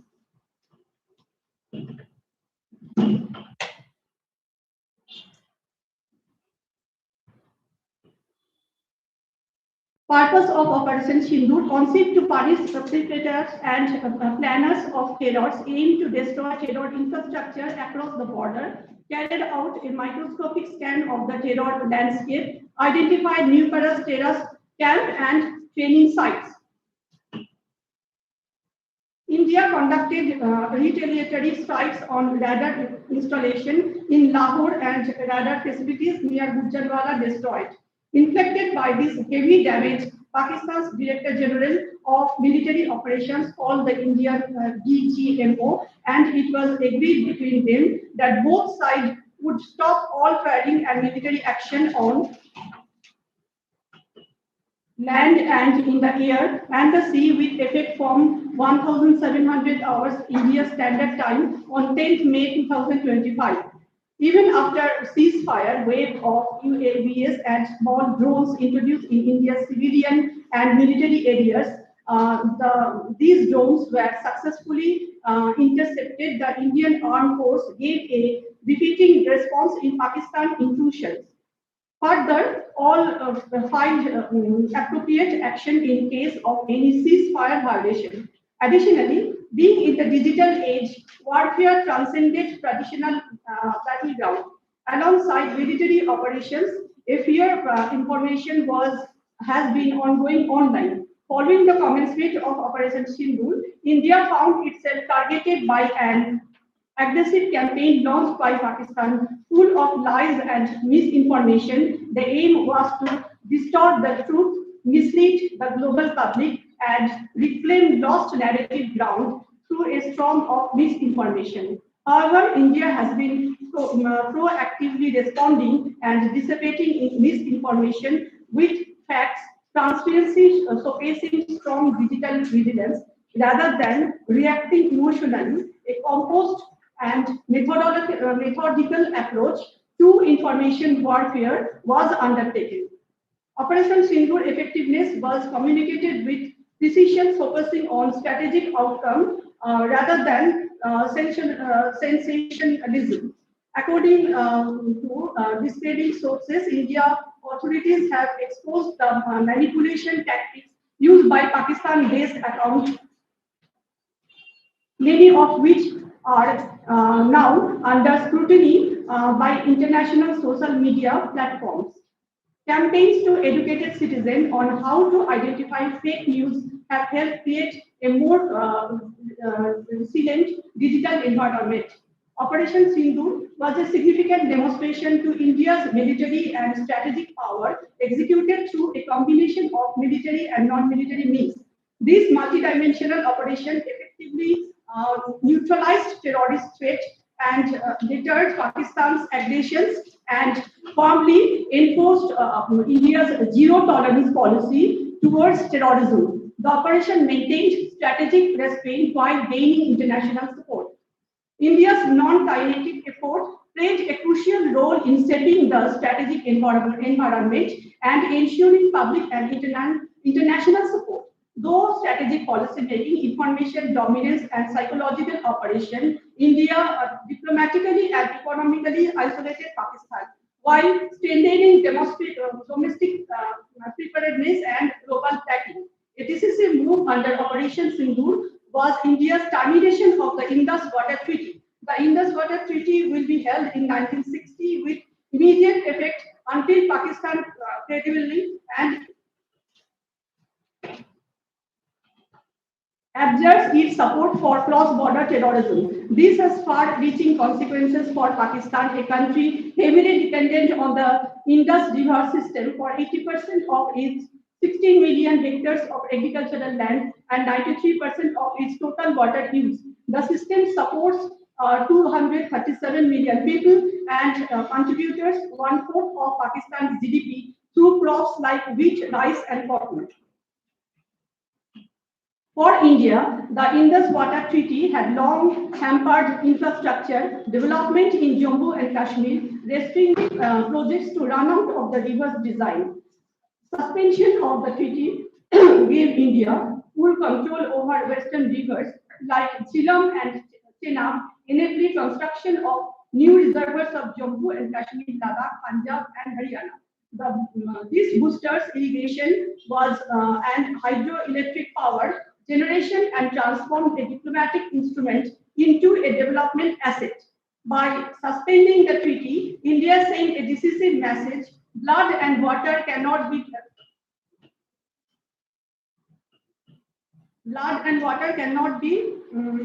flow together. India closed the Atari border The integrated checkpost artery was closed with immediate effect. Those who crossed over with valid endorsement were to return through the route before 1st May 2025. India also suspended all bilateral trade with Pakistan.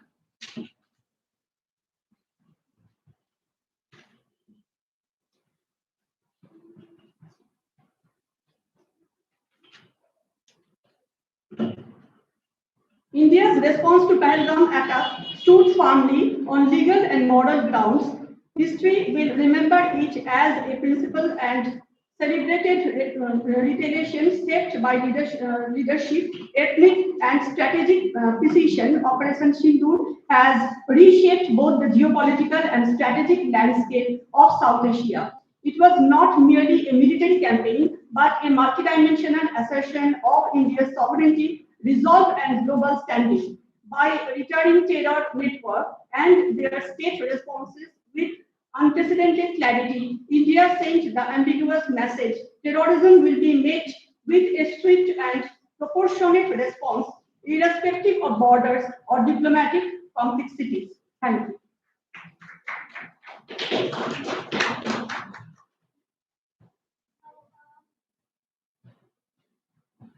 So we will first take all the papers and then I'm calling out the third, Arpan Sarki. So Arpan Sarki, please present your papers.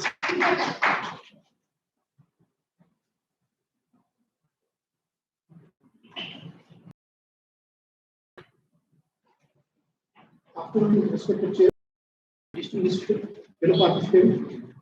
My name is Arpan Sarki. I am presenting a paper on a title India's Neighbourhood First Policy, State as a Stakeholder. The central argument of my paper is basically, all of you know, being a student of political science, that constitutionally, foreign policy falls under the exclusive jurisdiction of Union government. However, of late, post-1990s, because of the certain factor, states government started playing important role in implementations and achieving the aims of so-called foreign policy by the national government. Well, my entire paper, I will basically divide it into 4 to 5 sections, and at last, I will be basically suggesting 2 to 3 things. Okay, now starting with what does this neighborhood first policy means? In a simple sense, neighborhood first policy focuses on strengthening relations with its immediate neighbor, that is Afghanistan, Bangladesh, Bhutan, Maldives, Myanmar, Nepal, Pakistan, and Sri Lanka.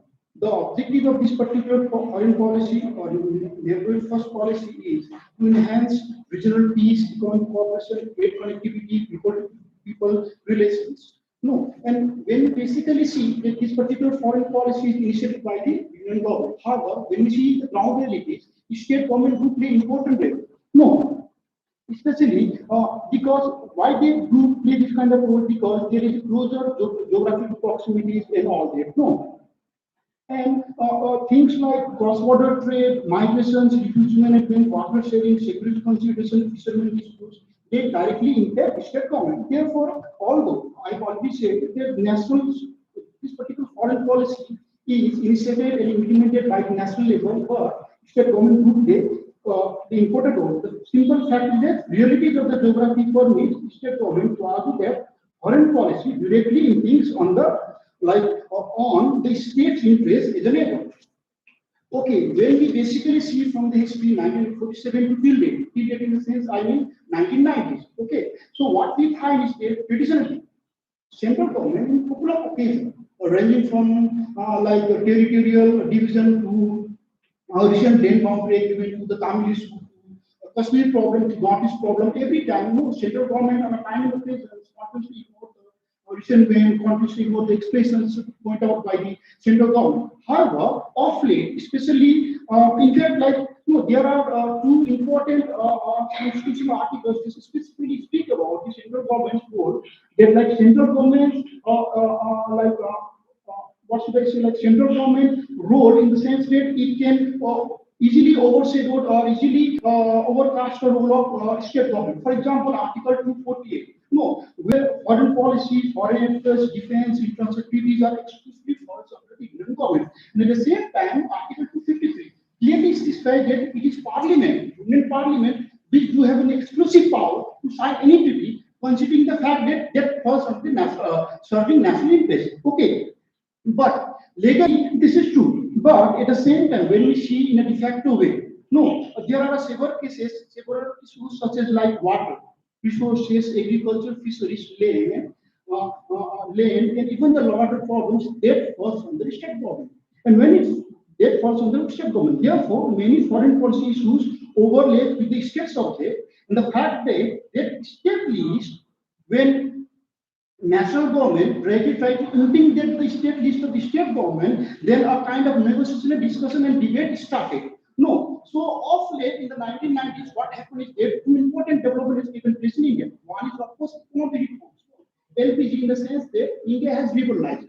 Till 1990 was there was no such thing like foreign trade or like foreign like investment. There is no kind of any foreign companies are coming like extreme way and investing in India. However, 1991 give it a kind of advantage, a kind of environment, a kind of order that in fact created created the conditions. No, it can create the conditions of platform for the state government to move the voters from the investor from the foreign countries. No, for example, we see two examples on that. For example, one is Chandrababu Naidu, Andhra Pradesh. No, he tried to continuously going to Dubai, going to the European Union, meetings with like Nepal, meeting with China, meeting with Switzerland, no, and try to continuously move the voters and ask them to invest in a particular state. And at the same time, Narendra Damodar Modi, when he was the Prime Minister during the Gujarat, what he started doing, he had started doing this annual global business summit. No, and after what he has done, he has significantly transformed the whole Gujarat, especially in terms of economy. Okay.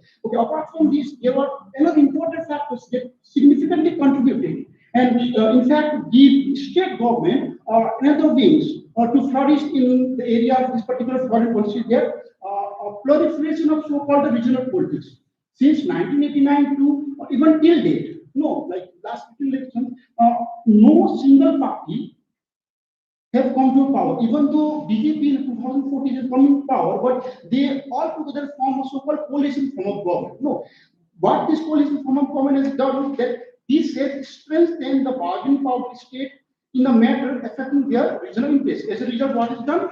The state began asserting themselves more actively in the issue that directly impinge them. Okay, I will just narrate few case study, like few case study where we can find that the state obviously play important role of stakeholders. For example, Bangladesh. No, Bangladesh is perhaps one of the important neighbor, and it is in fact surrounded by 5 states of India. It is West Bengal, Assam, Tripura, Meghalaya, Mizoram. Okay, so what we basically see is that day-to-day activity, both formal trade, informal trade. No, when you see basically 1996 Ganga Water Treaty, what you find is that role of Jyoti Basu, where he plays significant amount of role. Now, that is the role played by Chief Minister Dadan Jyoti Basu. Okay, now come to 2011 afterwards. Okay, there is a Tista Water Agreement. One particular chief minister has done what? He has played significant role in conclusion of particular one Ganga Water Treaty. Now, another one minister, what is doing? He is continuously blocking or creating a kind of stumbling block in a conclusion of successful Tista Water Agreement. Okay, apart from this, there are other several things. No, there are like a land boundary agreement. It is in the year 2015 concluded successfully by the central government. Though it was ratified here, it was concluded in 1974. But because of some problem, some kind of issues and problem quantities arise from either from the central government or either from the state government. But it was finally ratified by the parliament with the help and aid of the state government. So these are two things. Okay. Apart from that, if you see the case of Bhutan, no, Bhutan is in fact a landlocked country. And when Bhutan is basically do any kind of trade with any country, so especially it is not going to use any other thing rather than data Kolkata port. Okay, so here West Bengal is a prime important place. Okay, it has to connect to import and export to third countries as well. Okay, apart from that, if we see the case of Nepal, what we see is that Nepal is also surrounded by Bihar, UP, Bihar, UP, and Uttarakhand, even the West Bengal. No, what we find is a kind of this multimodal relations all day. Anything happening in Nepal, it will impact on Uttar Pradesh or India. Okay. So there are the things, may not be things very important, but at last what it do is that significantly impact this all kind of policy that is actually implemented and occupied by the national government. Okay, that is the thing. Apart from that, we do have kind of, like if you see the Sri Lankan case, for example, Tamil Nadu extremely influenced Sri Lankan case, for example, related to the peaceful playing of five players in the Chitambara, ranging from the voting of the human rights related to voting on the national United Nations human rights council and all that. Okay, so no doubt what we basically say that state government play a role, two kind of role. One is it's continuously help the aim and objective of national foreign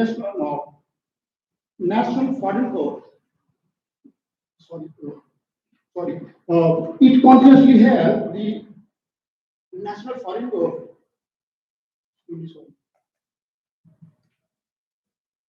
it significantly helps the neighborhood first policy. Okay, but at the same time, what we often see is that it continuously playing some kind of a role of stumbling block. No, I've already said in the East of Water Treaty. Well, when basically this kind of role, this good political role played by a particular state, then what we find out, state often sometimes, it's do not act in a pragmatic way. For example, if tomorrow by any chance East of Water agreement concluded, and who will be the ultimate beneficiary? Ultimately, beneficiary will not going to get Chennai. Neither it will be Haryana, neither it will be Kashmir.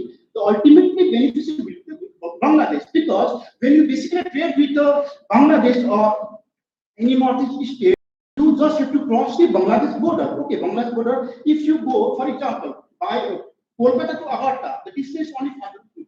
But if you went to Siliguri and then to Agartha, it will take around 1,600 kilometers. So there is something that need to be understood by both the policymakers at the state level, at the same time at the central level. Okay, now at the lastly, I would like to suggest few things that in fact both central government and state government can do. The first one is that there is so called the concept of border hub. No, presently we do have only two states which in fact operate border hub. So we have around it is quite interesting to know you all that apart from 5 states, regional governments, every state either share international borders, international water borders, or land boundary borders. So as per the report of the World Bank, which was conducted in the year 2016, it has said that in Tripura and Meghalaya, by opening this particular border hub twice a week, it can earn 8,000 annually. 8 crore annually. And if it's so, if it open 50 border hub and open this border hub for 2 days a week, then it can raise its income up to 800 crore. So this is one important. And the important thing is that now we can have a kind of border state group. For example, we have a border state group of Northeast, and many other countries like China, or like you can went to Canada as well, or European Council to some extent. They have some kind of border group that is basically consulting and all, doing all the things to in fact give a hand, give a fleet, or to encourage the state government to do such as especially foreign interest. Okay.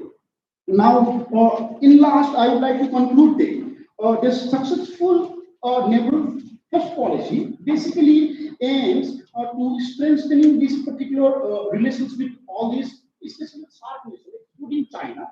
Okay, it's not entirely dependent on what national government or what central government do. It is also equally dependent on what and how the particular state do, or how this particular state having consultation with the national government. Okay, because state can support, as I said, and can contradict the national policy, national diplomatic policies by influencing foreign policy through trade, water sharing, negotiation, migration management, cultural exchange, and security coordination. Thank you.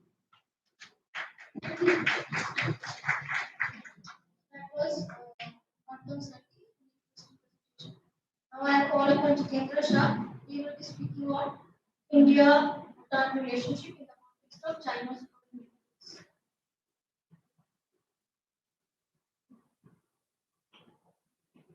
Thank Good afternoon, respected chairs, respected dignitaries, and members of the faculty from different colleges, and my friends. I'll be speaking on Indo-Bhutan relation in the context of growing Chinese influence. So basically, I'll be focusing on the Indo-Bhutan relation and how the dimension of that relation is changing because of the growing influence of China in the Eastern Himalaya, as well as I'll be focusing basically on the salami slicing strategy of China and the Doklam standoff in between India and China, which was in relation to the Bhutan. And I'll be ending with the changing imperatives. So India and Bhutan have shared a long-standing relationship marked by close economic ties, strong cooperation on security matters, and deep cultural connections. The relationship between India and Bhutan has traditionally been based on friendship, trust, and close cooperation. India has been Bhutan's main partner in areas like trade, development, and security. Over the years, the two countries have supported each other and maintained stable and peaceful relations. The Himalayan region has recently become very important in Asian politics. Located between India and China, Bhutan has a very important strategic position. China's strong territorial claims and its rapid building of roads and other infrastructure in the Himalayas, especially after the 2017 Doklam crisis, have made India-Bhutan relation more complex and sensitive. For India's own security, too, the stability of Himalayan states falling within its strategic interest is a crucial factor to be considered. Let us take a look on the historical background of the Indian-Bhutan relation a bit. So, the Indo-Bhutan relation can be traced to 1949 when Indo-Bhutan Treaty was signed, in which it was decided that there will be perpetual peace and friendship and free trade and commerce and equal justice to each other citizens will be maintained. The Article 2 was interesting in that, in principle, Bhutan should seek India's advice in external matters, while India pledges non-interference in Bhutan internal affairs, which both of the countries has maintained. Indo-Bhutan relation began to take a concrete form following state visits made by the third king, H.M. Jigme Dorji Wangchuck, to India and by Prime Minister Jawaharlal Nehru to Bhutan between 1954 to 1961. And a formal bilateral relation between Bhutan and India was established in January 1968 with the appointment of a special officer of the government of India to Bhutan. The India House or Embassy of India in Bhutan was inaugurated on May 14, 1968, and its then representative was exchanged in 1971. The signing of India-Bhutan Friendship Treaty 2007 reaffirmed their respect for each other's independence, sovereignty, and territorial integrity. Let us look at the key aspect of the partnership between our relationship between India and Bhutan. So the first one is hydropower and energy. I will not go into detail because it will take time. So India imports 11 million units from Bhutan, which contributes $300 million revenue to Bhutan itself. So the second aspect is development and infrastructure. Third one is connectivity and trade. Fourth, digital and space technology. UPI is also used in Bhutan. It was launched in 2020 over there. And obviously, India and Bhutan have jointly launched a satellite, and there is a space station, or you can say a facility for research has been established in Thimphu. And 80% of the total trade is imports of Bhutan is done from India. And both of the countries also shares security and defense cooperation. So India provided approximately almost 4,500 crore in the 12 5-year plan, and in the present budget in 2026 and 27, India provided 2,288 crores to Bhutan as a foreign aid. Now let us take a close look on Chinese expansion footprints in the Eastern Himalayan region. So the first trace of the expansion footprints can be traced back to 1949 when People's Republic of China came into being, and with a strong imperative linked to regime security, national integration, and great power status. After that, the incorporation of Tibet in 1950-51 fundamentally altered the regional balance. Next, China's rejection of McMahon Line, which was decided during Shimla Convention of 2014, obviously it focuses on its expansion policy. Then there are a few strategies of China which basically can be considered. Mao Zedong's 5 fingers of Tibet, that is geopolitical strategy, defining Tibet as the palm of China right hand, with 5 surrounding Himalayan regions, Ladakh, Nepal, Sikkim, Bhutan, and Arunachal Pradesh, as the fingers that China must liberate or free. China have applied its time-tested strategy to wear out its opponent in terrestrial dispute resolution. Basically, Mao Zedong's Tan Tan Dada, talking, but preparing for war. So, which we have also seen in 1962 with us itself. So, the border is gradually, the eastern Himalaya is gradually being converted into war zone by the China with military mobilization, construction, will of society, villages, and mercantilist policy of aid loans and force diplomacy. Let us look at the salami slicing strategy. So basically, salami is a cured aged sausage linked with Italy. So it's not kind of those small sausages. It may weigh 1 kilo to 2 kilo, which we slice it and can be consumed raw with bread. So obviously, here it's a metaphor. It means the whole. It can be power or territory or anything you can think of. So if you can't acquire everything at once, you can simply slice it and acquire it.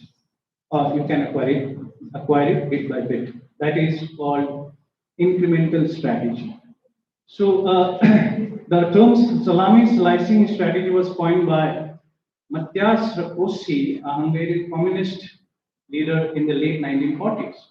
Robert Haddock, a strategist of USA, has defined it as the slow accumulation of small action, but which add up over time to a major strategic change. Now, China is slowly taking control in the regions of Eastern Himalaya, increasing its presence and consolidating its claims. China has constructed 22 villages in western and northeastern Bhutan and have annexed approximately 825 square kilometers of land, which includes 752 blocks. These regions include 752 blocks capable of accommodating 7,000 people. And in 1996, China offered Bhutan a package solution to resolve their long-standing boundary disputes, primarily involving a territory swap. This proposal entails China's relinquishing claims of 95 square kilometers of territory in north-central Bhutan, which included Pasamlung and Chakarlung valleys, in exchange for securing 269 square kilometers of strategically critical land in western Bhutan, especially the Doklam Plateau. So obviously Bhutan refused it, and after the refusal of Bhutan, according to the Turkish Roof report, it's a think tank of so according to this report, China employed the salami slicing strategy in this region through 6 stages. In the first stage, in early 1990s, China deployed local herders into disputed area, leading to interaction that displaced Bhutanese pastoralists. In the second stage, Tibet herders established huts or shelters in these contested areas. In the third stage, military foot patrols were sent to support the herders in these regions. In the fourth stage, improvised structures were built as military outposts were later upgraded to permanent facilities. In the fifth stage, from around 2004, roads were constructed to connect these outposts to towns within Tibet, China. And in the final stage, in 2016, the construction of village commenced in the claimed territories. Now, let us have a close look on Doklam's standard. Now, what is and where is Doklam? I had presented a PPT, but still there is a technical problem, I guess. There was a few maps to make you understand about the Doklam region and the focus area of it. So Doklam or Donglang is in Chinese. It is a 89 square kilometer area comprising a plateau and valley at the prime location of India and China. It lies between China's Yadong County to the north, Bhutan's Har district to the east, and India's Sikkim state to the west. Now, what is the historical background of Bhutan? So we need to go back to 1890 when the Anglo-Chinese Convention was signed. In this part, we have to basically look at the one of the major point of it. In it, it was said the boundary of Sikkim and Tibet shall be the crest of the mountain range, separating the water flowing into the Sikkim Tista and its affluent from the waters flowing into the Tibet Mochu and northwards into the rivers of Tibet. The line commences at Mount Gipmochi on the Bhutan frontier and follows the above mentioned water parting to the point where it meets Nepal territory. Mount Gipmochi is basically in the or a bit ahead to the Doklam plateau itself. It means if we count this particular Anglo-Chinese convention, then Doklam belongs to China. But Bhutan was never the signatory of this particular treaty. The next treaty was signed in 1914, Shimla Convention. Okay.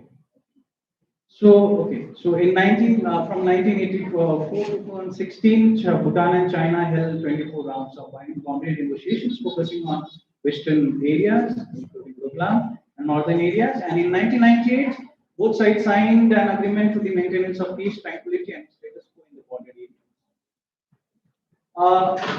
Let us look at the standoff. In mid-June 2017, Chinese troops began constructing a road in Doklam area. Bhutan formally protested the construction, claiming it violated prior agreements. On 16 June 2017, Indian troops crossed India Doklam from the Buddhist side and stopped Chinese constructive activities. Troops from both sides engaged in physically pushing and jostling. Obviously, there were deaths as well as many casualties. And the exact figure is not known because both of the government did not publish any report on that. On 20th August 2017, both India and China announced disengagement. After that, India withdrew the troops and China stopped road construction. Now later, satellite images showed continued infrastructure activity nearby and it still shows. Now, what is the relationship between India and Bhutan post-Doklam?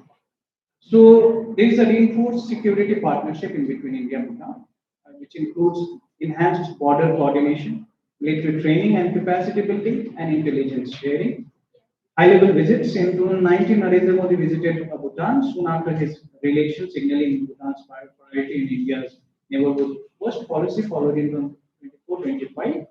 And King Namgyal Wangchuk visited India in 2017, 2023, and 25. Also, it enhanced greater economic cooperation in the sector of hydropower collaboration, financial, and development assistance.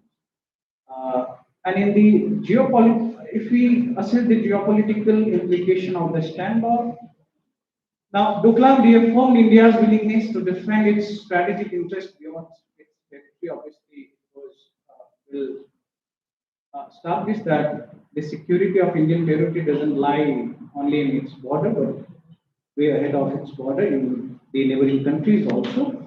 It highlighted the importance of Bhutan in countering China's Himalaya strategy. It strengthened bargaining power of Bhutan with both India and China. It enhanced international visibility of Bhutan, and it also exposed the vulnerability of Siliguri.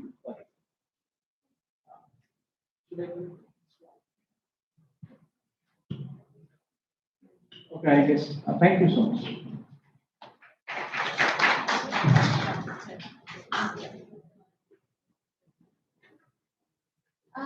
We'll call the next presenter, Pooja Datta. She will be speaking on digital and cultural power in South Asia, geopolitics, India's soft power strategy in Sri Lanka.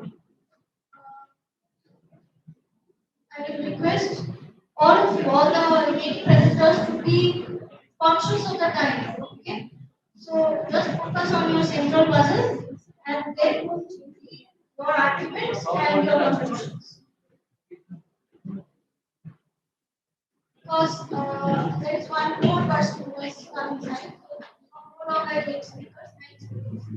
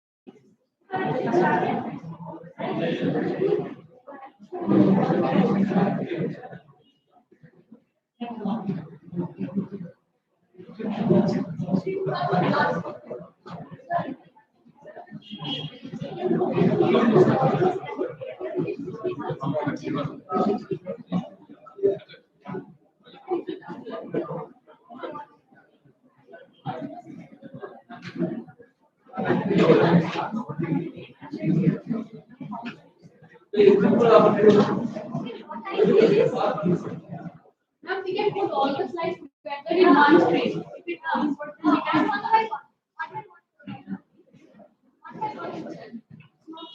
We need to go for slides.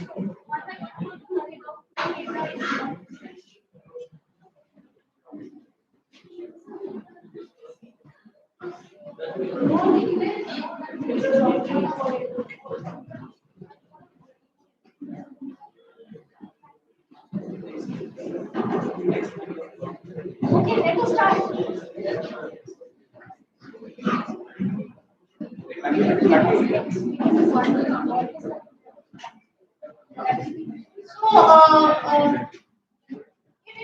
you are finding some more time, then someone else can come in to come later.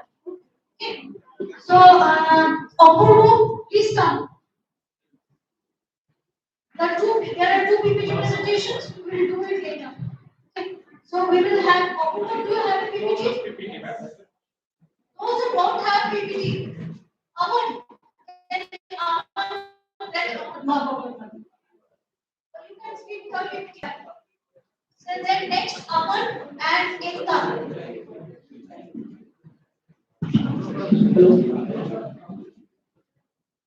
May I start? Good afternoon, everyone. Distinguished chair, dignitaries and friends. I am Apurva Chen, research scholar in the Department of Political Science, University of North Carolina. Please be silent. Please be silent. You should show some amount of respect. So, from the morning, we were in discussion like continental security and border connectivity, cultural connectivity. All are always speaking on the continental borders, but now just I'm shifting these discussions from continental security connectivity to the ocean or the maritime security. So my title of my paper is Reimagining the Indian Ocean, India's Maritime Vision from Sagar to Mahasagar Policy. So these paper seeks to reimagine the Indian Ocean order by examining India's evolving maritime strategy from Sagar to Mahasagar through the lens of Coriolis, Mandala theory, and Alfred Mahan's sea-powered geopolitics. It aims to analyze how India navigates great power competition, particularly in the context of China's growing maritime presence. So let's start with introduction. So as we all know, the Indian Ocean has always been served as the primary international trade route for ancient civilization and as a connecting link between the Middle East, Africa, and Southeast Asian countries. It was also shaped by European invasion and the exploitation of resources. For long, India has been criticized for its continental bias, although it was necessary after the independence because India faces two very unstable neighbor, not unstable, I mean rival neighbors, Pakistan and China. So that's why India's focus was primarily since the independence on the continental sides, in either in the western border or in the northern eastern border from China. So that's why India overlooked its maritime security or its maritime opportunities. So, but this has been changing from since 1992 when India announced its Act East policy, and in 2015 or I think 14 when Prime Minister Modi shifted or updated it into Act East policy. But more recently, in 2015, the policy that Prime Minister Modi announced in Mauritius, that is Sagar, security and growth for all in the region, and which was updated in 2025 when Prime Minister Modi was again in Mauritius to Mahasagar. So, if we see the theoretical approach of my presentations, which I already mentioned that India's contemporary maritime strategy follows Kautilya's mandala theory, envisioned as a dynamic maritime mandala that aims for comprehensive yogakshema, security and prosperity through a layered approach that prioritizes maritime infrastructure and island development at its core, extend to immediate island neighbors in the second ring, and reaches the broader Indo-Pacific region in the outermost circle. And even in Alfred Mahan's assertion, whoever controls the ocean runs the world, profoundly resonates with the 21st century's India's maritime vision, and which was actually resonates with the Sagar policy. So now let's understand what is Sagar exactly is actually. So Sagar is India's vision and geopolitical framework for maritime cooperation in the Indian Ocean region, proposed by Prime Minister Narendra Modi in 2015, as I mentioned. In Hindi, it's called in Hindi we call Sagar, that is in a sea. So it is actually envision or emphasize India's maritime outlook. How, although it is not a formal document or a formal policy, but all of the India's maritime policies and India's maritime structures somehow follows its Sagar policies or Sagar visions. So the key relevance of Sagar emerges when, in conjunction with the India's other policies, impacting the maritime domain, like the Act East policy, Project Sagarmala, Project Mausam, and its focus on the blue economy, etc., which symbolize India's maritime resurgence. Thus, Sagar ensures India's smooth cooperation with its global counterparts by aligning them towards a common cause, thereby building a positive environment in the IOR, that is Indian Ocean region. Sagar therefore was an inclusive vision with politico-economic security, cooperation and respect for international maritime laws. Now try to see the evolution from Sagar to Mahasagar. As I mentioned that Prime Minister Modi updated it to Sagar to Mahasagar. So after a decade, during an official visit to Mauritius, India announced Mahasagar, that is mutual and holistic advancement for security and growth across regions. An updated doctrine. If Sagar is sea, then the Mahasagar denotes ocean in Hindi and several other Indian languages.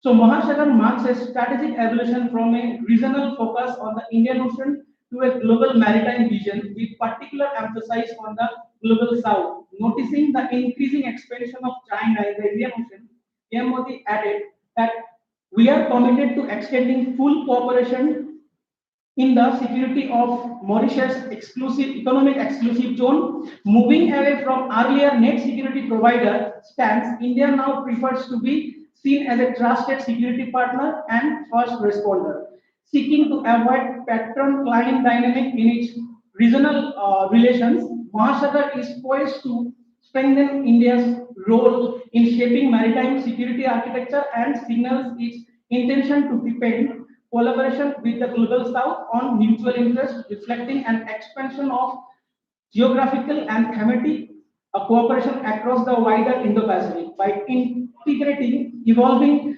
security priorities with broader developmental goals. Mahasagar represents a natural progression from Sagar, guiding India's comprehensive and multifaceted engagement in the region. Now, all things are not good like Sagar, Mahasagar, so India is doing very good in the maritime sector. It is not like that because there are so many constraints or you can say face challenges by India in the maritime domain. For example, first capacity of execution. So compared to China, India's limited financial resources and infrastructure development capacity, which restricts India's ability to execute large-scale projects quickly. Like in the morning, Professor Lama and other dignitaries talking about Kaladan multimodal project and like Chitwe and trilateral highway projects. These projects are started during 2010, 2008. Still, they are not completed. But as compared to China, but in comparison with China, so China have large funding under its BRI, and therefore India is lacking somehow to execute or completion of its projects. So next is another constraint or shortcomings, you can say the lack of private investment sector, because India somehow fails to attract the private sectors to invest in the maritime domain. Third is non-state actor. For example, illegal activities by non-state actors such as piracy, drug peddling, and sex trafficking, etc., can severely endanger maritime security and maritime stability in the region. India will have to deploy meticulous and time-efficient monitoring and control mechanisms. Thus, India needs to ramp up its capabilities to deal with the menace of hostile non-state actors. Along with non-state actors, there are environmental challenges. For example, in 2004, 2008, the tsunamis that are devastating affected the Indian Ocean regions. And Indian Navy is somehow doing its work under HEDR missions, humanitarian assistance development. And the last one is import dependence. Although we are talking about Indian Navy's capabilities in the Indian Oceans, but India is purely dependent on the foreign defense procurement. Even the Indian Navy is heavily dependent on imports, resulting in its inability to maintain the adequate fleet. So more specifically, the inadequate size of shipbuilding industry, port handling facilities, connectivity, and the size of the fleet indicates the shortcomings of India's maritime strategy. So in conclusions, I would say that even we have a very challenging neighbors in the continental borders or land boundary, but in maritime sector, I would say India has to focus, because sometimes if you are not capable in the maritime border or the Himalayan border with China, if we are much more stronger in the ocean or on the Strait of Malacca, since I don't have this like Malacca, China 78% of energy and goods transit from this Strait of Malacca. So if in a war-like situation or a contingency, India can open this front to challenge or to counterbalance China in the Himalayan border. So that's why I would say that maritime security is very important, and that's why the transition to Mahasagar signals India's ambition to broaden its maritime influence and lead cooperative efforts that align with its strategic interest in the 21st century. I would conclude saying one quote from K.M. Panikar's book, that India's security lies on the Indian Ocean, that without a well-considered and effective naval policy, India's position in the world will be weak, dependent on others, and her freedom at the mercy of any country capable of controlling the Indian Ocean. Thank you. Thank you for your attention. Thank you, Apurva. We have enough time. So, I call upon Aman Shekhar. He will be speaking on India-Nepal relations, issues and concerns, security, connectivity, and livelihood amidst regional Respected chairs, dignitaries, and respected professors, my colleagues, and all present. So I'll be speaking on India and Nepal, issues and concerns in security, connectivity, and livelihood amidst regional turbulence. India and Nepal relation occupies a distinctive place in South Asia, shaped by geography, open borders, deep socio-cultural linkages, and long-standing economic interdependence. Nepal's strategic location between India and China enhances its geopolitical relevance, while its landlocked status structurally ties it to Indian transit network and market. Over time, the relationship has evolved beyond traditional diplomatic engagement into a complex web of security cooperation, infrastructural connectivity, and livelihood interdependence. However, in an era marked by regional turbulence, the foundation of this relationship faces new pressure. The open border generates both mobility and security concern. Expanding connectivity deepens integration while exposing asymmetries and cultural border livelihood remain resilient while vulnerable to disruption. Understanding India-Nepal relation today therefore requires an integrated analysis that links strategic competition with everyday economic realities. The complexity of security, connectivity, and livelihood cannot be fully grasped without first appreciating Nepal's strategic location in the Himalayan region and its implication for regional power politics. Nepal's strategic significance in South Asia is fundamentally rooted in its geography, which situates the country along the central Himalayan corridor between two major Asian powers, India and China. Historically, this location has transformed Nepal into more than just a territorial state. It functions as a geopolitical interface connecting the Gangetic Plains to the Tibetan Plateau. Control, access, and influence across this corridor have long carried implications for trade, security, and political leverage. In the broader Himalayan region, consequently, Nepal occupies a position of enduring relevance within the regional balance of power. In an era of regional turbulence, Nepal's strategic positioning increasingly translates into heightened security sensitivities for both Kathmandu and New Delhi. Nepal's strategic significance is most tangibly expressed through its open border arrangement with India, spanning approximately 1751 kilometers. This largely unrestricted frontier facilitates labor mobility, trade, and deep social interdependence. Yet, in an era marked by geopolitical competition and regional instability, this very openness presents a complex security challenges that requires careful institutional management. The open Indian-Nepal border, while facilitating legitimate mobility, also serves as a conduit for transnational crime. In late 2025, the Sastra Sima Bal seized nearly 25 kg of ganja in a major counter-narcotic operation near the Madhubani sector, illustrating active drug trafficking network along the frontier. Organized criminal networks operating in border areas also engage in the smuggling of illicit goods, including narcotics and counterfeit items, exploiting regulatory gaps.